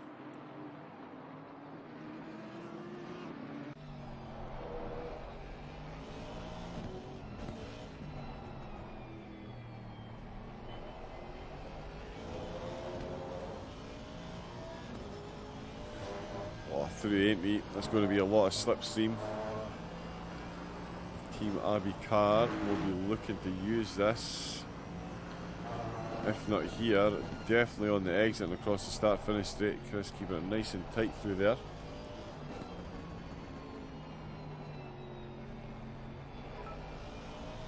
Oh, we've got a follow. Toga Motorsports, thank you very much for the follow. Welcome along.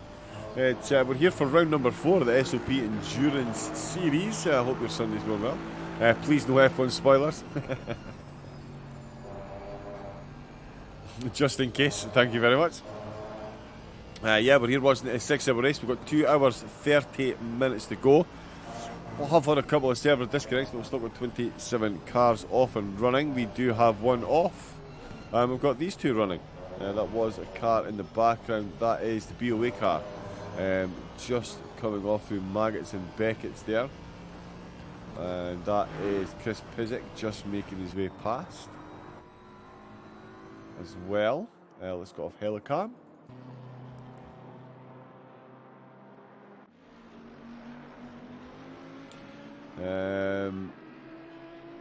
Ben looking to put in a really quick time. He was 2/10 up on Titus on the last lap. He's coming along the Hamilton straight. He is actually threatening to set the fastest lap for that Audi in the race so far. Vickers still trying to get his way past Refsick. These two are having a great little battle. Let's see what passenger seat cam looks like. Oh, no.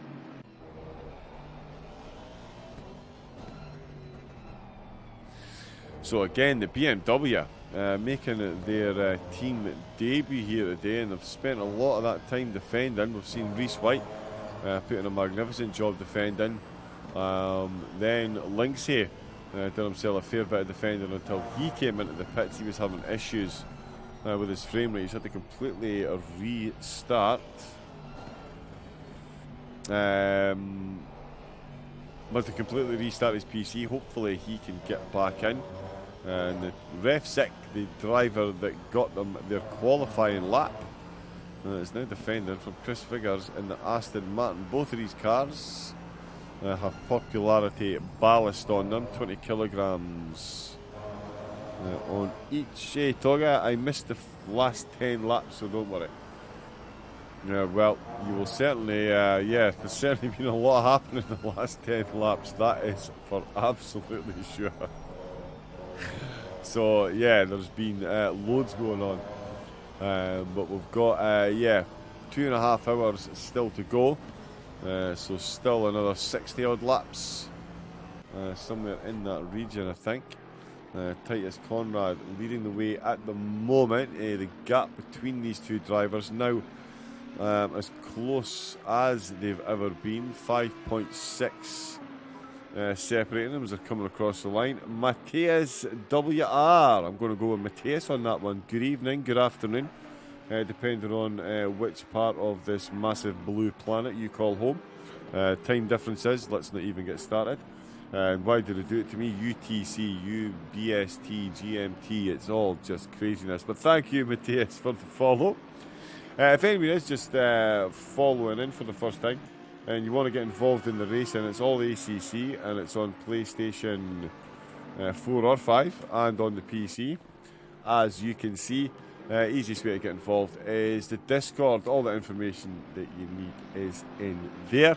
You can get yourself out on track taking part. This is the penultimate round of this series, and we have just announced another dual series. Oh, Chris looking for a big move there in the penultimate corner. Not to be, though.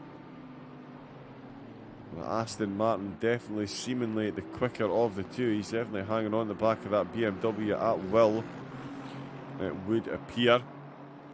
The 23 BMW, of course, fallen foul of that stop-go 30-second penalty, as quite a few of the other cars have. And now finds himself battling to hold on to 11th when they were definitely in the podium hunt. Let's have a look up at the front and see how Ben Walker's getting on. We're going to get... Why isn't there a delta popped up? There we go, 5.5, so still 5.5. So only half a tenth down Conrad was on the last lap, although he's a tenth up on the car's best in this lap, so he is definitely flying. And he is going to need that. Vickers on ref 6, still looking like it's going to happen. Cox, Dewsbury and Greaves all out. Unfortunately, server disconnects. Have wreaked havoc with a few of the cars' races, that is for sure. Why is that showing that? Alan Hartfield still in the race after that penalty. Thomas Morant in 24th. The fastest car on the grid at the moment with a 58.4. And the quickest lap they've set. But again, a disconnect from the server. Forced to rejoin, has seen them 2 laps down. Matthew Miziak for the SOP eSport team.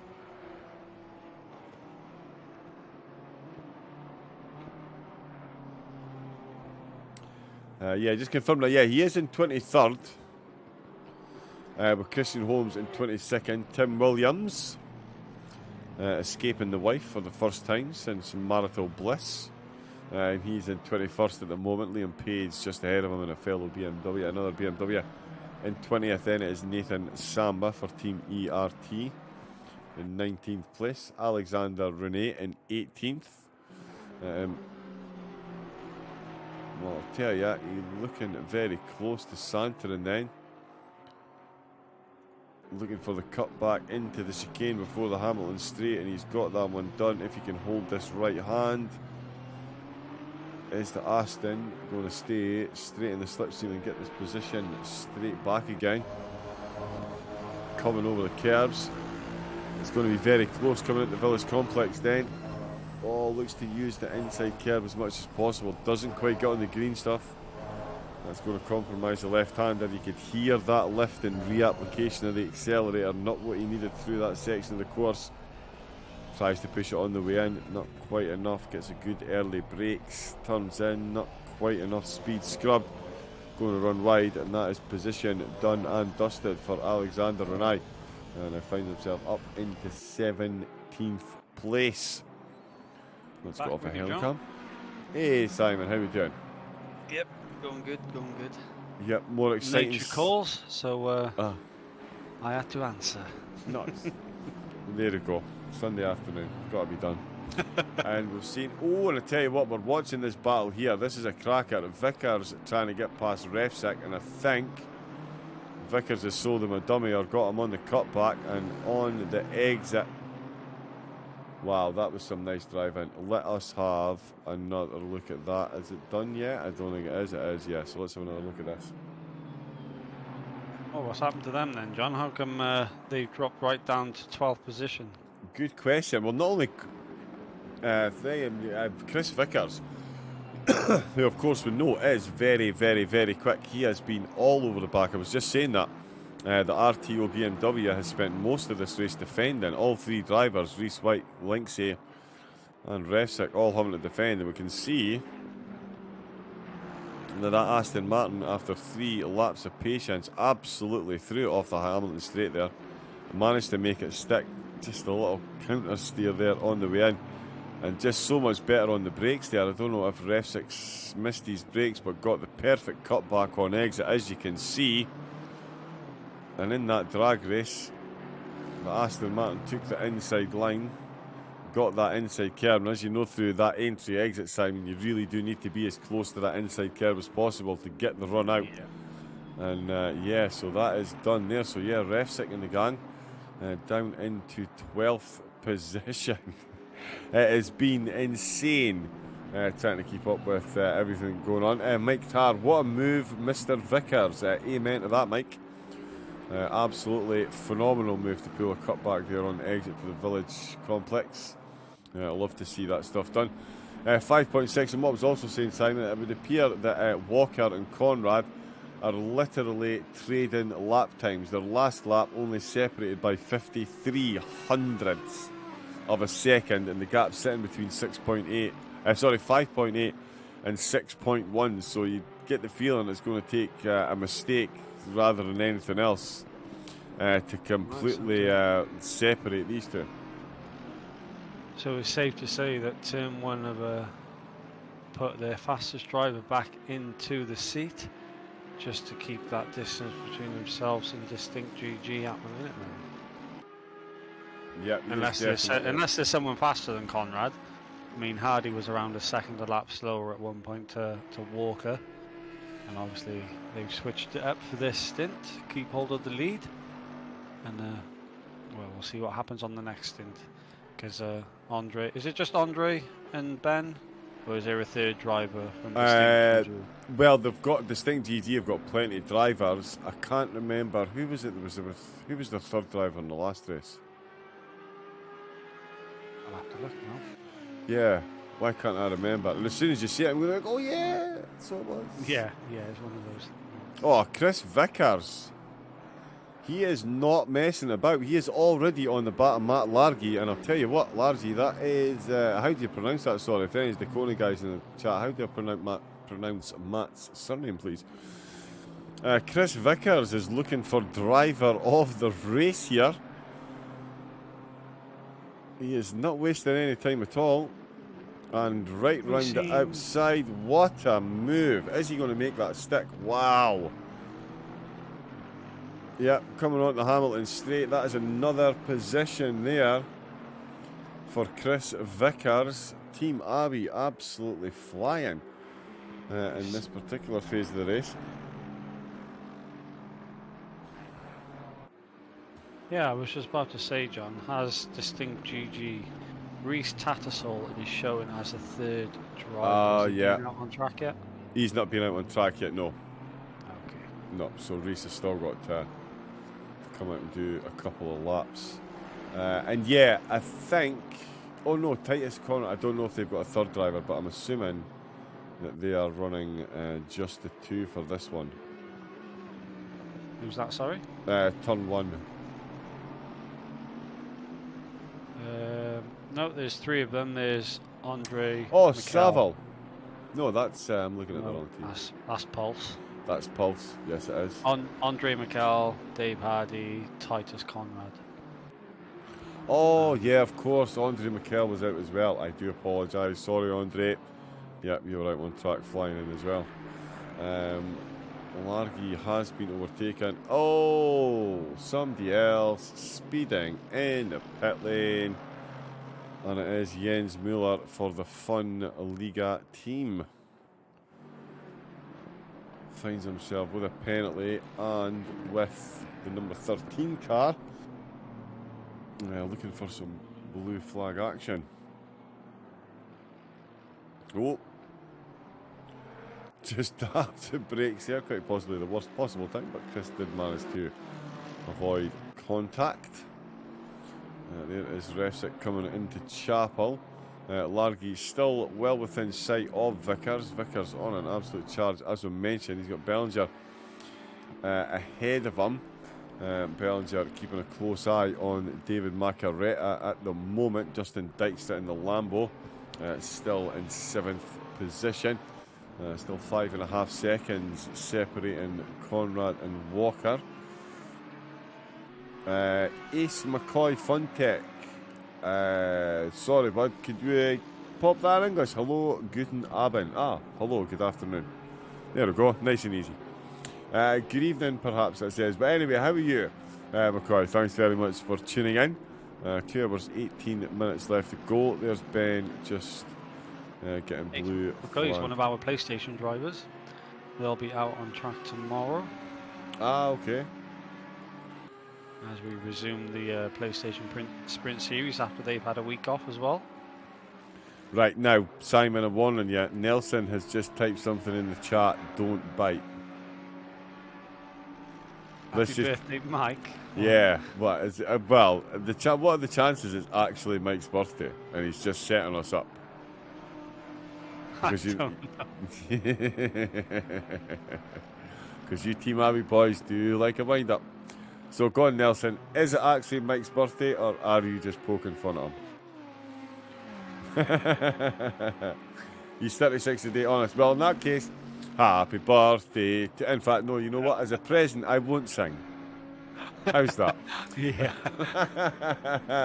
It is his birthday. Happy birthday, Mike. Thank you for coming out on your birthday and racing. So that is Team Abbey out racing on their birthday and Team Sausage Dodgers out racing on their honeymoon. Love the dedication.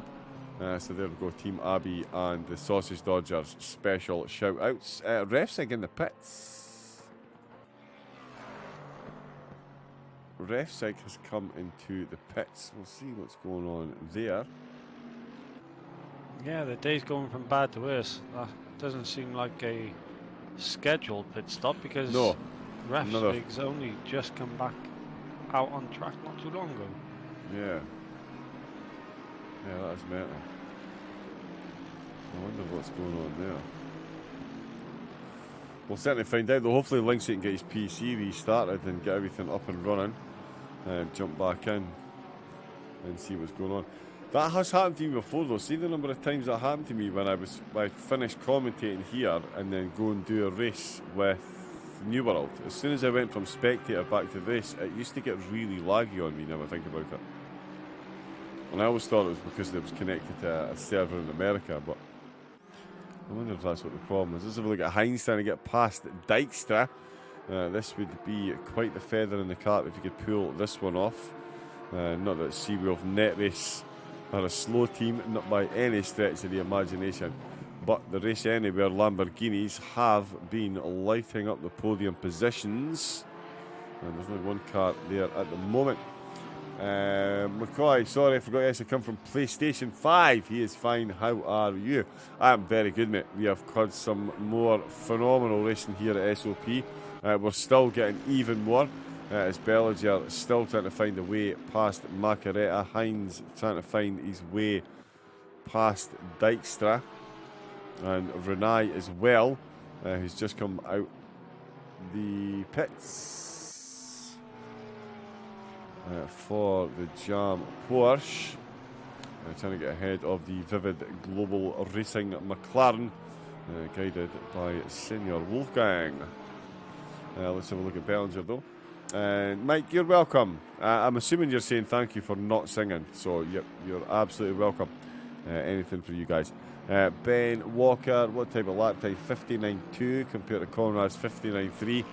So there really is nothing separating. I'm expecting the gap to still be, oh, there you go, 5.3.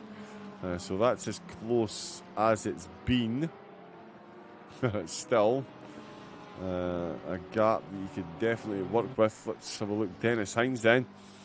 Still trying to get the Porsche. And it certainly seems to be the case for Dijkstra at the moment, Simon. But as he's coming just to the end of his stint. And again, the Lambo's slightly dropping on pace, which would suggest that your thoughts on the tyres could certainly have been well wanted, because Hines is really, really, really putting Dijkstra to the sword coming to the end of Dijkstra's stint here. Yeah, I mean, the Porsche seems to be handling itself rather well. They're not the fastest drivers out there, but they seem to be consistent over a whole stint. And the second Race Anywhere Simsport team just hasn't been on the pace of their sister car up in the podium positions. And as we say that, I mean, they pulled out a second gap now, as Heinz has just got onto the grass coming through the Maggots-Beckett's complex. And so yeah, I mean, it seems to be responding right now to what Heinz had to offer, and seems to be pulling a bit of a gap. So they probably had to kick up the bum from Marcus in the commentary, in the pit box, and so that's it. Race engineer Bono. That gap's going up to 1.2 now. So yeah, they're responding to what Heinz was doing. So all's well and good at the minute. Yeah, they're certainly maintaining that then. Just back on board with Bellinger. As you can see, that's Klaus Christensen just ahead. Is it Christensen or it's Nathan Samba that's out at the moment? Just kind of the blue flag there, but this is a battle for position. We're on board with Bellinger. Trying to get his way. Macaretta just in front of him. Yeah, Macaretta, yeah. Oh, yeah, sorry. So 2 cars in front is a white Ferrari. That is Nathan Samba in 18th. These two are battling over 9th. And the Aston Martin there is miles out of position as well, so he's going to have to pop himself out the way. But I think, yeah, that was Santonin, so he was battling with Samba for position there, but got himself out the way because the battle for 8th and 9th is just making its way past them. Let's see, we've got, oh yeah, so all these drivers definitely still a lap down, so it is the lead 2, Walker and Conrad, who are miles and away the quickest drivers on track. The only 2 on the lap 109. Everyone else is a fair old chunk of change down. Right round the outside, John. Did you see that? I hope you're still on board with Bellinger. No. Oh, you missed it. Oh, there he goes. Right round the outside after the Maggots-Beckett's complex. The Macaretta Mercedes was yeah, I've got it on replay and compromised with his exit because of the back marker Ferrari, and that Bentley just slipped on by. Okay, yeah, we'll just watch it now. Oh, okay. Yep, the Mercedes. Hey, Adrian, how we doing? I would also like to have the conditions tomorrow. Here, McCoy, it's been raining on and off. Be careful what you wish for, bud. Yeah, nice move by Bellinger, just as everyone's favourite flat earther pops into the chat. How we doing, Adrian? From the move. Listen, we're at Silverstone. There is no place flatter. If this place doesn't prove that the earth is flat, I don't know what does. I don't know what does. Certainly not sundials. Moving swiftly on. They do, by the way. I'm not a flat earth believer before anybody starts jumping in the chat and any of that nonsense. And if you do believe in flat earth, give your head a shake. We didn't go to the moon either. Yeah. It's all fun. It's all fun and games. But yeah, back to the racing. How was Adrian? How was your stint? Is Adrian racing? I'm not seeing you out on track, Adrian. What's going on with you? Are you still to take a stint? Adrian's not racing today. He's playing team boss for the team out on track. Yeah. All right. Okay. The third driver we haven't seen yet, Riley Murdoch, so we know how fast Murdoch is. Ooh. So hopefully that team will be able to get up into the... Well, they're running 8th currently. We'll see how far they can get up through the field with Murdoch behind the wheel. Yeah, he is no slouch at all. They're going to have... Oh, that's the wrong car. I meant to jump on there. We've got Macaretta. Still keeping Bellinger very busy. 2 hours left to go, so I'm guessing Murdoch's going to be coming into the car any minute now. 2 65-minute stints, of course. 2 hours 10 minutes. So if he gets in the car, he will get his 2 full stints and not have to worry about an extra pit stop at the end. It's Reese White that's come back out on track then for Team RTO. They're back out in 20th, just behind Santonin. I'd imagine Reese will make short work of this one. And yeah, there we go. Stay up the inside. Wow, they're down in 20th. Yeah, they've just come back out the pit, so we're going to be able to see a lot of pit stops. We're just coming to the end of the stint, so I think we're about to see. So I think they're going to, well, Samba, Page, Renaish, Lazinger, Busink, Keglia and Pizik all need to come in pits. So I think they're going to make back a few places there. And they should get just back inside the top 10, I think. But yeah, going to need to make sure they get some clear track and get some laps in there as well. Renai in 16th. Still trying to get past this McLaren.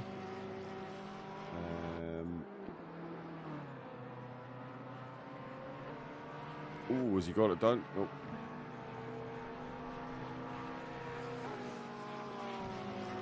Into Stowe. Tell you what, John, it's happening again. Towards the end of these stints, that Audi of Mr. Walker is closing in once again on that Lexus. 4 seconds is the gap.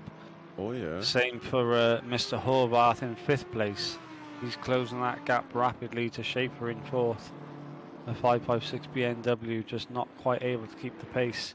So the Lexus in 5th and the Audi in 2nd, they're coming to life in the latter stages of their stints. Yeah, they really are.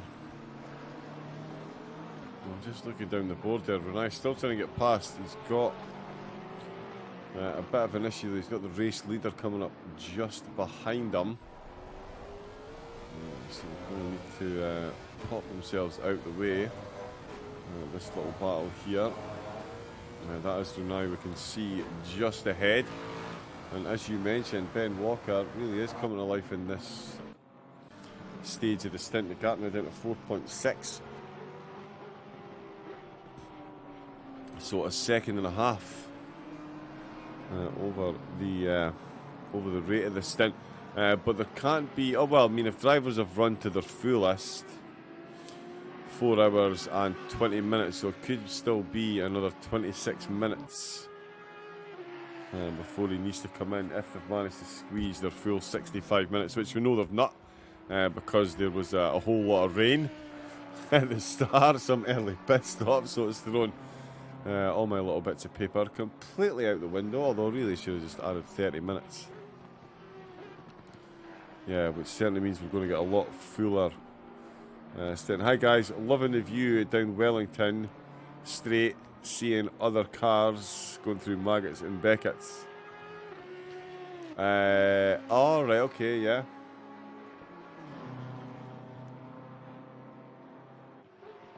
Yeah, is Wellington... Oh, okay, so okay, so when you're coming through Aintree, you're looking across, yeah, okay, you can just see Mags the biggest area. That's a good point, actually. I never thought of that. Who's there now? 197. Well, we get to see it, but I've missed it. Yeah, missed it.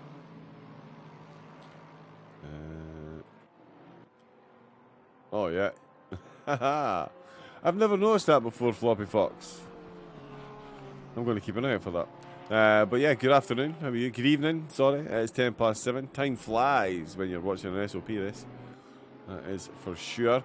Certainly flies when you're driving in one. Ilko Busink out for the Rookie Monsters after their disconnect, currently running in 14th position. Still got some pit stops to come. I'd say that's fairly representative of where they are in the field at the moment, with the comeback drive that they are on. And currently on a lap down the leader, although he will be coming into the pits pretty soon to change the drivers again, or at least coming in to shake off that stint timer. Let's see this here. Yeah, that course looking very quick. David Macaretta was overtaken by Bellinger. Bellinger is coming to the pits. Bellinger has come into the pits. We are about to have Riley Murdoch unleashed on the track. How much pace I'm going to see there. Ben Walker, 4.6 seconds. Has that reduced any? Once again, coming through the time in Delta, 4.8, so not quite. Dornell is still hanging on to that podium position with Schaefer out on track in the BMW. Horvath, as Simon mentioned, 1.3 seconds is the gap to Schaefer at the moment. Bellinger still in the pits. Chris Vickers has made his way through. There's a traffic cone. How was that even popped? Where did that come from?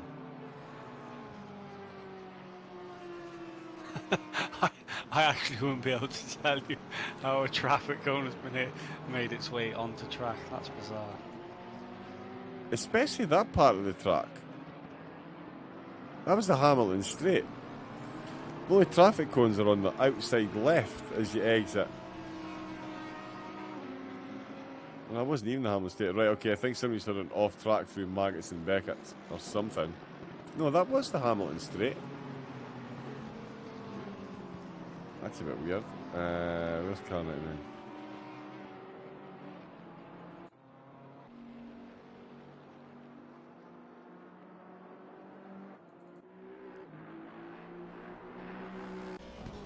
now? Yeah, see the cone on the left there, and yet it's bouncing. There it is there. How have you lads managed that? Quick. We need to... Right, carbon 97. Let's do this. So here we go. Coming through the chicane. There's the traffic cones on the left-hand side. And then we've got one on the track. Excellent.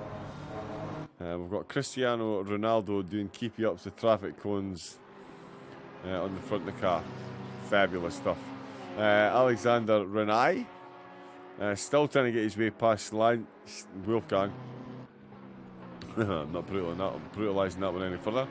Horvath still on the charge.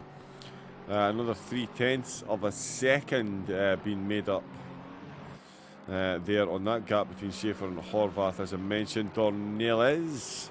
Interview boxes are building up, John, just to let you know. Oh, is it? I literally looked 2 seconds ago. So loads of people. Who have we got? Oh, we've got two. We've got two. Who will get in first? Let's get in somebody that's actually been driving. Not that was a dig, Adrian. Sorry, bud. But we do have one of the Seawolf net race drivers. They had two cars in the competition. We've currently only got one out on track, unfortunately, but they are having themselves a decent race so far. Or let's find out. Mr. Ben Crooks joining us in the commentary box. How are we doing, Ben? Doing well. Yeah. How have you found the opening few hours to the race? The weather certainly made it interesting. Yeah, I wasn't driving, gladly. So Dennis done really well. We decided to go with the wet tyres, and it paid off. Yeah, it certainly seemed to be the play. And I mean, Luca Tavanari stayed out on dry tyres, but he is Luca Tavanari. So yeah, that kind of explains that one. B6 had just come in. How did you feel your stints, Ben? It looked like you were getting involved in some decent action on track. How did you find the car? How did you find the track? And how did you find your stint? First stint, I took over when it sort of stopped raining a little bit. Yeah. tyre pressures were not great, so I got a lot of graining, so lost second a lap. So we lost 2 spots. But then the second stint, tyre pressures were bang on. It rained for like 10 minutes or something. Yep. But it was okay, and yeah, good pace. Yeah, good pace. And you're currently sitting in 6th. Is that the level you were expecting before the race, or is this a nice little bonus for you? Yeah, I think decently within the top 10 is where we Yep. should be. I would say so as well, yeah, definitely thought so. You had another car, was it a BMW or a Bentley? It's the Bentley boys. The Bentley boys, yeah, what happened there? Kev just had a mare, basically. Right, okay. Just everything went wrong. And then I think they had like a drive-through or something, and then he speeded in the pit lane, so then he got disqualified. It was a really that's the car, okay. Yes, right, we weren't sure what happened there, right, so it was a culmination of penalties, and the race stewards just threw a hissy fit, toys out the pram, and that was you guys on the receiving end. Brutal. Yeah, that's a bit of a savage one. Ooh, just watching Christian Holmes trying to go past the newlywed Tim Williams. Yeah, we've got birthdays, we've got honeymoons. I'm saying he's on his honeymoon just to make it sound exciting. Dykes is into the pits. For the rest of the race, have you got any more stints? And if you don't, are you praying for rain? Is the rain good, do you think? I've got another stint towards the end. Right. Dennis okay likes in the rain. Oh, does Yeah, he? Dennis Right, likes the rain. I hated it. Right, okay, so definitely not hoping for the rain for yourself. No, not for me. No, not for you. But yeah, the posters seem to be doing quite well around here. I mean, obviously with the D'Amelio and the rookie monsters, they qualified up near the front. But the Porsche, yeah, it doesn't seem to be too out as depths here as it is at things like Misano and Imola. So yeah, running quite well at the moment. Yeah, it's doing quite well. I mean, we've got no top end, but through like Maggots and Beckett's and all those corners, Abbey, we make up tons of time. So yeah. It sucks when you're behind someone, but if we're in clean air and we can just lap, we do a decent job. Yeah, we get some decent times in. Yeah, so 2 hours left to go. What sort of finishing position are you guys aiming for now? I mean, you're right on the verge of cracking that top 5, and we've seen a couple of stop goes from some of the big hitters up there in the top 5. So do you reckon an assault on the podium, top 5, or are you happy with 6 at the minute? Probably top 5, top 6 would be nice. I mean, we had an incident with some lap traffic.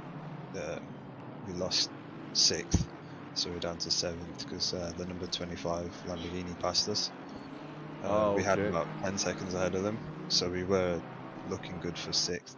And I think 8th is quite a far way behind, so it's kind of like try and fight them for 6th place because both of us should finish 6th or 7th, barring any like really bad things.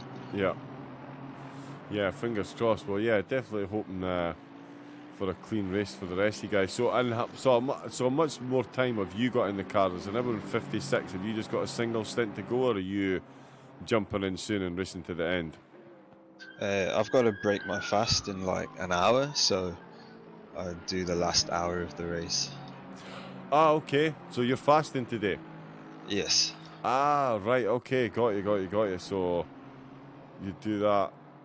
Break your fast in an hour. So, okay. So you'll be racing the last hour. Yeah, the last 40 minutes or last something. 40 minutes. So you get to bring it home.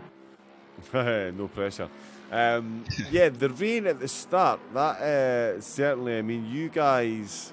You switched to the wet tyre. Was there ever any consideration staying on the dry? Because there was quite a few teams. Oh, look at Reese White. He's just popped that right up the inside. That is a beautiful move.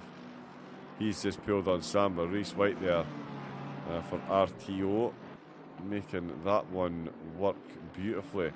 Yeah, did you guys ever give any consideration to staying out on the dry? Because the rain symbols, we had rain, it was going to rain, there was more rain, it was cloudy, it was greasy, it was damp, it was, Yeah, or did you just think, you know what, let's just play it safe, get on the wet tyres and see what happens?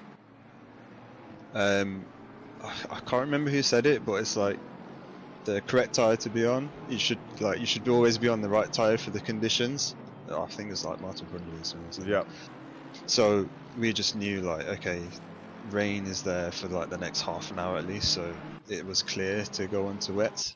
Right, okay. It's just a matter of timing, really, for that one, on the first bit. And then the second time around, when it rained for like 10-15 minutes, I considered it, but I looked and I was like, okay, there's only about 10 minutes of rain.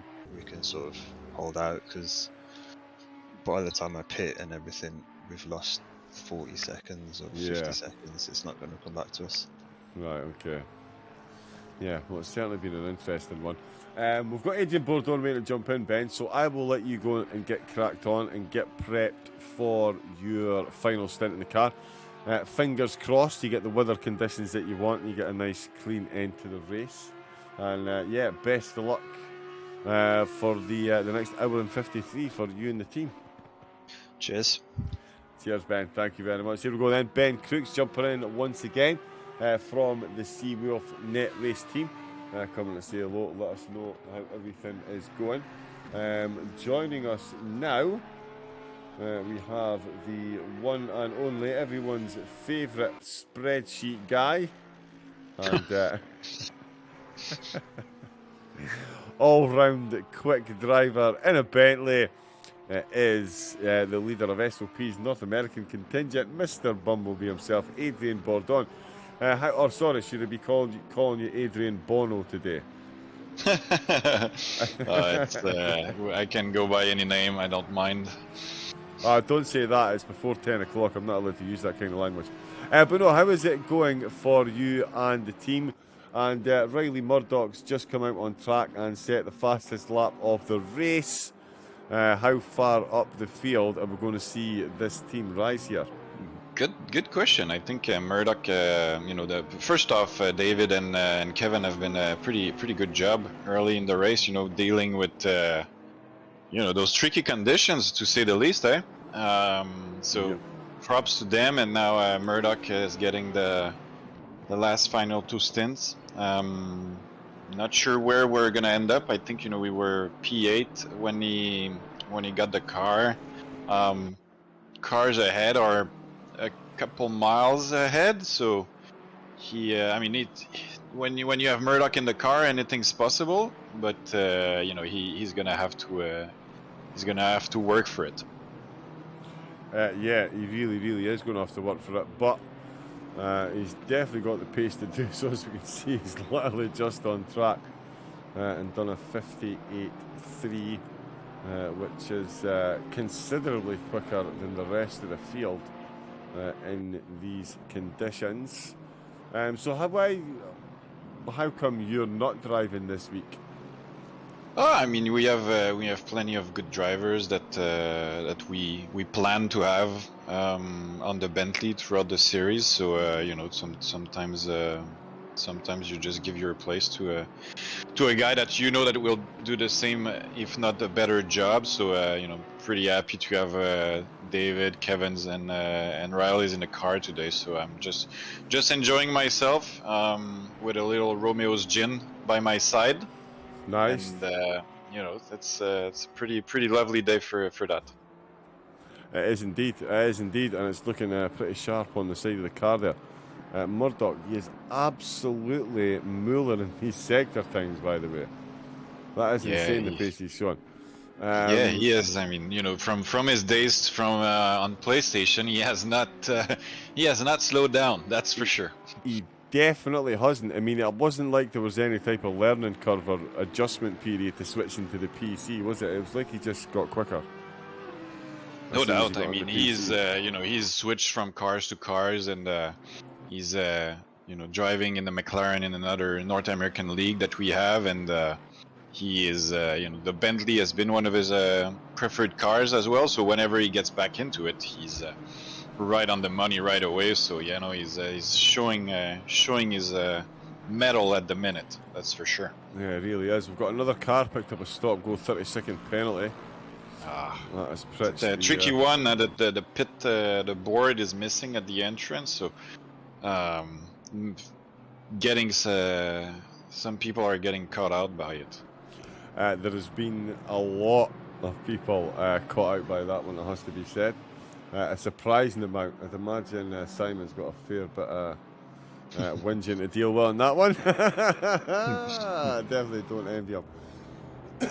There's Chris Pizzett coming in. It's actually good, Adrian. We've spoken about this before, but the number of drivers we're seeing coming from the console, we're about to see Chris Pizzett come into the pits. He's going to unleash a certain Leon Seeley, another driver that's converted. And a lot of these drivers, they really, really have more than just hit the ground running. I mean, Leon, during the week there, took 2 podiums in the double header at Misano. He's taken 4 pole positions in qualifying this season in that Porsche.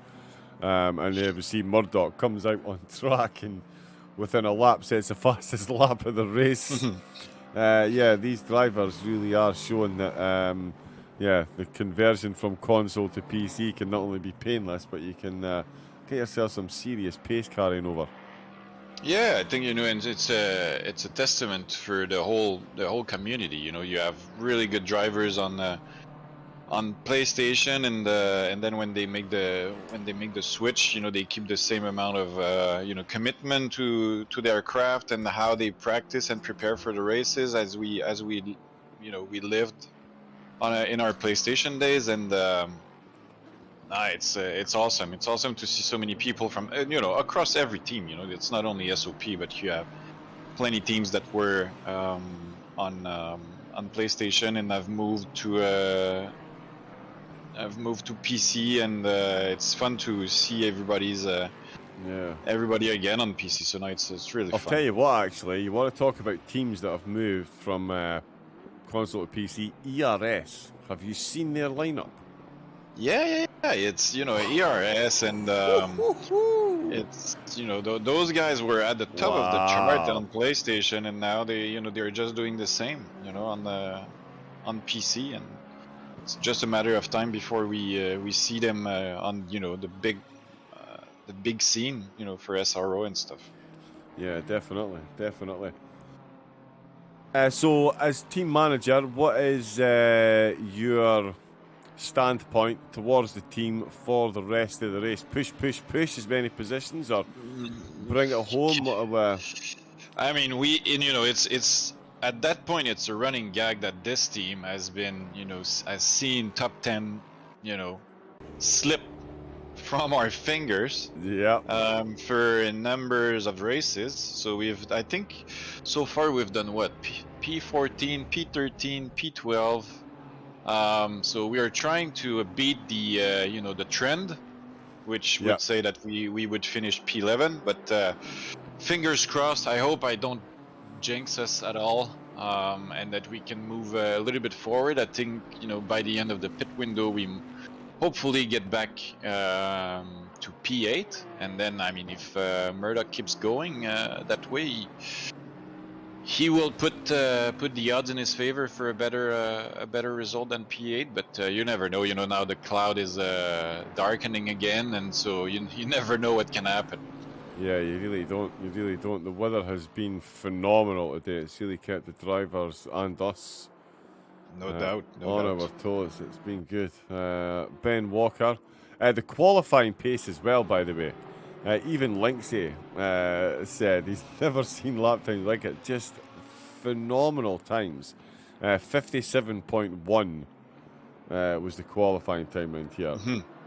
Blistering. Again, it's the SOP is attracting a lot of the top level talents. I mean, Jordan Grant Smith and his Race Anywhere team. It's really nice to have them race, and then seeing turn 1 at the top of the table at some point during the race. It shows the top teams are here, and I'm you see all across the race. Some of them they get a little bit unlucky. I mean, and we were amongst I think the unlucky one at some point during the race, but it makes for really good driving during 6 hours.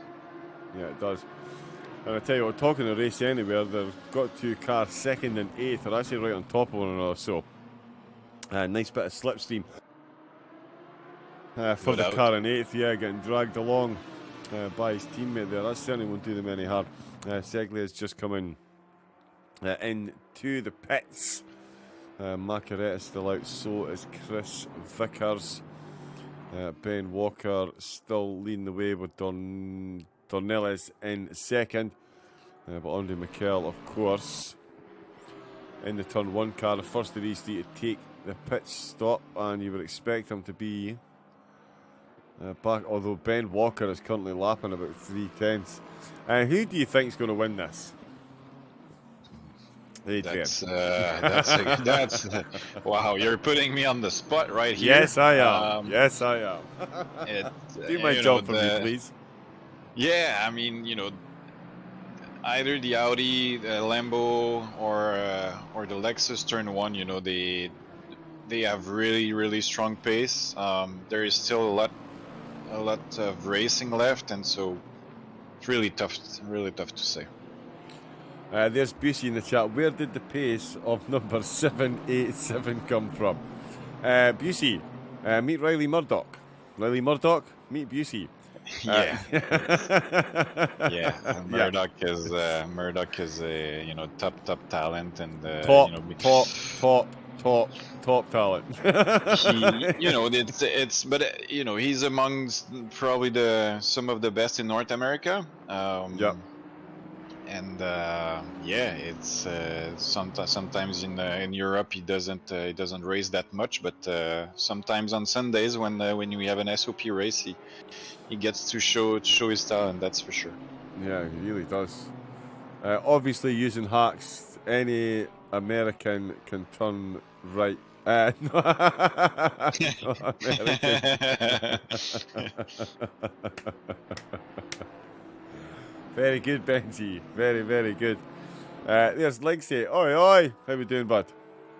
That means he's in the interview box, waiting for me to drag him in. No, he doesn't. No, he's just shouting oi at me. He's just shouting oi. That's what he does. That's Linksy. We'll love him. Let's give him a shout out. He's raced. He's been doing a bit of comedy. He's signed up his team. He is now. Well, that's perfect timing, actually, because I can then run to the little boys' room. Right. Underscore. Oh no, I've spelled that wrong. You know what, I should probably get him in before I fumble through. Shout out for him. Whoa! Let's get him in the box. Oh, Simon's back as well. Oh, look at that.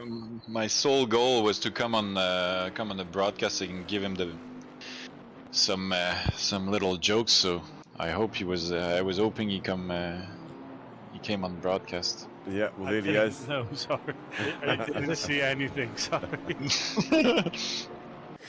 got Linksy back as well. How we doing, Linksy? What is going on with your team? You seem to have dropped down the order a bit. Yeah, so we didn't realise we had pads 1 on. Oh. So that's why. But we also, because that's now threw us out, so we're going to end up having to do. In my final stint, I'm going to have to do a drive-through to clear the time. So we're going to have to go through. But it is what it is. You guys are really good pace. Yeah, that's an experience, isn't it, for your very That's first happened time? to another team I was in, RTS, when Kieran Clifford and everything. One of my team members was on spotter duty and he typed in the wrong password. His car appeared on the grid, and all the flap to get the car off the grid. Kieran started with the wrong setup and started an 8-hour race on pads 1. Oh. So yeah, definitely feel your pain there. And he's not the only one. Who else was it, Simon? Was there not someone else? Was it Matthew Miziak or something? Or was it? Did he keep? Sorry. For the brake pads, was there not somebody who made a mistake with the brake pads? Or was he the guy that kept loading the same setup, so he was basically using the most worn tyres known to man? No, I remember who you're on about. I don't know if we should announce his name on stream, but yeah, he didn't realise that you had to change tyres every single session, so he would do practice, qualifying and the race all on the one set of tyres. I wonder why he was losing time. Yeah, Yeah, exactly. towards the end. Yeah, when basically driving on metal rims. Yeah, that'll do Yeah. it. That'll do it. That'll do it. So yeah, kept I mean, coming to be back to the fair- pits and just loading the setup, thinking that was getting him a fresh set of tyres. And all it was doing was loading the same set of tyres over and over again. Yeah, no. I mean, to be fair, I've done that, so I can't. I can't say anything too much there. I think we've all made mistakes. And, Yeah. You know, it's you know, in every Easy done. sport, you know, people are really good at giving opinion and saying people are, you know, doing a bad job at this, doing a bad job at that, and the next thing you know, you are the one doing a bad job, and all of a sudden you're like, I should have probably kept my mouth shut. shut. Yeah. Oh yeah. Yeah. We've definitely all been there. Definitely all been there. Where everyone else has definitely all been in the pits. All kind of cars have been flying in and out. There's Ben Walker been in and out. Dornelis has come into the pits, which means turn 1. Are they in the lead of the race? Just. They Yeah. are. Yeah, they are. Yeah, they are. Just. It is very close. And Riley Murdoch. Hey, he has closed in on the number 73 Porsche. Yeah, he has. Yeah, on Hines, and they're due a pit stop. They're due a pit stop soon because that was Ben Crooks from that car that was just in the interview box.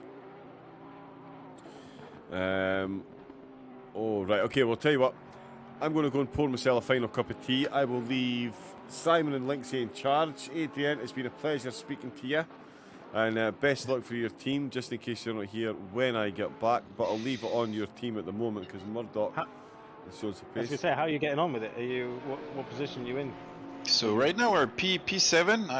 We had you know, a couple of little problems during the rain. You know, made it a little bit trickier, and so we had to pit again to repair some damage. But you know, David did just a double stint. Belanger, double stint. It was flying on the track, and now Murdoch is just being unreal at the minute. Bentley, everyone keeps going on it being the boat is great in the rain, but it's not. It really isn't. It is a tricky car, and especially It at Silverstone, you know, you really want to have the car planted, but you're losing a little bit of pace because of that. Yeah, it's always the back end on the Bentley, isn't it? The front end grips and goes where it wants to go, but the back end, every time you go near the throttle, it's so leery, it's ridiculous, and that's in the dry. Absolutely.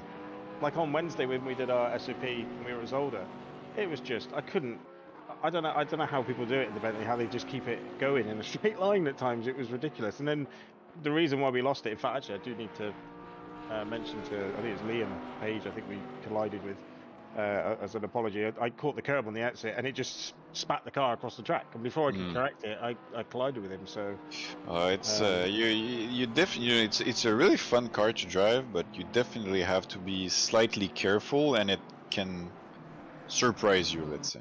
yeah, absolutely. But like you say, it can be. I mean, for enduro races, it's a brilliant car. It really is. No doubt.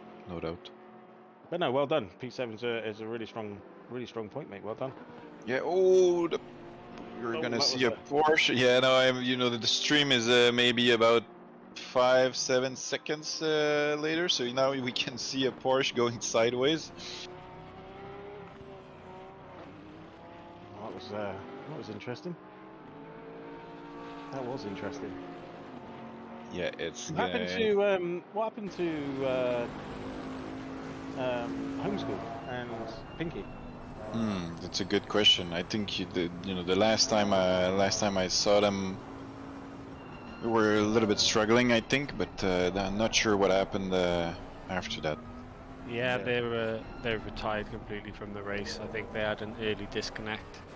And then Homeschool picked up, I think it was either a drive stop go, yeah. and a stop go for speeding in the pit lane, and they had a crash out on track. Getting to that point, you may as well just bail. I think in the end they were 15 laps down. Oh. So at that point, Well, they had a chance of winning if it went on for a 72-hour race.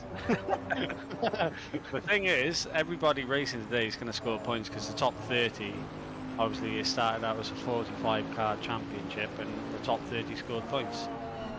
Only 30 started today, so everyone was scoring points regardless. It's frustrating when the grid suddenly drops off, isn't it? Like, I mean, for example, the British Championship. That was one of the Yeah. best championships I've ever raced in. I loved that. I think it was so much fun. And then the final race, you know, we had what, 8 turn up, 9. And Yeah. I just think, you know, I mean, especially with that one where you pay an entry fee. I don't understand that. Where, you know, you've paid money to race in it, so surely it makes worthwhile just finishing the championship no matter what. So Even with this, we had teams. You know, this was the paid entry championship, and there's prize money on offer. But there's teams withdrawing after the second round. I just don't understand why they do it. yeah, I mean, I mean, you can say like, oh, you know, please only sign up if you can do all the races, or at least, you know, 70% and all. But you know, I mean, we all get things turn up and things happen and all that kind of stuff. We get that. You know, it really does. You know, everyone has life outside of this, of course. But you know, sometimes it's just like, can you? Because there's other teams that sometimes want to sign up when they can't because it's full. So they go, oh, that one was full. So it's like for the Wednesday league. A couple of the guys I knew were like, oh, can we sign up to it? I was like, well, the last time I checked, it was full. And then when we looked, it was closed, but there was spaces. And I'm like, so why have people signed up and then left? Yeah. I mean, it's the same. The same's happened now for our new Wednesday sprint championships that's going on. Yeah. You know, the drivers were calling out for a second split, so we opened up a second split. We had 80 drivers start the championship across 2 splits, 40 in each. And now the final rounds on Wednesday, and there's only 20 drivers left in each. And we could merge both splits together, but at that point there's so much at stake in championships to be decided that they're just racing with 2 depleted splits. So it is what it is. You know, it happens in sim racing. Of course. If if the drivers aren't in it to win it for the final round, they just don't show up.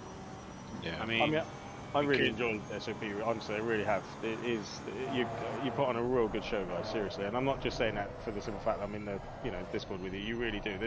I've been in different leagues, and some of them are way too like stringent. Like, you know, you look in the wrong direction and that's it. You get a penalty kind of thing.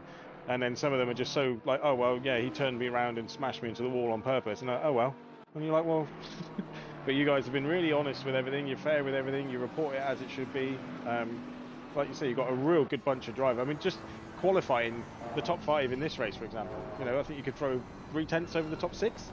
Yeah. I think it was like so. You know, and in the Wednesday league, I think at Zandvoort, I think the top 8 was like 3/10 or something stupid. It was ridiculous. Yeah, to be fair, it's real close racing. Yeah. Oh, it's brilliantly, because, you know, and as you can see now, there's so many cars close together. Okay, some of them are mixed with, you know, back markers, but you know, you're always fighting someone at some point in the race. It's never just someone just drives away on his own and that's it. Unless your name's Luca Tavanari at the moment. So you know, that's in the Wednesday one. You know, even looking at Seville, Pulse. I mean, they are really strong. Yeah.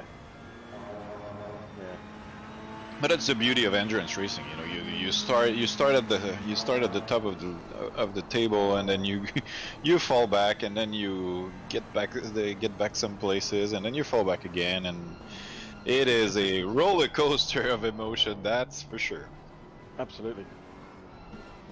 Well, guys, I'm gonna leave this chat, and I'm gonna go cheer up Murdoch, who has passed P6, so he's now chasing P5. I think he's 20 seconds down. Yep. It was caught on stream, that overtake, whilst we were chatting. Yeah. I didn't want to sound like a cheerleader, so I kept it cool, but my hands were right up in the air at that moment. So. Well, next time, like they do in Formula 1, if there is anything like that on screen, please say, "Oh, 1 second."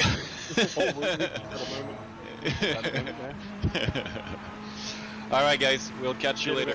Cheers, dude. See you later, mate. Bye. Bye. I'm just going to check in on my team there. Yep, no worries, Linksy. I'll crack on with the commentary for these guys. So it's Andre Mikel then leading the way with an hour and a half still to go. That 100 machine has pretty much been the head of the field since Jordan Grant Smith had that stop-go 30 in the opening hour, or opening few hours rather. Regained the positions back up to 3rd place and onto the podium, but he is still some way adrift of 2nd place. Finally seeing Tattersall come into the mix for distinct GG, as the top two are 42 seconds ahead of the final podium sitter, with Richard Schaefer back behind the wheel of the 556 machine. They're sitting healthily in 4th place there. They don't look like they're going to be challenged for that 4th spot anytime soon. So that's another good result for Butler Powell Motorsports. But I'll just check in with the standings. I believe the Butler Powell Motorsport have had, where are they? So the Butler Powell Motorsport have actually had 2 4th place finishes and a non-start in the championship so far. So they're on course to pick up their 3rd 4th place finish of the championship. So that's good showing from those guys. The 25 machine, the other Race Anywhere SimSport team, back up into the top 5 now. So your teams and drivers are in 3rd and 5th. That's a good showing, that is for sure, between those 2 teams out there on track. They occupy the top 2 spots in the championship, or they will occupy the top 2 spots in the championship after this weekend, because Flat Out Sim Racing and Rookie Monsters haven't had the best of weekends here at Silverstone.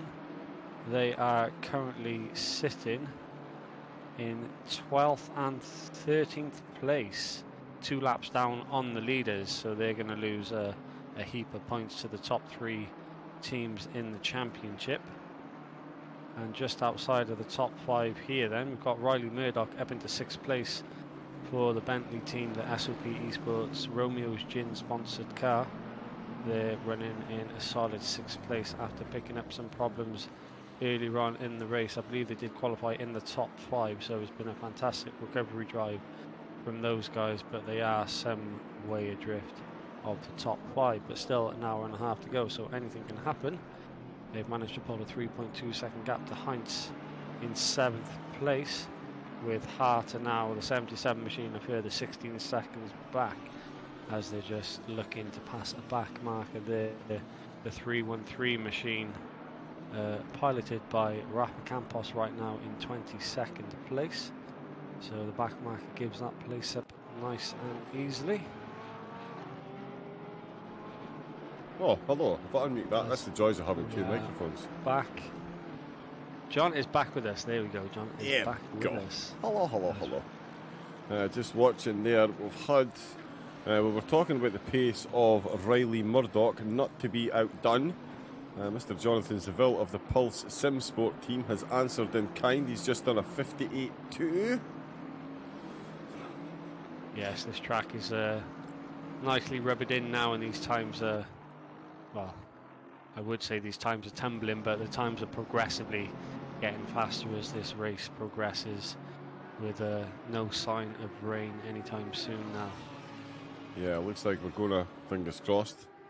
Although, yeah, do we want rain for the end? Yeah. Throw a few spanners in the works. Of course we do. Of course we do. Of course we do. We've got Linksy in here. He's on mute. I take it he's talking to his team. He'll be going over a few things. He has gone off with his team, yeah. It's certainly been a baptism of fire for him and the gang. But they are doing okay. 14th at the moment. Plenty of time left on track. As anyone knows from season 1. Yeah, well, the strength of competition here has just got stronger and stronger and stronger. So any teams finishing in the top 20, massive hats. In fact, anybody finishing these races, massive hats off to you. But yeah, you need to be showing some serious pace and race IQ to get yourself to the end. Still plenty of cars out on track. 26 at the moment. Sasha Gamenhart back out for the Fun Liga team. One of the 5 teams that had to that disconnected and rejoined, unfortunately. Tom Griffiths is out on track for the BOA Enduro leg. There is Jonathan Seville, of course, out with the Pulse SimSport team. Quickest car on track at the moment.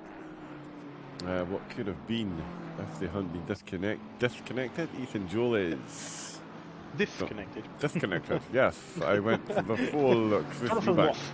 I thought that was more Chris Eubank. I didn't want to go with Tyson, you know, I'd get a punch in the face repeatedly on a passenger plane. That was mad, but fair play to him. Yeah. Honestly, you know, what do they expect? Just because he's a guy that's watched, he shouldn't be, you know. Oh yeah, if you ask somebody famous for a photograph and they say yes, and you ask them for an autograph and they say yes, and you ask them for a half-an-hour conversation and they say yes, and then they say to you, "Do you mind if I put my eyes close my eyes for a bit because I've just given you a lot of mushrooms, I've given me a lot of mushrooms, and I need to lie down." Yeah. And then the guy jumps all over you. You kind of think, well, I'd have probably. Yeah. I've been nice to you. Now you're taking a mick. Yeah. Absolutely. So, especially if it's Mike Tyson and he's just giving you a load of magic mushies that he's taken as well. Yeah. That's for me. That was on camera, by the way. That's all a matter of record before anybody starts jumping down my throat. But it's a matter of record. He was. It did make me laugh, the fact that, you know, it was like, yeah, you assaulted him, and I was like, if Mike Tyson assaulted him, he'd be dead. Yeah, it would be game There was no over. way he was punching him any more than like flicking him, because if Mike Tyson catches you at the age of 4010, he's Yeah, he's do you know what I gonna mean? make a It's gonna mess. hurt. Yeah. So, you know, and the guy was sat there like with blood cuts on him. I'm like, if that's all you've got, mate, you're lucky. Yeah, think yourself lucky. Definitely. Oh, there's Nelson just trying to get past the IMC car. Just to let you know, John, you've got a rookie monster in the interview box waiting. Ooh. Well, then in that case, let us get him straight in, ladies and gentlemen. Once again, we are blessed to be joined by one of the quickest teams out on the grid, highlighted by the fact that they've been disconnected, rejoined, and have already made it back into the top 15, and they're probably going to finish someplace in the top 10. And it is the man, of course, who denied his teammate the 8th SOP win in a row. So we'll call him Ilko, the 8th streak stopper. Busek, how we doing, Ilko? Good evening. Thank you for that info. It's a bit too much, I think. Try and beat that one. Damn. That was a cracker. How are you doing, Ilko? How's the ring race? bringer. I should be, yeah. It's been a tough race, but after the disconnect, we've been quite on pace. It's looking quite strong, and hopefully we can get back into the top 10. Yeah, it is looking like, I mean, like you say, there's been yourselves and the Pulse Sim Sport team. They're currently the fastest car on track, just on a 50. Oh, he's done a 57. 57, damn. 57.8. I don't even know what to say about that. Is there a quality or something? Yeah, I'm Because done. it's I'm just- selling my wheel and my That's microphone. just stupid. That's just stupid. He's not long out the pits as well. That's insane. So between yourselves and this particular Pulse Sport team, it really is a case of what could have been with the two disconnects. Because for yourself, I mean, it's okay. So let's forget about it. Let's talk about this whole decision to stick with the dry tires. Did Luca just mute you all and ignore you, or were you all like, "Yeah, No, Luca, go full dry tire, my man. Yeah, you can do it. What's going on?" Or did Well- you say, "Look, Luca, I took that 8th win from you, my son. You will do as I say." Which one? No. It was there was some conversation about it, and the thing is, we might have spun on the wets. The car's set up so well for the dry. The front end has so much grip that I think if we put on the wets, that the rear wouldn't stick, and the front would. Okay. So it might be. So yeah, we chose to stay out and have bad front end grip as well. Right, okay. Would it make that much of a difference with it on the Porsche? It might have. Yeah, we might have. Well, the thing is, if you spin once and you get hit a wall, then you're way further away from any track position. So, yeah, and at one point you can't go into the pits anymore. You just have to stay out. Yeah, absolutely. So it was a bit of a gamble, and it didn't really pay off. But yeah, we still were on for P5, top 5, I think, at that point. Yeah. You were then, definitely then still you looking disconnect, and then Yeah. it's a absolutely uphill savage. battle from there. It's definitely an uphill battle, especially after, like you said in the chat, not a nice surprise, unlike the surprise last time out, when at a very wet Imola, you brought the Porsche home to a quite magnificent victory, joint third in the championship at the moment. So this disconnect really is a kick in the Sundays. Yeah, but sometimes, well, shit happens. You just have to deal with it. Yeah. Yes, it does. I'm even going to let that one slide because it was definitely in context. So if you were offended by that, we're not sorry. But it has been an interesting race. On that note, I am going to disappear because my set's up now. So I'll catch you guys in a bit. Thanks for letting me in. Yes, Linksay, thanks very much for jumping in. And thank you for bringing the team in, mate. It's been a bit of a baptism of fire, but you have done pretty magnificently. I'm looking to see you. Yeah, a bit nuts. Let's go for a good finish. Yeah, thank you guys. Cheers. Cheers, bud. Catch you later. Well done, Boosting, as well. Yeah, thank you. Good luck. Thank you. Yeah, so some strong competition. And Ilko as well, we've asked some of the other guys, you've heard me ask them, the qualifying pace around here, these 57 ones and the like, it was really, I mean, did you think a 56 was on the cards for Luca, or was that more of a... It's been on the deltas, actually. How's it? So he had it in him, but yeah, he didn't nail the lap. Right, so okay. That's something for the debrief, Tian. Yeah. I'm joking. I'm joking. He did an awesome job. He's really not joking, by the way, peeps. Honestly, Ilko is a savage taskmaster from... No, I'm not. He's lovely. I'm only kidding. But to be within 1/10, yeah, it was an awesome lap still. Still a good position. And from there, you just have to make the race work. But yeah, well, yeah, sometimes things don't go your way, and you just have to deal with it and keep on driving. Yeah, indeed.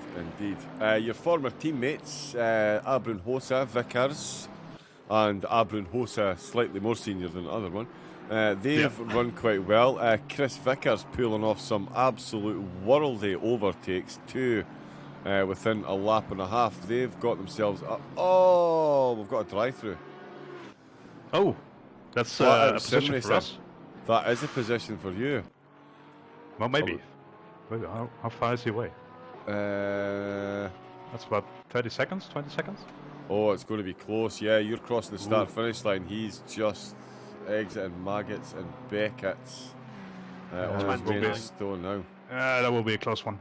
That will be close. There might be a side-by-side and they're bloody quick as well. Yeah, they're doing the same lap times as Luca. The second Luca. Right, okay. Yeah, a lot of Lucas. Yeah, my name is Luca. I live on the second floor. Both extremely fast. Yes. It's insane. And D'Amelio actually was mainly driving RF2, so he's not that used to ACC. And he's insane. That is disgusting pace, to be sure. Are you kidding me? That's bonkers. Yeah. That makes it even worse. It really does. It really, really, really does. I genuinely need to stick to Gran Turismo. No, that's a slight on Gran Turismo, by the way, before anybody jumps down my throat. I spent 17 happy hours playing it over the weekend, getting absolutely ragdolled in the online servers. It was, it was good fun. It was good fun.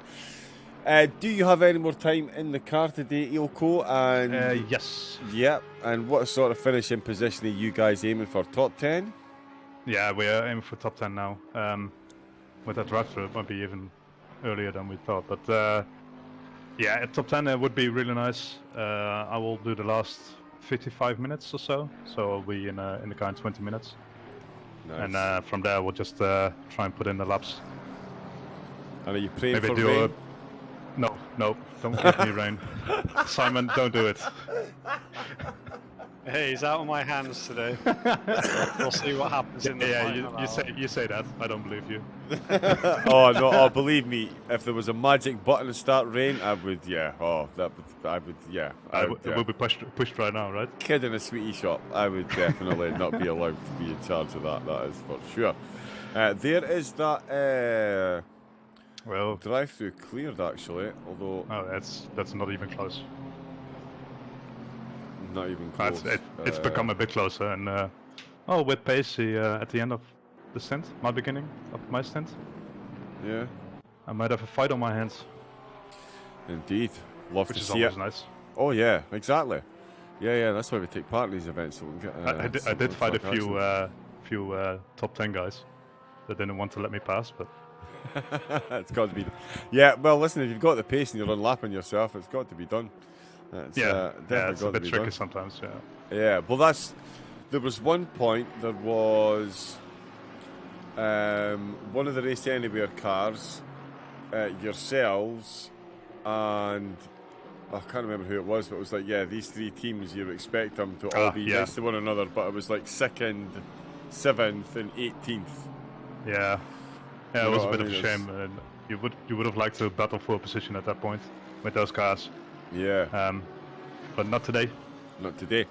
Actually, you guys drive the Porsche, and I've been a massive fanboy of him since he started sim racing. When I met him ages ago at ACR racing on ACC and the like. But as far as Porsche drivers go, Leon Seeley during the week. He is fast. I'm surprised by him actually, because he came over from the console, right? Correct. Only a few months ago, and yeah, he was looking pacey at the first few sprint cups, but in the Porsche he's nailing it. Oh, I'm impressed. he's serious next level. And the win. If anybody deserved the win after taking so many pole positions, what was it? The first 4. Yeah, Getting so many podiums, and then it took till race 2 of a double header, but finally got his win. So as much as I'm sure you love seeing Luca winning race number 1, I'm sure it brought a smile to your face to see Leon finally converting one of those pole positions to a win, especially definitely. being a fellow Porsche driver. Yeah, definitely. He's a great guy. Although I almost I killed him in Zandvoort in the second race, which was definitely my fault.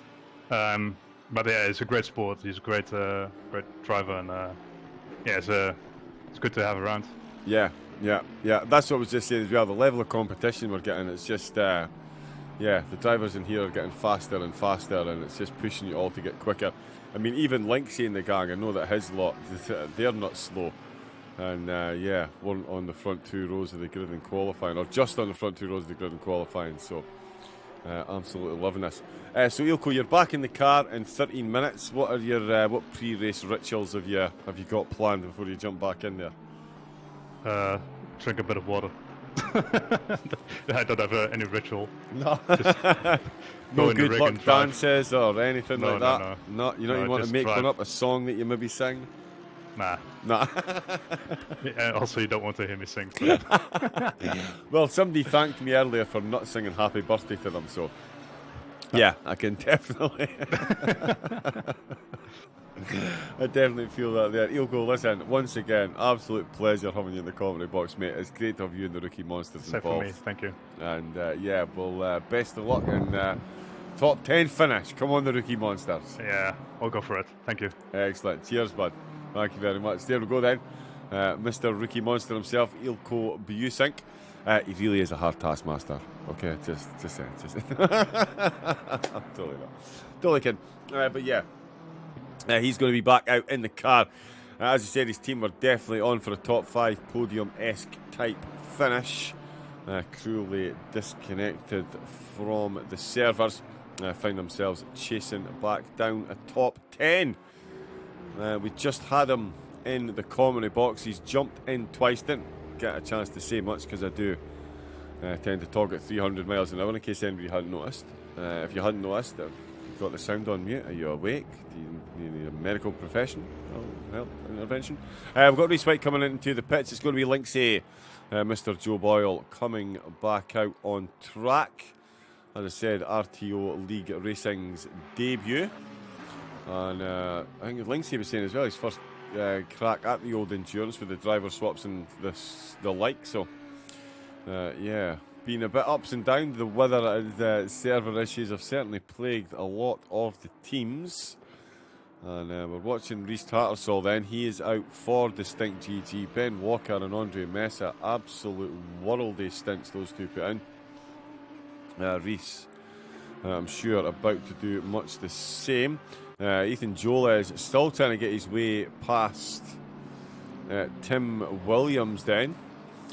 Pretty sure this battle has been raging for quite some time. Let's go back and watch some of it. As we can see,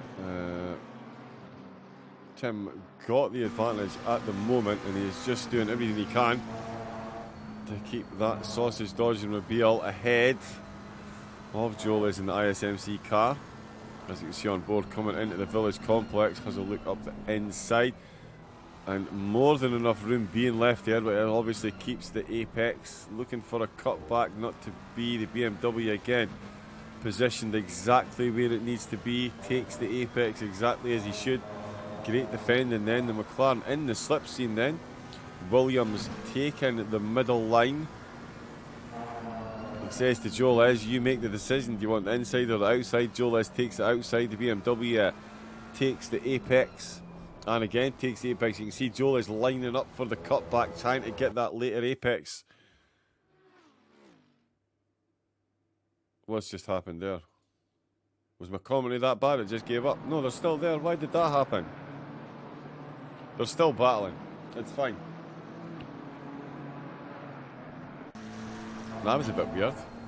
That must have been a bit of netcode. This is back to live then. As we can see, they're coming through exactly the same part of the track but we're just watching on the replay. So we'll see what happens this time. Again, Joe is looking for the later apex, although he follows him. Oh, he's gone for the inside line this time. Not quite close enough to force the side-by-side. Is he going to have it? Nope, you heard the tyres scrubbing on the exit there. That was a distinct lack of grip. There's a much bigger gap this lap round than the previous one, that is for sure. Williams showing a clean pair of heels to Joles at the moment. Coming in towards Luffield, curb to curb. BMW, bit early on the accelerator, has to pull it back round. Oh, the McLaren tries to take advantage and just has a bit of wheel spin. Lights up the back of the car once again, takes that tighter traditional line across the start-finish line into turn number 1. Ooh, double tap of the accelerator there, not the smoothest, but he's definitely closed the gap ever so slightly. Tim running a bit wide. Still going to see more pit stops to come, of course. The maximum time the drivers can spend in the car before coming into the pits, even if it is just to come straight back out again, is 65 minutes, sorry. And we've got 68 minutes left. So in 3 minutes time, anyone that does come into the pits will be returning to the track. Oh, and we've got a track limits penalty for Jordan Grant Smith of the Race Anywhere Sim Sport team. They picked up a stop-go 30-second penalty for speeding in the pit lane, and now they've got a drive-through. That is a painful one. Hey Benji, well, it's okay, it could have paid off. We were unlucky with the medium rain, cold conditions. Some point pit stop anymore, just a gamble after for that. Excuses. Yep, code Brown. Imagine dragging D Amelio off R Factor 2 to do SOP. Benji, you know what time it is. Nothing. This is the pinnacle, mate. This is the pinnacle. Mister. Good evening, how are you? Or good morning, good afternoon, depending on what time zone you're in. We've got... Well, I tell you what, John, actually. Yes. I think Jordan Grant Smith is going to get away with that driving penalty because they've got a 30-second gap to the 556 machine. And if we just go back to the rookie monsters in the 99, it was exactly 29 seconds and they still come out 5 seconds ahead of the rookie monsters. So the Race Anywhere Simsport team, I would like to say, are safe still in third place, although that gap will considerably reduce by about 25 seconds. Yeah, it's going to... yeah, they've still got another pit stop to take as well, obviously, to clear. So a drive-through won't reset your stint timer, will it? Not because you've got a penalty now. No, right, okay. Yeah, because I was going to say, if he comes in with 65 minutes left and clears that, he could just fly through the rest, but no. So I need to come in, and yeah, so that won't clear his timer, so yeah.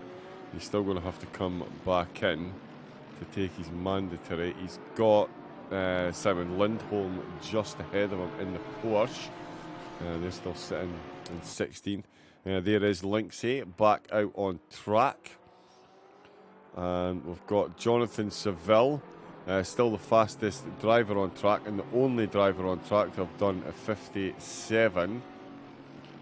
In fact, yeah, that time is like 8/10 quicker than anyone else on track. That is insane.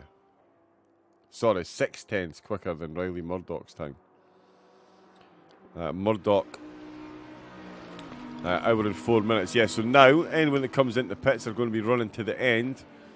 So it means that every single car is going to come into the pits at least once more. And it's going to be Jordan Grant Smith coming into the pits twice more. Once to clear the drive-through and once to clear the stint timer. He is third at the moment, and that is Linksy just ahead of him in 15th. So the top 4 drivers, 142 laps in. And the top 12, 141 laps in. So it is, quite the difference. It's building up, penalties not being kind. There's Rafa Campos coming in then for SOP. So this potentially their final pit stop. As long as there's no mistakes. Andre Mikel. Still lapping very quickly. Averaging 59s at the moment. So definitely comfortable. There is Rhys Tattersall. Just going past Riley Murdoch. Oh, so that's another lap in the bag. That just goes to show you. I mean, Murdoch is rapid. I'll tell you what, he's closing in on the 25 Lamborghini, John. He's only 3.5 seconds adrift. Actually, yeah, he is. And he's going to be able to get a whole lot of slipstream action there from... Well, is he? Is he actually quick? Well, no, if he was quicker... He is quicker than the distinct GG driver, yeah. Pretty much. Yeah, quite a lot quicker, to be honest. 2 minutes, 0.5 for distinct GG, 1:59.7, so just shy of a second faster on the last lap was Ryan Murdoch. So you do the sensible thing and you just let the driver through because he's a lap down on you anyway. Yeah. Jordan Grant Smith has cleared that penalty. He's back out now. And yeah, he's well clear of Schaefer because Schaefer's actually coming into the pits anyway. Right, okay, yep. So Schaefer's coming in to take his last mandatory pit stop. That'll get all their timers cleared. And yeah, it definitely looks like Bentley being slightly held up at the moment. Rhys has just come out. I wonder if Riley has got... Oh yeah, he's definitely... Well, they're both going to need to come into the pits. Because we've only just gone past the hour and 5 minute mark. So both of these drivers are going to need to come into the pits. Ethan Joles has come into the pits to ISMC, and there's the 556 car. Schaefer, as you mentioned, that's him in the pits as well. Matthew Miziak is out on track for SOP. The final mandatory change there, and Tom Griffiths looks like he's taken over for BOA. And yeah, I did wonder if that would be the case. And he's got himself into the pits. So, is he actually going to stop? He might need to take on fuel. If you're Riley Murdoch, got a full 60 minutes. You should take tyres, I would say. Yeah. Tyres and fuel, 60 minutes to the flag. Okay, I wondered if he might try and double stint his tyres, because how long has he been out for? No, he's done a full hour already. Right, okay. I mean, they're on track to at least challenge for a top 5. They're only 3 seconds adrift of the race anyway, a SimSport 25 machine. Depends on how their pit stop goes. It could be a He didn't take tyres. I mean, the top 2 are away and gone now. That's signed, sealed, delivered, especially because Jordan Grant Smith had a drive-through penalty. so it wouldn't surprise me if the top two were around 60. I don't think Murdoch took tyres. Oh, interesting. Well, look how quick he's already back out. Yeah, he was in for quite a while, mind. What was he? Yeah. Right, okay. AJ McDaddy, let's go turn 1. That is, the way it is going. Second fastest car on track, Jonathan Seville, of course, with that Beyond Alien 57.8 so far, but it is Team 1 that are leading the way very comfortably indeed. Just get confirmation, restarts all for Distinct GG in second at the moment, 20 seconds behind. Oh, so what was that at? Well, it was about 16, was it? Or was it 26? 16. Yeah, so next to 4 seconds they found there. Grant Smith just serving. Second penalty. Let's go the Sausage Dodgers. Yes, indeed they have. Been some good racing from Tim. 21st at the moment. So looking very good indeed. Sam Cairns, the next car up the road. Klaus Christensen there in the Ferrari. Coming in for the Team Black Snow Racing. He's in 18th at the moment. Christoph's out on track for the GTR Masters in the Lexus. We saw them as well battling for top 5 honours early doors.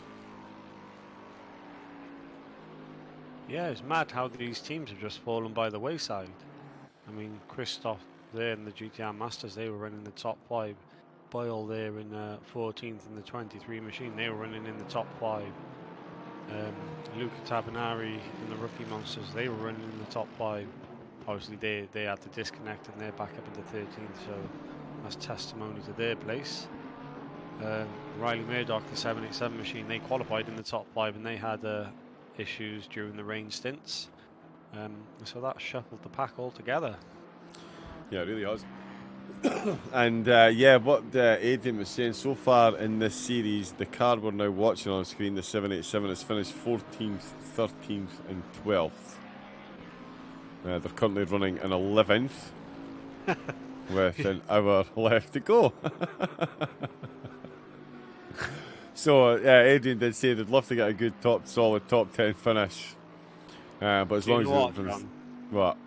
We're 4 whole races into the second big SOP Motorsport Endurance Series, and between the first Endurance Championship and now this championship, an SOP Motorsport team has failed to make it into the top 10, and it's absolutely absurd because the drivers that we've got should ideally be running in the top 10, but they've just always had issues in our own actual series.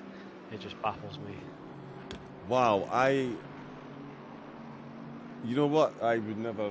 Yeah, I wouldn't have believed that if you'd have. If you'd have said to me how many SOP cars have finished in the top 10 in an endurance race, I'd have probably said 5 or 6. Well, but none. That's crazy. You got Riley Murdoch, that team's running in 11th, and then the next team down, Sam Cairns, is in the 222 machine. 2 weeks ago, they won a round of the Coach Dave Academy Super Sprint series that's going on. Yep. And they're only down in 19th here today. Just that's how it goes sometimes, I guess. Yeah, crazy. I didn't realise that. So, Adrian Bourdon really is carrying the flag for the team. Speaking of carrying the flag, here comes Ilko Busink. Look at D'Amelio is going to come into the pits from 13th position. And when he comes back out, in fact, where is Boyle? Ooh, now. Oh, he's maybe a little bit far back. It's going to be close. There is D'Amelio there, but Boyle, the next driver down.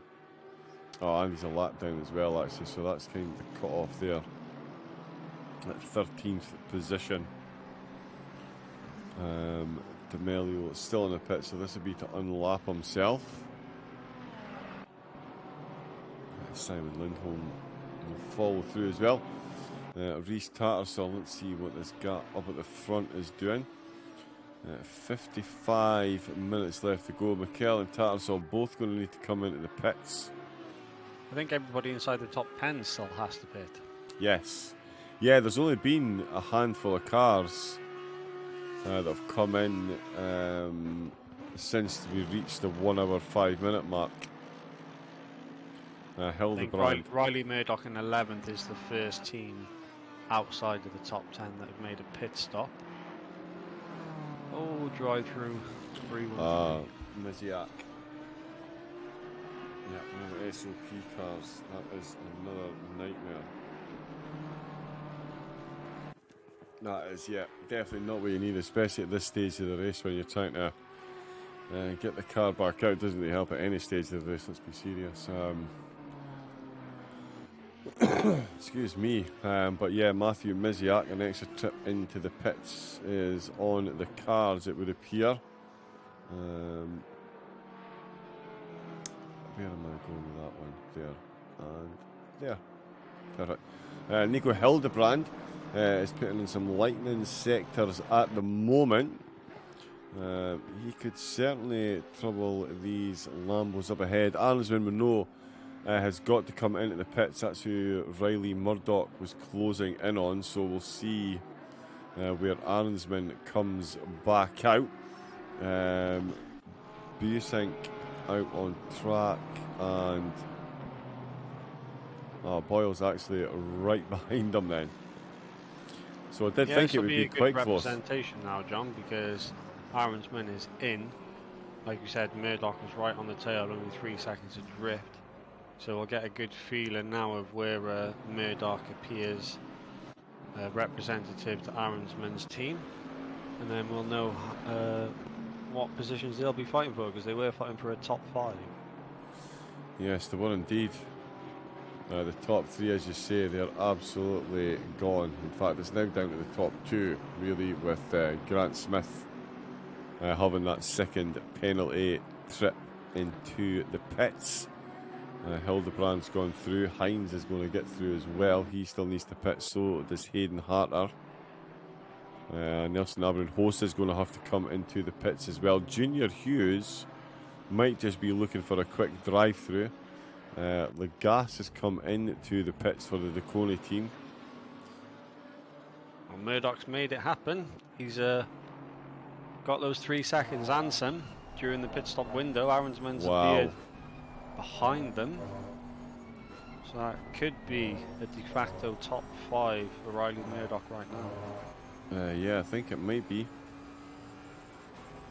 It's certainly going to be close. We'll just let the timing board sort itself out. It's still saying, yeah, so there we go.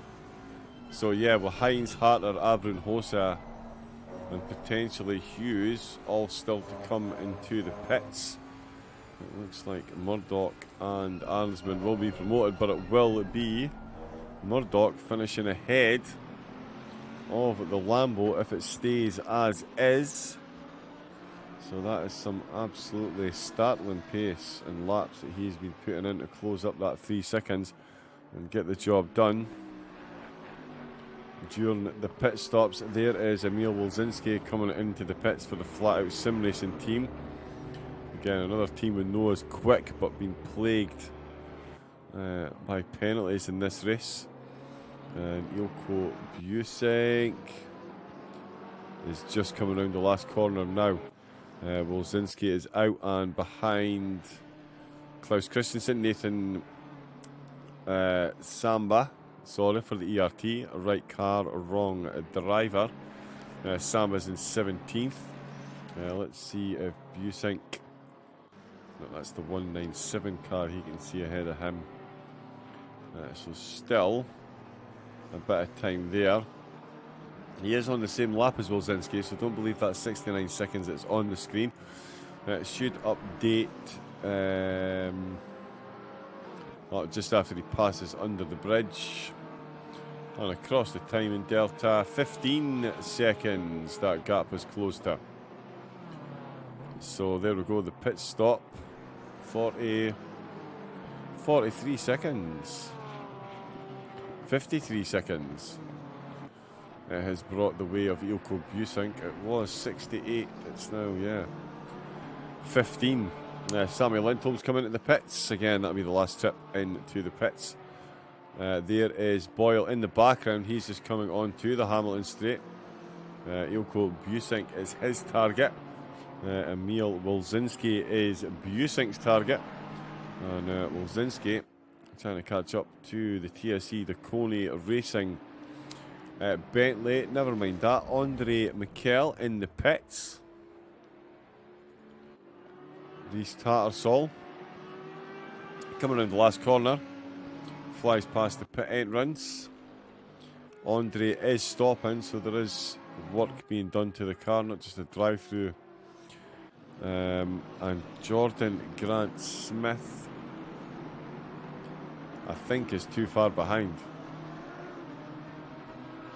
Yep, I think he is too far behind to bother Mikel when he comes out the pit. So the distinct GD driver Tattersall takes the lead through Maggots and Beckett's. Mikel definitely going to be untroubled by the Lamborghini. Jordan Grant Smith certainly doing his best to close the gap, but he does need to come back into the pits as well, I believe, to clear some of his stint timer.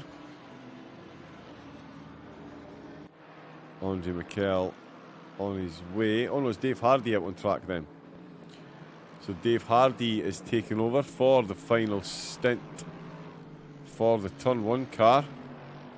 Nelson Abrinhosa and Junior Hughes both into the pits. I'm thinking Junior, well, he did stop. I wasn't sure if he was going to take on fuel.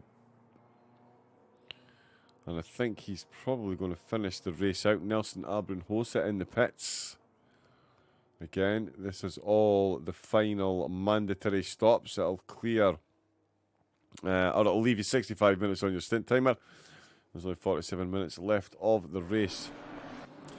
Murdoch and Harter making their way through. There is Turn 1's Dave Hardy looking to lap 6th position.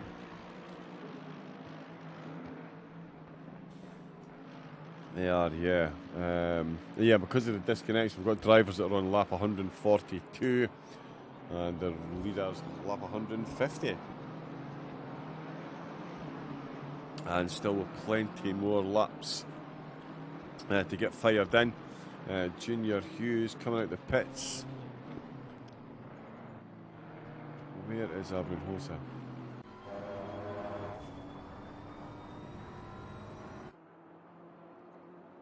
He's behind. He is. Hughes has got the overtake done in the pits then, so a shorter pit stop sees Junior Hughes for the Rundee JC team taking that position from Nelson Abrinhosa, who does hang on to a top 10. Both of these drivers now running to the end. Track limits drive through. Alexander Renai for the Jam Porsche. Car number 36. Again, in these closing stages, absolutely not what you need. 6 hours of racing. Dave Hardy getting some love in the chat. AJ McDaddy. Indeed, Dave Hardy got himself a nice little bit of slipstream against from the Tacone Mercedes there. Popping that one up the inside beautifully. It's going to be pretty close. He does need to get some really quick laps in. Rhys Tattersall 20 seconds behind. That is a lot to ask. Obviously, given how close they are on pace, but we do have Dave's pit stop still to come. There's confirmation on Renai's penalty. He's got 2 laps to come in and get that clear. Jonathan Seville still the fastest car on track with a 57.8. Ridiculous stuff. Ilko Busink still trying to catch up to the back of Emil Wilczynski. The gap there sitting at 16 seconds still. Joe Boyle for the RTO League Racing team in the BMW. 14th. despite their issues. And it is Ilko Busick ahead of him, Emil Wilczynski. And then Largy, there's Hines coming into the pits from 5th for the Seawolf Net Race team. Of course, we had his teammate in here saying hello not so long ago. So 6th position. I'm sure Hayden needs to come into the pits as well, but he stayed out on this lap. Riley Murdoch and Thomas Aaronsman both going to be promoted then at the expense of Heinz. Junior Hughes might not quite get there. It's going to be close. In fact, he'll just be coming out of Luffield as Heinz is exiting the pit if previous data is anything to go by. Abrin Hosa within that 4 seconds of Hughes. 44 minutes to go. So we'll see if he can close that gap there. Heinz. Wow, Heinz with a short one. He's in for a quick splash and dash towards the end of the race. And yeah, Murdoch is absolutely miles through then. Doing some very quick lap. 58.6 his last lap,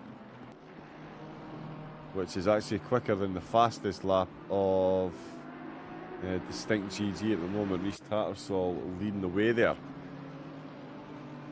So yeah, insane. Some pace has been shown, especially coming towards the end, although the sun is fully out, no more clouds. So we'll have seen the full scale of weather here. Track now warming up nicely.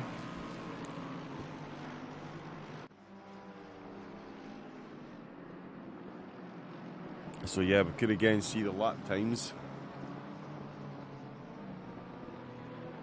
sneaking their way down. Let me just check the interview box.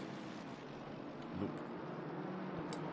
No, Still quite a few teams to complete their final pit stop as well, John. Obviously, that first hour in the rain-filled start has thrown team strategies out of the window, and I think we might even see teams come in the final 20 minutes because of stint timers and stuff.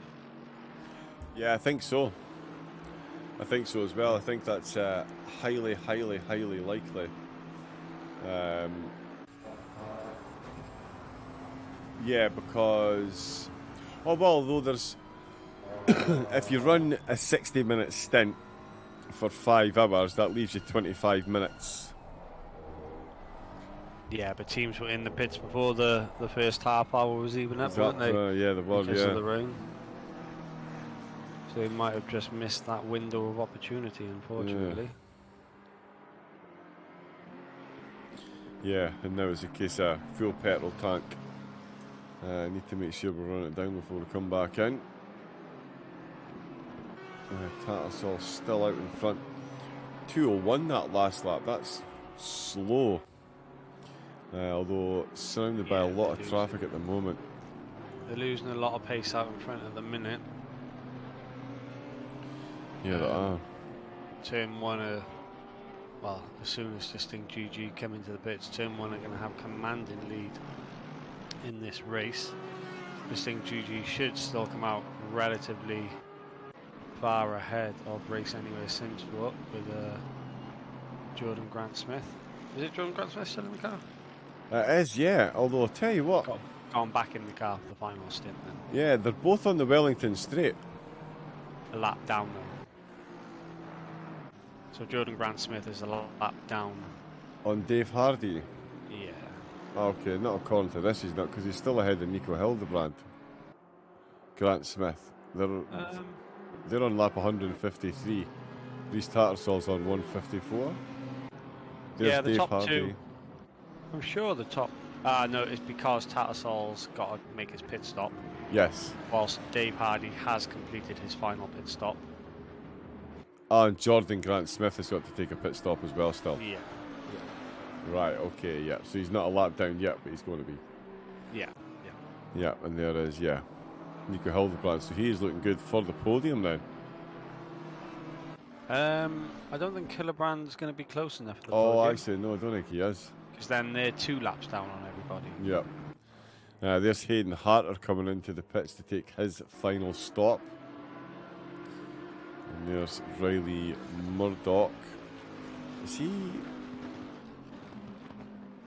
Oh, is that Grant Smith just ahead of him? It is indeed, yeah. So Murdoch's a further lap down on Jordan Grant Smith, so even if he gets past him, he's still going to be over a lap down. Yeah. Yeah.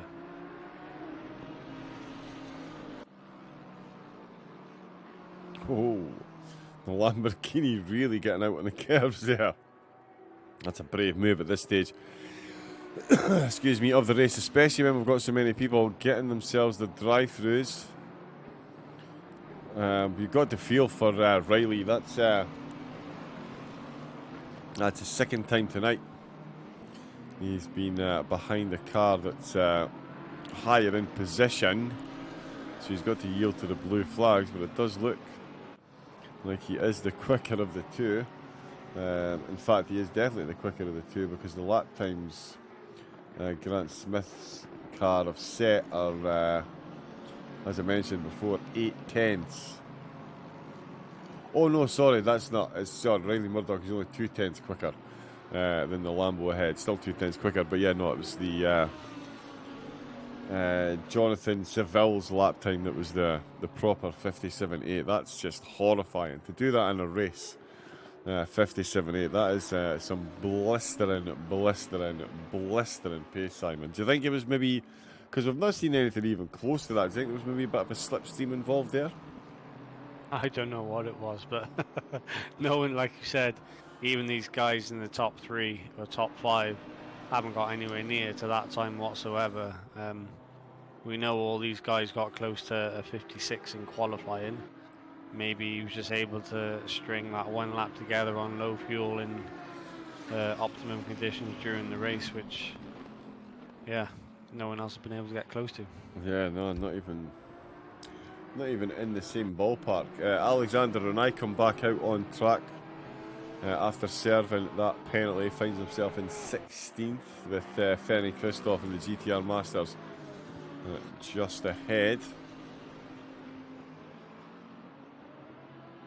I do like that livery. That is pretty cool. It is Rhys Tattersall still leading the way. Got to come in and take another pit stop, and in fact, here it is about to happen. There we go. No chances taken. That's how you stop on the way into the pits. As I mentioned, there's Dave Hardy coming into the penultimate corner now, through Luffield, past the pit entrance. Tattersall will of course stop, take on board some fuel, and Hardy will retake the lead of the race.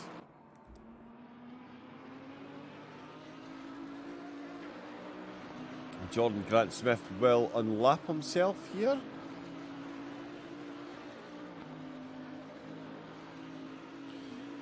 He'll just go on to the same lap as Tattersall. Yeah, so he's not a lap down on Tattersall. He'll be on the same lap. Right, but okay. I believe he's still got to come in these final 36 minutes. Yeah, he does, yep. Nicholas Hildebrand. He is still out on track.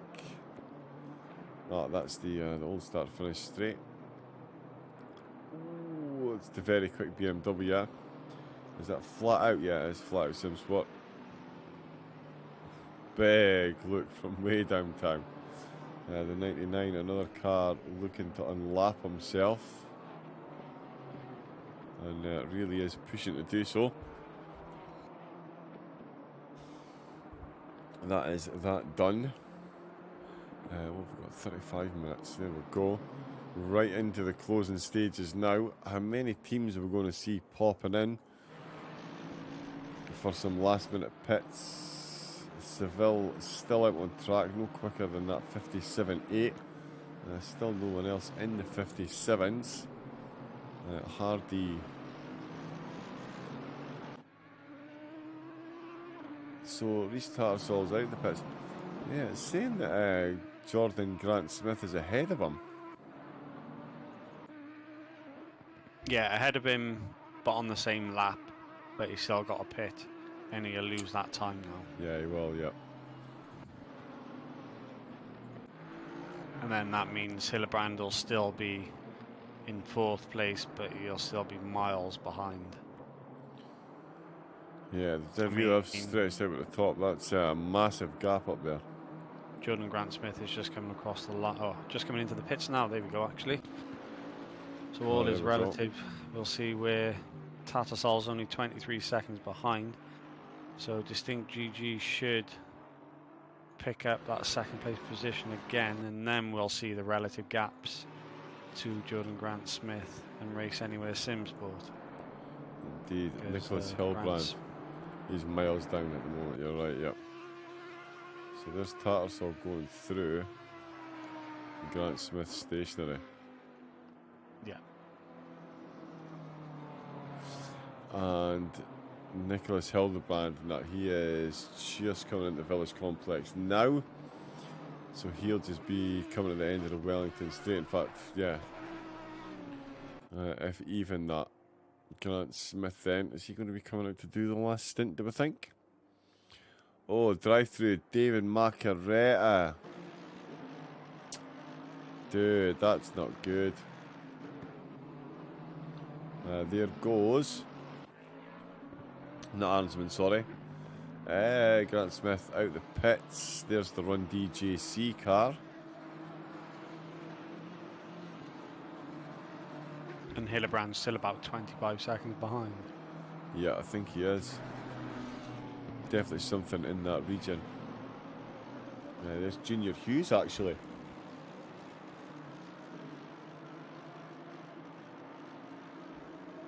Yeah, he's 9th. So top 10 definitely looking on the cards for the BMW. I'm sure they've been in the pit as well. Macaretta with that penalty, so where does he compare to Hughes?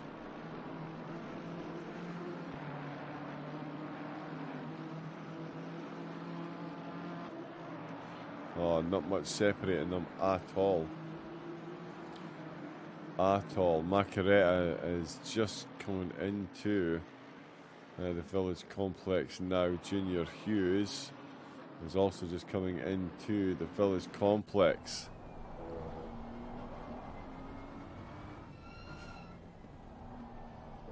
Oh, am I looking at the right cars? Wait a minute. Nelson Abunhosa. Oh, that's it. Okay, so yeah, so David Macaretta is just ahead. I was getting confused with that Lamborghini being right in the middle of the two of them. But there is Macaretta there, and you can see Junior Hughes in the BMW just behind them. Yeah, Macaretta might lose 3 places then and drop outside of the top 10. Depends how quickly Hughes, Abbenhoser and Laggy can get through these final corners. As the 315, the 321, and we're just waiting for the 426 to come flying past him now before he exits the pit lane. And so yeah, he'll come back out in 11th place. Yeah, well, he's going to lose positions there. Yeah, as you mentioned, there's Abbenhoser through. Largy. Wolzinski is just going to get past there. But I think he's a further lap down as well. Right, okay. There is Busink. He's still trying to catch Wolzinski. That is going to be a fairly big ask. Macaretta just confirmed there. Sorry, could you take over for a second, mate? I just problem someone. 2 6. Yep, no worries, John. We'll take up the running then. Who's John on board with? P10 Laggy. So we'll go through the running order then. 159 laps complete. Mr. Hardy, the 100 machine for turn 1. They are away and gone in this one. They've been the race leaders pretty much from after the first hour or so, because Jordan Grant Smith had that stop go 30 for speeding in the pit lane.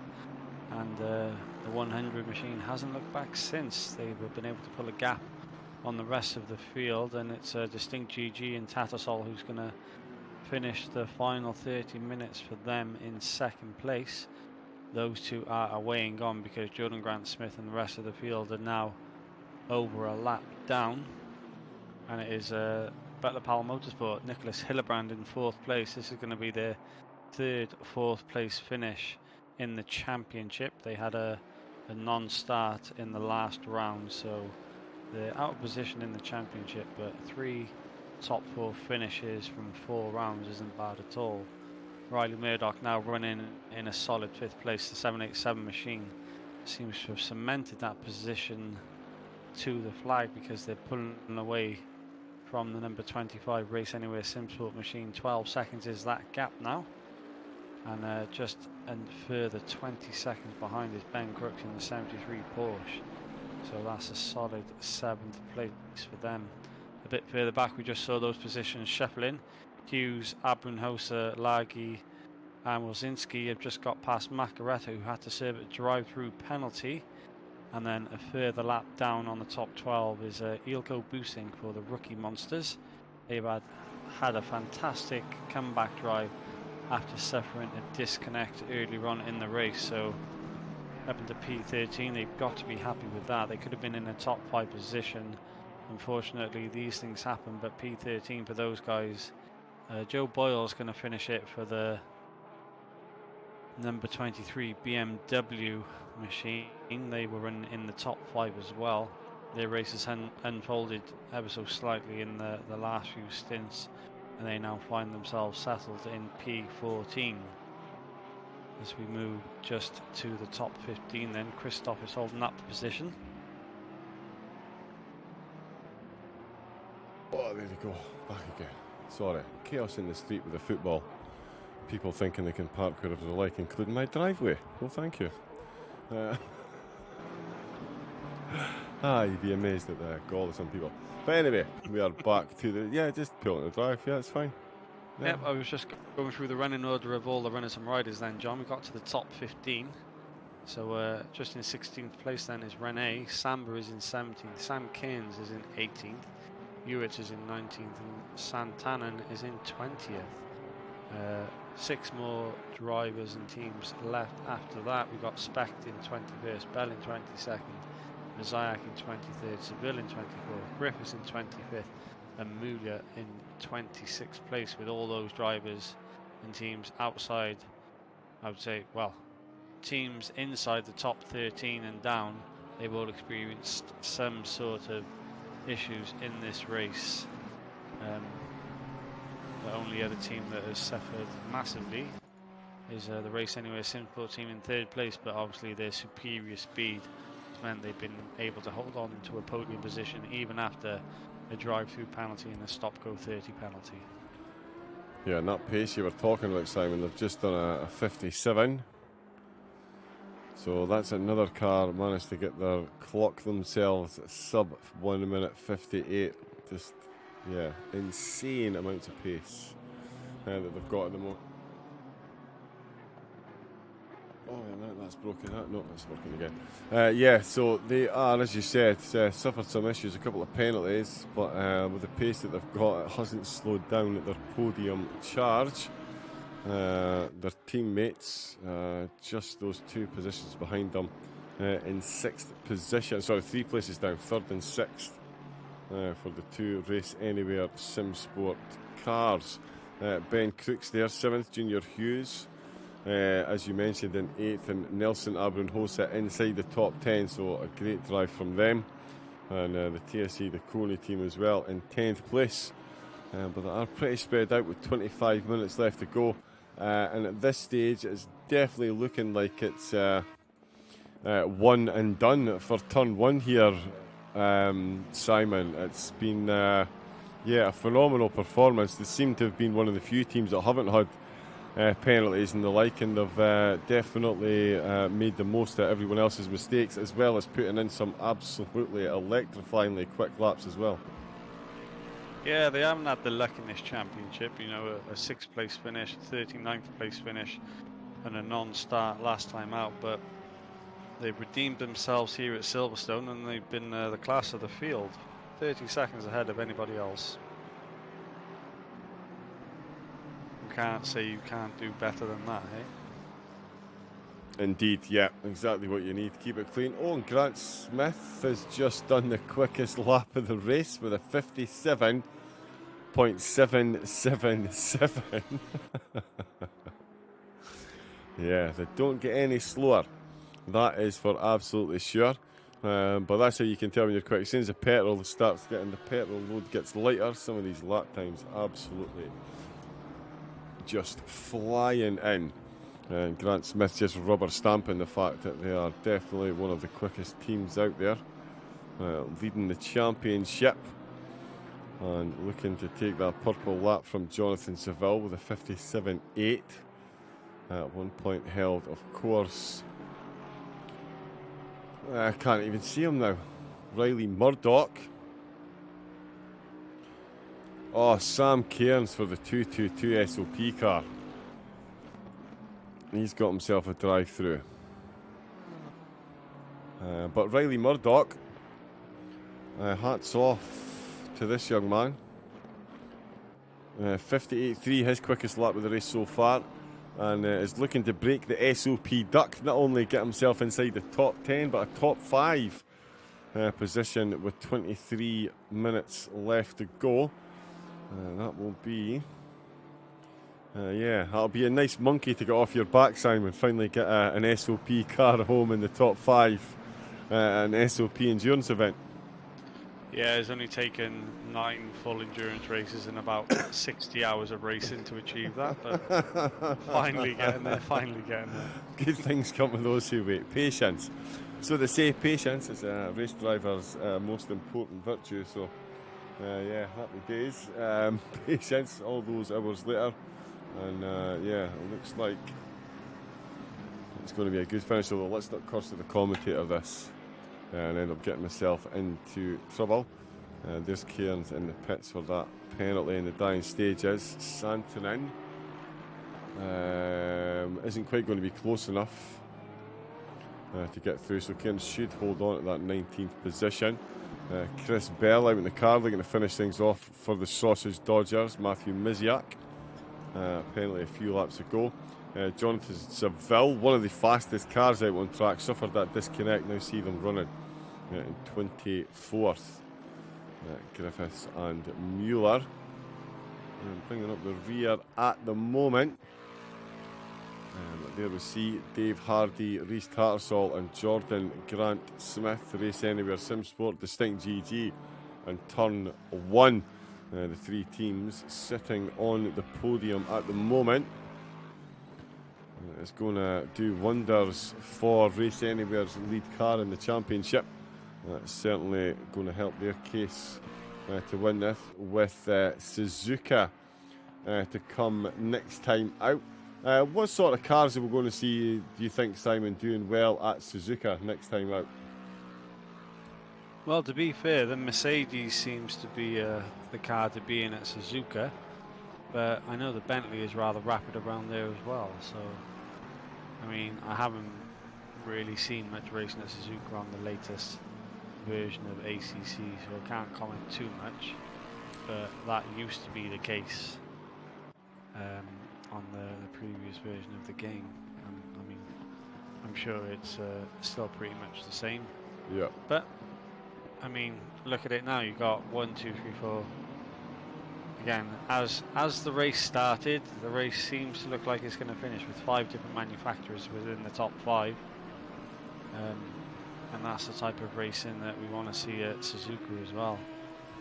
Anything can happen in changing conditions, as we've seen today, how much the order had changed. It started with, I think, 5 BMWs in the top 10, and now we're left with just 2, as 3 have fallen by the wayside. You know, the 99 and the 23 were running in the top 10 as well, and they've dropped off. So yeah, I mean, the talent that's on offer in these teams is anybody's game and anybody's race. Yeah, it really is. I think it gets to a point where it doesn't matter what car you're in, is the talent behind the wheel that can put it in those places. Yeah, that seems to be what it's all down to.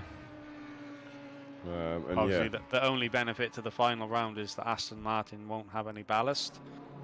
Unfortunately, there's still 10 BMW racing in the championship, so they will have ballast. So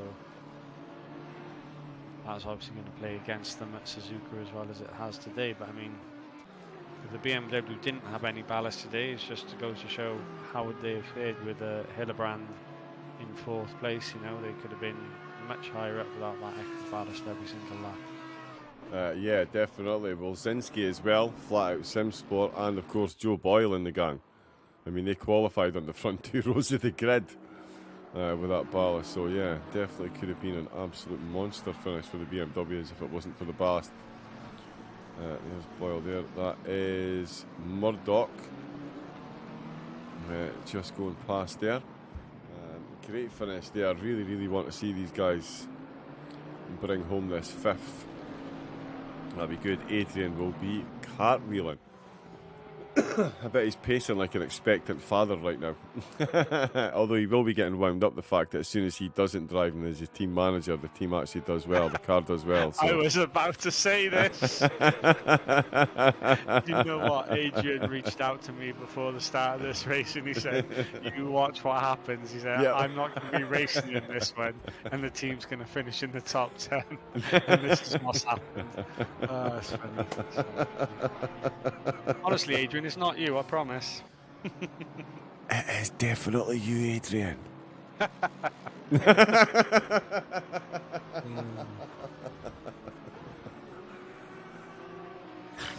Oh, that's amazing. But yeah, no, so there we go. Congratulations to the guys in the SOP car for finally getting the lead weight out the seat. And getting yourself some competent drivers in there. It's good to see you. Finally getting the result you deserve. Still watching Dave Hardy up at the front here. Him and the team, again, putting an absolutely flawless performance. 5 hours and 42 minutes in. 165 laps under their belt. And yeah, turn 1 are now in victory parade mode. Very comfortable gap we've got over the distinct GG boys. 28 seconds, in fact, with Jordan Grant Smith. Still rounding out that podium. With just a to let big you know, John, you should be seeing the turn 1 team in the interview box at the end of the race waiting for you. Oh, excellent. Oh, good stuff. Good stuff. We'll get them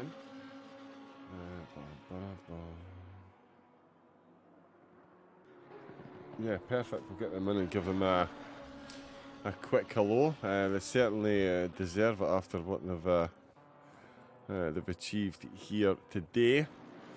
17 minutes. There's David Macaretta in the Mercedes Busink. Still trying to chase him down. 19 seconds is that gap, though. In fact, it was Wilczynski he was closing in on, but Wilczynski's got past Macaretta, so the teammates... Oh, no, not sorry, teammates. Flat Out Sim Racing. Wilczynski and Macaretta have swapped positions, so Busink is trying to close in on Macaretta. And there is Linksy coming into pits. If I'm right, this is just the drive through to clear his stint timer. Yep.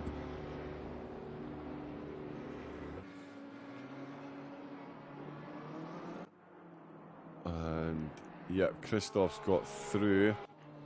Renai still a chunk down the road, so Boyle is going to lose a place there. To Christoph, I believe. Yeah, that'll confirm itself in a second. Excuse me. That is not Grant Smith. That is Thomas Arnsman that's just right in the middle of that. In 6th place at the moment. Closest competitor to Riley Murdoch, 17 seconds is the gap that Riley's got. So he will definitely be looking to bring this home. Adrian Bourdon currently chewing every fingernail he's got. Sam Cairns back out after that penalty. Still in 19th with Santorin in 20. Nate Specht in the ISMC Mobile. 21st, there's Chris Bell for the Sausage Dodgers. He's coming into the Village Complex once again in the BMW. Finds himself 22nd. Many of us still got on track. Jens Mueller 26th. Yeah, so a few server disconnects, unfortunately. And Kevin Cox and his team piling up that many penalties. The stewards just disqualified them. Love it. That was the in-game stewards, by the way, not his actual SOP stewards. He didn't go full homicidal and just start punting his own team, did you, Simon? Say that again, sorry, No. I missed that one. Oh no, I'm just saying Kevin Cox, the other SOP car. Kevin Cox is an SOP. Oh no, what Kevin happened? Cox is a Seawolf Motorsport. Oh, sorry. You're Yeah, I'm getting completely confused losing it. today, John. I really am getting confused today, Simon. I really am getting... It's old age, mate. It's old age before you sit. The 73 machine and the 74 machine, wasn't That's it, yeah. Yes, yeah. it? But At yeah, least some of us youthful commentators can remember stuff. okay, what, have we got a youthful commentator? Who's that? What, sorry? Are you classing is that what you classing yourself as a commentator right, now, yeah, Simon? yeah. Oh, There we go, okay. there we go. Awesome. There we go. Yeah, nice. When did you get promoted? Never.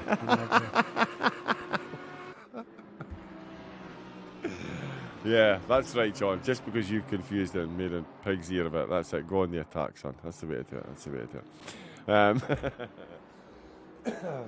But yeah, 13 minutes left to go. I don't think there'll be many drivers going on the attack here. You certainly wouldn't want to make any silly mistakes, although if positions are up for grabs.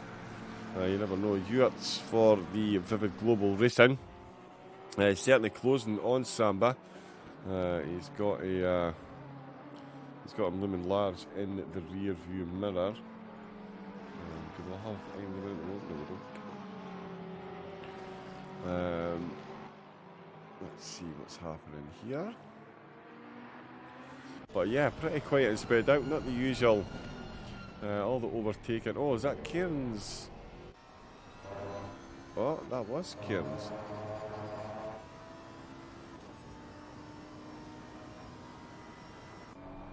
Was that for position? Oh no! Oh my goodness me! It's all gone pear-shaped. No, it wasn't. That was a completely different car. It just looked like, yeah, that was the other SOP BMW. So yeah, it's all just blue flag action at the moment.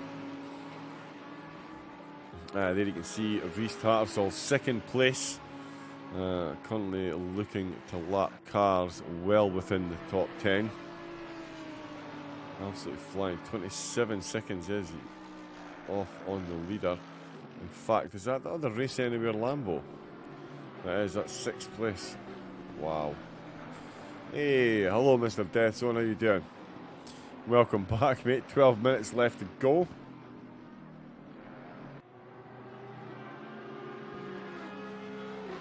And we have a pretty definitive podium layout at the moment, it has to be said. Turn 1, absolutely leading the way. Distinct GG in second. And Race Anywhere looking to bag another podium in the competition.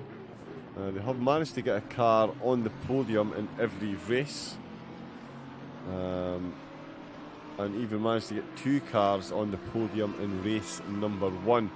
But it's going to be 1 car here from today. It's a bit quiet, mate. It has got a bit spread out. Usually, you know, it's like at SOP, the last 10 minutes it usually gets crazy hectic, but at the moment it is pretty spread out. And the drivers all behaving themselves. There's Reece just making his way past. Yeah, it's Arnsman just ahead of him now. And that's the GTR Masters car just behind them. There's Largy for the Kone team. Abrin Hosa inside the top 10. So is Junior Hughes. Great run for them. Leon Seeley, one of the drivers in this car, fresh from his win on Wednesday night. He's getting himself in the top 10. That's so typical as well, John, isn't it? An SOP driver not in an SOP team in the top 10. Yeah. It definitely is. It definitely is. Not really a massive surprise either. This team are quick. Obviously, Leon, we know he is just ridiculously quick. But these guys have definitely threatened some really good finishes.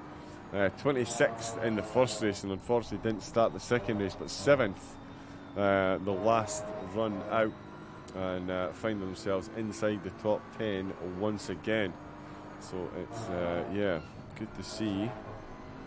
Yeah, all these different teams making their way, and as I was saying to Adrian, all these console drivers we've seen transferring that blistering pace from the console onto the PC. Especially when you hear guys like the rookie monsters and stuff in the chat, like, who is Riley Murdoch and why is he doing 58s in the race? Like, yeah, that's Murdoch. He's quick. He come from console. Quite a few of them have. And yeah, definitely doing well for it. But let's watch some more Dave Hardy. Grant Smith still the fastest car on the track with that 57.7. Hardy's quickest lap 58.5. So 8/10 slower. It just goes to show you what you could do with a bit of consistency. And that is a big old lead. Lap 170. About to be clocked. 8 minutes left to go. Macaretta still pressing on Wilczynski, actually, not letting that one go. Ilko got a fair bit of work. Oh, he's really pushing there. Bit of grass on the outside tyres. Yeah, no, he's fine.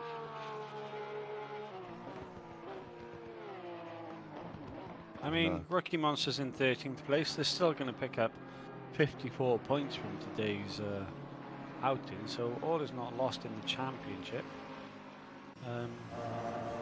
GTR Masters have had just a bad experience today, and they were just behind them in the championship, 15 points behind. You know, Distinct GG, they were 30 points behind. Obviously, they're going to pick up some solid points to finish in second today. They're going to pick up 90 points, so they're pretty much going to be equal pegging with the Rookie Monsters going into the final race.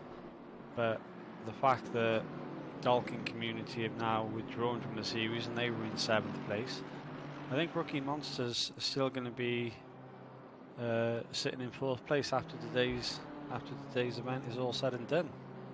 Yeah, I think they are as well, because I'm now looking, because the Butler Pal car that was 9th in the championship is actually the 557, which isn't racing. The 556 car, which is racing today, is 11th in the championship.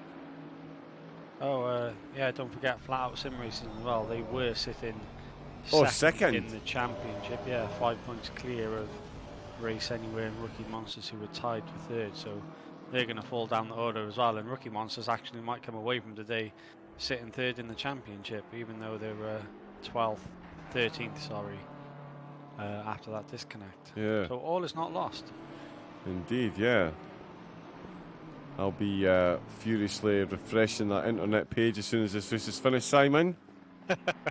So Well, if we get the staff to upload the results quickly enough. You know what they're like. Indeed, I do. Moving swiftly on. So yeah, well, Suzuka is certainly going to be an interesting proposition. See how all the cars. It can't be shots fired, Mr. Desson, if they're fired at myself. Indeed. Indeed. Preventative strike. It saves me having to do it. What are you trying to say? I'm not trying to say anything, Simon. Now I can. Macaretta is putting up a fair old charge to get himself back up to 11th. He's made up half a second over Wilczynski in the last few laps, and in fact is in sight, well and truly in sight, in that Mercedes of Wilczynski in 11th. I think we're going to have a last lap battle on our hands. I think you might as well, Chris. I think you might as well. You're definitely putting the pace in. Let's just do, I know I don't usually do chase cam, but let's just take a moment to appreciate the sound of that Mercedes engine. Oh yeah. But yeah, this definitely looks like it's going down the last lap. 5 minutes to go, 2 laps. Depending on where Dave Hardy is. He's just coming through Luffield now, so just about 2 laps it's going to be. What am I looking for? David Macaretta, bonnet cam. There we go. Coming under the bridge into Vale. And again, Macaretta even closer. He's taken 4/10 in that last sector. So flat out sim racing and Wilczynski. AMG. Says Mr. Death Zone. He loves a bit of the AMG action. It definitely is an awesome car to drive. Sounds and it runs the curves really easily. A bit of a cheap car, really. So yeah, decent drivers, talented drivers drive a Ferrari, obviously. But yeah, guys that need an extra hand to get around tracks to drive things like the Mercedes and the Bentley. What is it you drive, Simon? The Mercedes. Hey, there we go. Thanks very much. Timing is everything. But yeah, so much better than that Ferrari that you drive. I tell you. Yeah, well, I mean, you say that it's better and as in it's easier because it goes over curves. A lot easier. It's, you know what I mean? It's easier to cut more of the track without getting caught. So we'll go with it. I'm looking. Lexus. I just don't think they made the Ferrari as fast as it should be because, well, especially in 2021, it swept up the majority of the real championships. You know, Iron Lynx won the Spa 24 Hours, and it won a lot of the GT Challenge series that were on offer. So, I mean, you never actually really see a Ferrari at the head of the field anymore. No, you definitely don't. But one day, Simon, I will be broadcasting a Ferrari over the front. I'll certainly not be driving it, that's for sure. But no, one day we could dream. It's quick on racing. They've just nerfed it too much on here. Everyone moaning. Ooh, this is going to make it interesting. We've got an Aston Martin Santa in there. Let it slipstream. He's going to let them go past.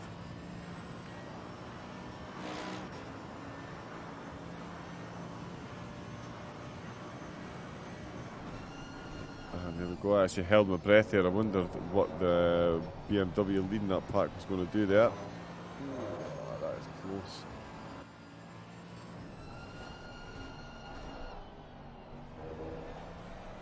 Coming through the chicane. What we're talking, 2.5 minutes to go. Dave Hardy, Monster lead. 25 seconds. These Tattersall definitely on a comeback. But too little too late at this stage. Jordan Grant Smith, fastest driver on the track. With a 57.777. Yep, that is the time. Hildebrand, sorry. Bringing up that fourth, and Riley Murdoch. There will be much partying in the SOP mansion tonight. With an SOP car bringing it home inside the top 10. Macaretta is back on the charge. MSX got disconnected, but unfortunately, next Ferrari GT3 should be a monster. Let's go turn one. Bring it home, boys, says Nico. You better believe it. They are definitely doing so. Is David Macaretta going to bring it home? That is turn one successfully negotiated into Magnussen Beckett's there going to go. Dave Hardy is along the Wellington. He's going to come into the final corners. So he is definitely going to get one more lap. Will that be enough for Macaretta to get this position turn? He's a lap down on the lead, so the leader will finish on lap 174, so they might even get an extra 2 laps.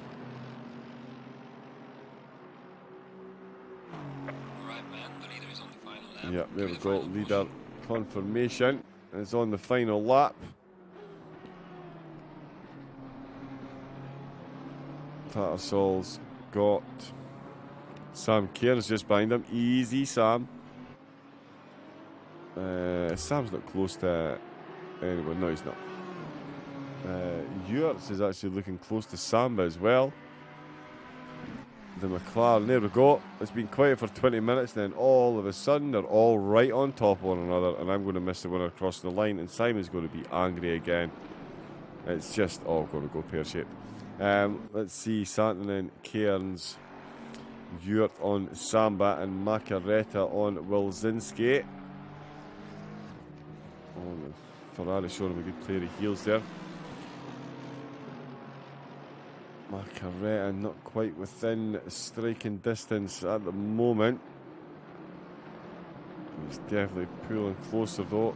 Using that slipstream, they're just coming into Luffield. So this is going to be them starting their final lap, I believe. Or will they get cut off here because they're an extra lap down? No, they won't get cut off here. They'll have one more lap. They'll have one more lap, yeah, okay. Yeah, I thought they were going to make it checkered flag. Anybody who's finishing directly behind turn 1 in the 100 machine now, they'll all see the checkered flag. So. Oh, Macaretta's binned it. Oops. Well, he's had a bit of an off track through turn 1. Rush of blood to the head. Nearly put that in the wall. That'll be enough of a fright for him to keep it between the mayo and the mustard. Ewart's still trying to get his way past Samba, and we have turn 1, Dave Hardy rounding the last corner over the last curb, crosses the start-finish line with the lights flashing. 6 hours, 175 laps, 5 pit stops, none of them to serve a penalty. And it is Dave Hardy and the turn 1 gang who get themselves a race victory. Rhys Tattersall is going to come home to get Distinct GG a well-deserved podium finish. Second place to the awards for their efforts today. And Jordan Grant-Smith, despite having 2 penalty trips into the pits, the Race Anywhere SimSport car number 13 find themselves rounding out the podium in 3rd place, not too far behind. Nico Hilbrand is going to bring himself home. 4th place. I just read that chat. Congratulations, Mr. Deathzone, for that mistype. That was actually quite good. Drive through for ignoring driver stint, car 313. Oops. 1 lap too long. Matthew Miziak. Andre Roux, thanks guys, you're absolutely welcome. Thomas Aronsman. Yes, O'Reilly Murdoch. Congratulations and celebrations. So there we go. Riley Murdoch finally gets an SOP car, not only in the top 10, but in the top 5. So congratulations to the Romeo Gin sponsored machine. Thomas Aronsman in the Lamborghini. Got himself a 6th with Ben Crook in 7th. Junior Hughes for the Run DJC team.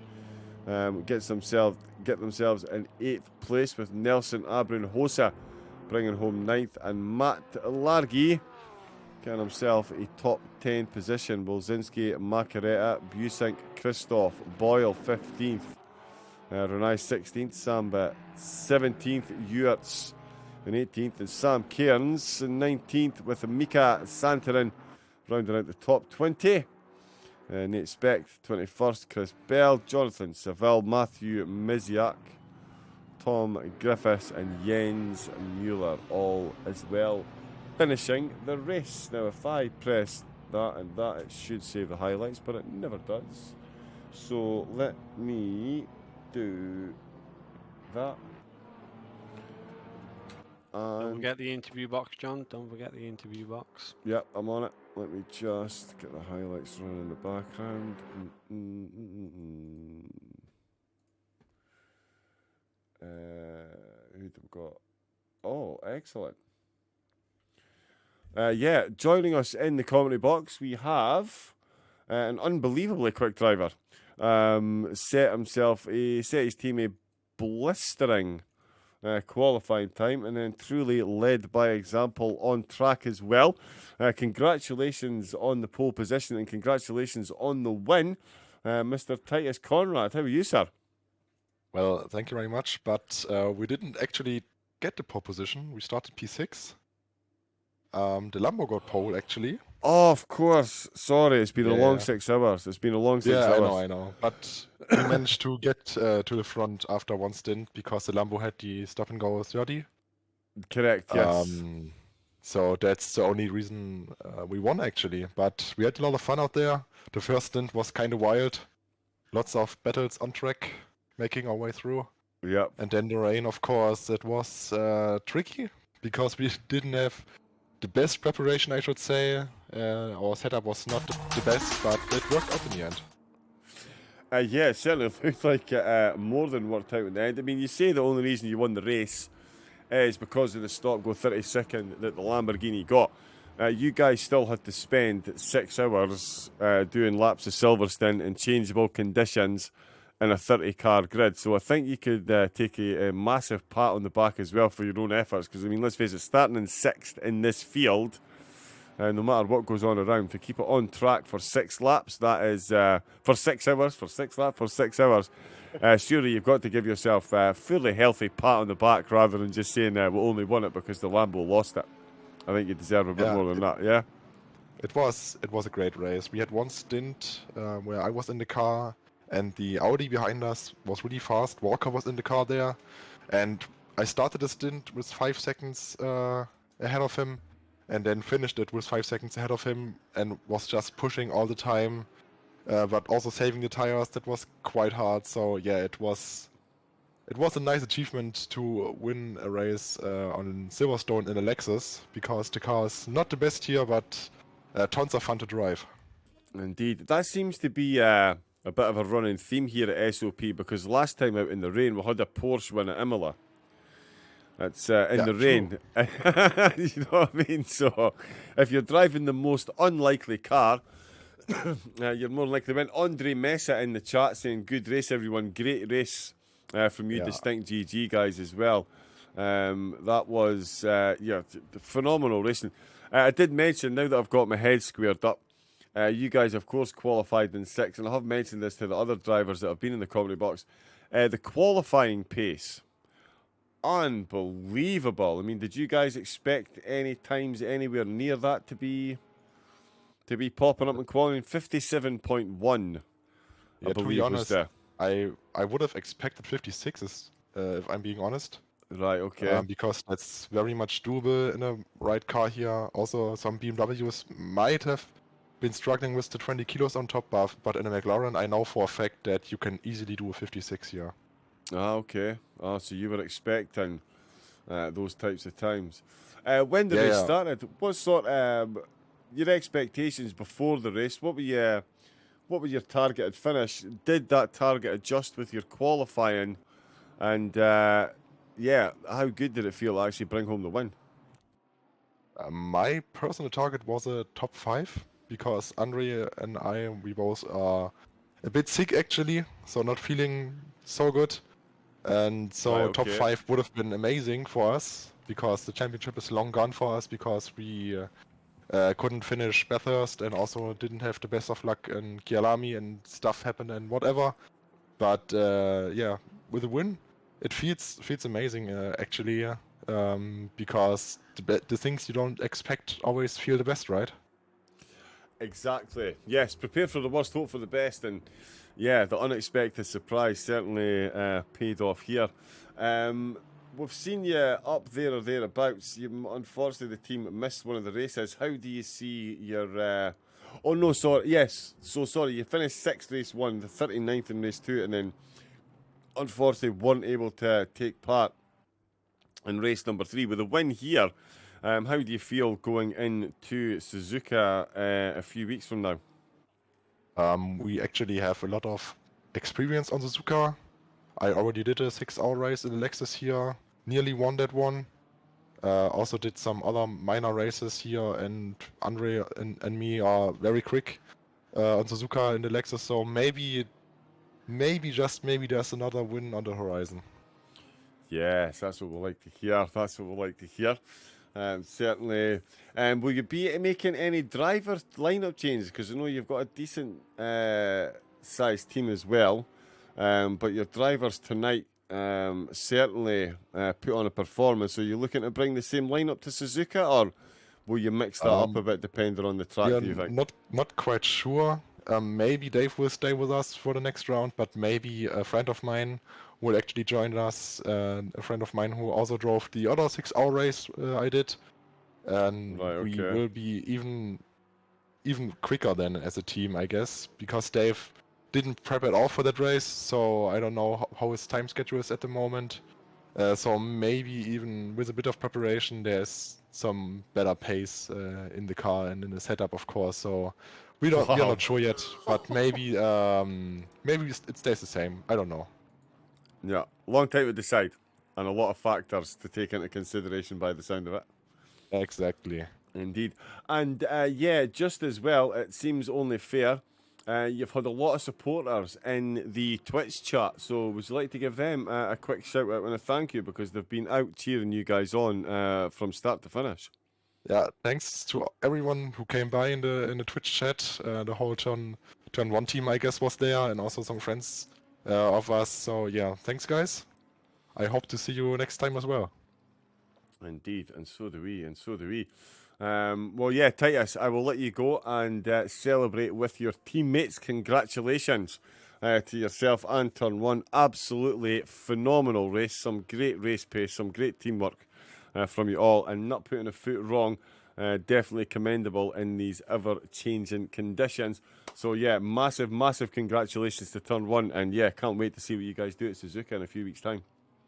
Thanks, mate. See you later. Cheers, bud. Thank you, Titus. There we go, ladies and gentlemen. Titus Conrad, the driver that led the way for the winning team here today. Turn 1, doing the business.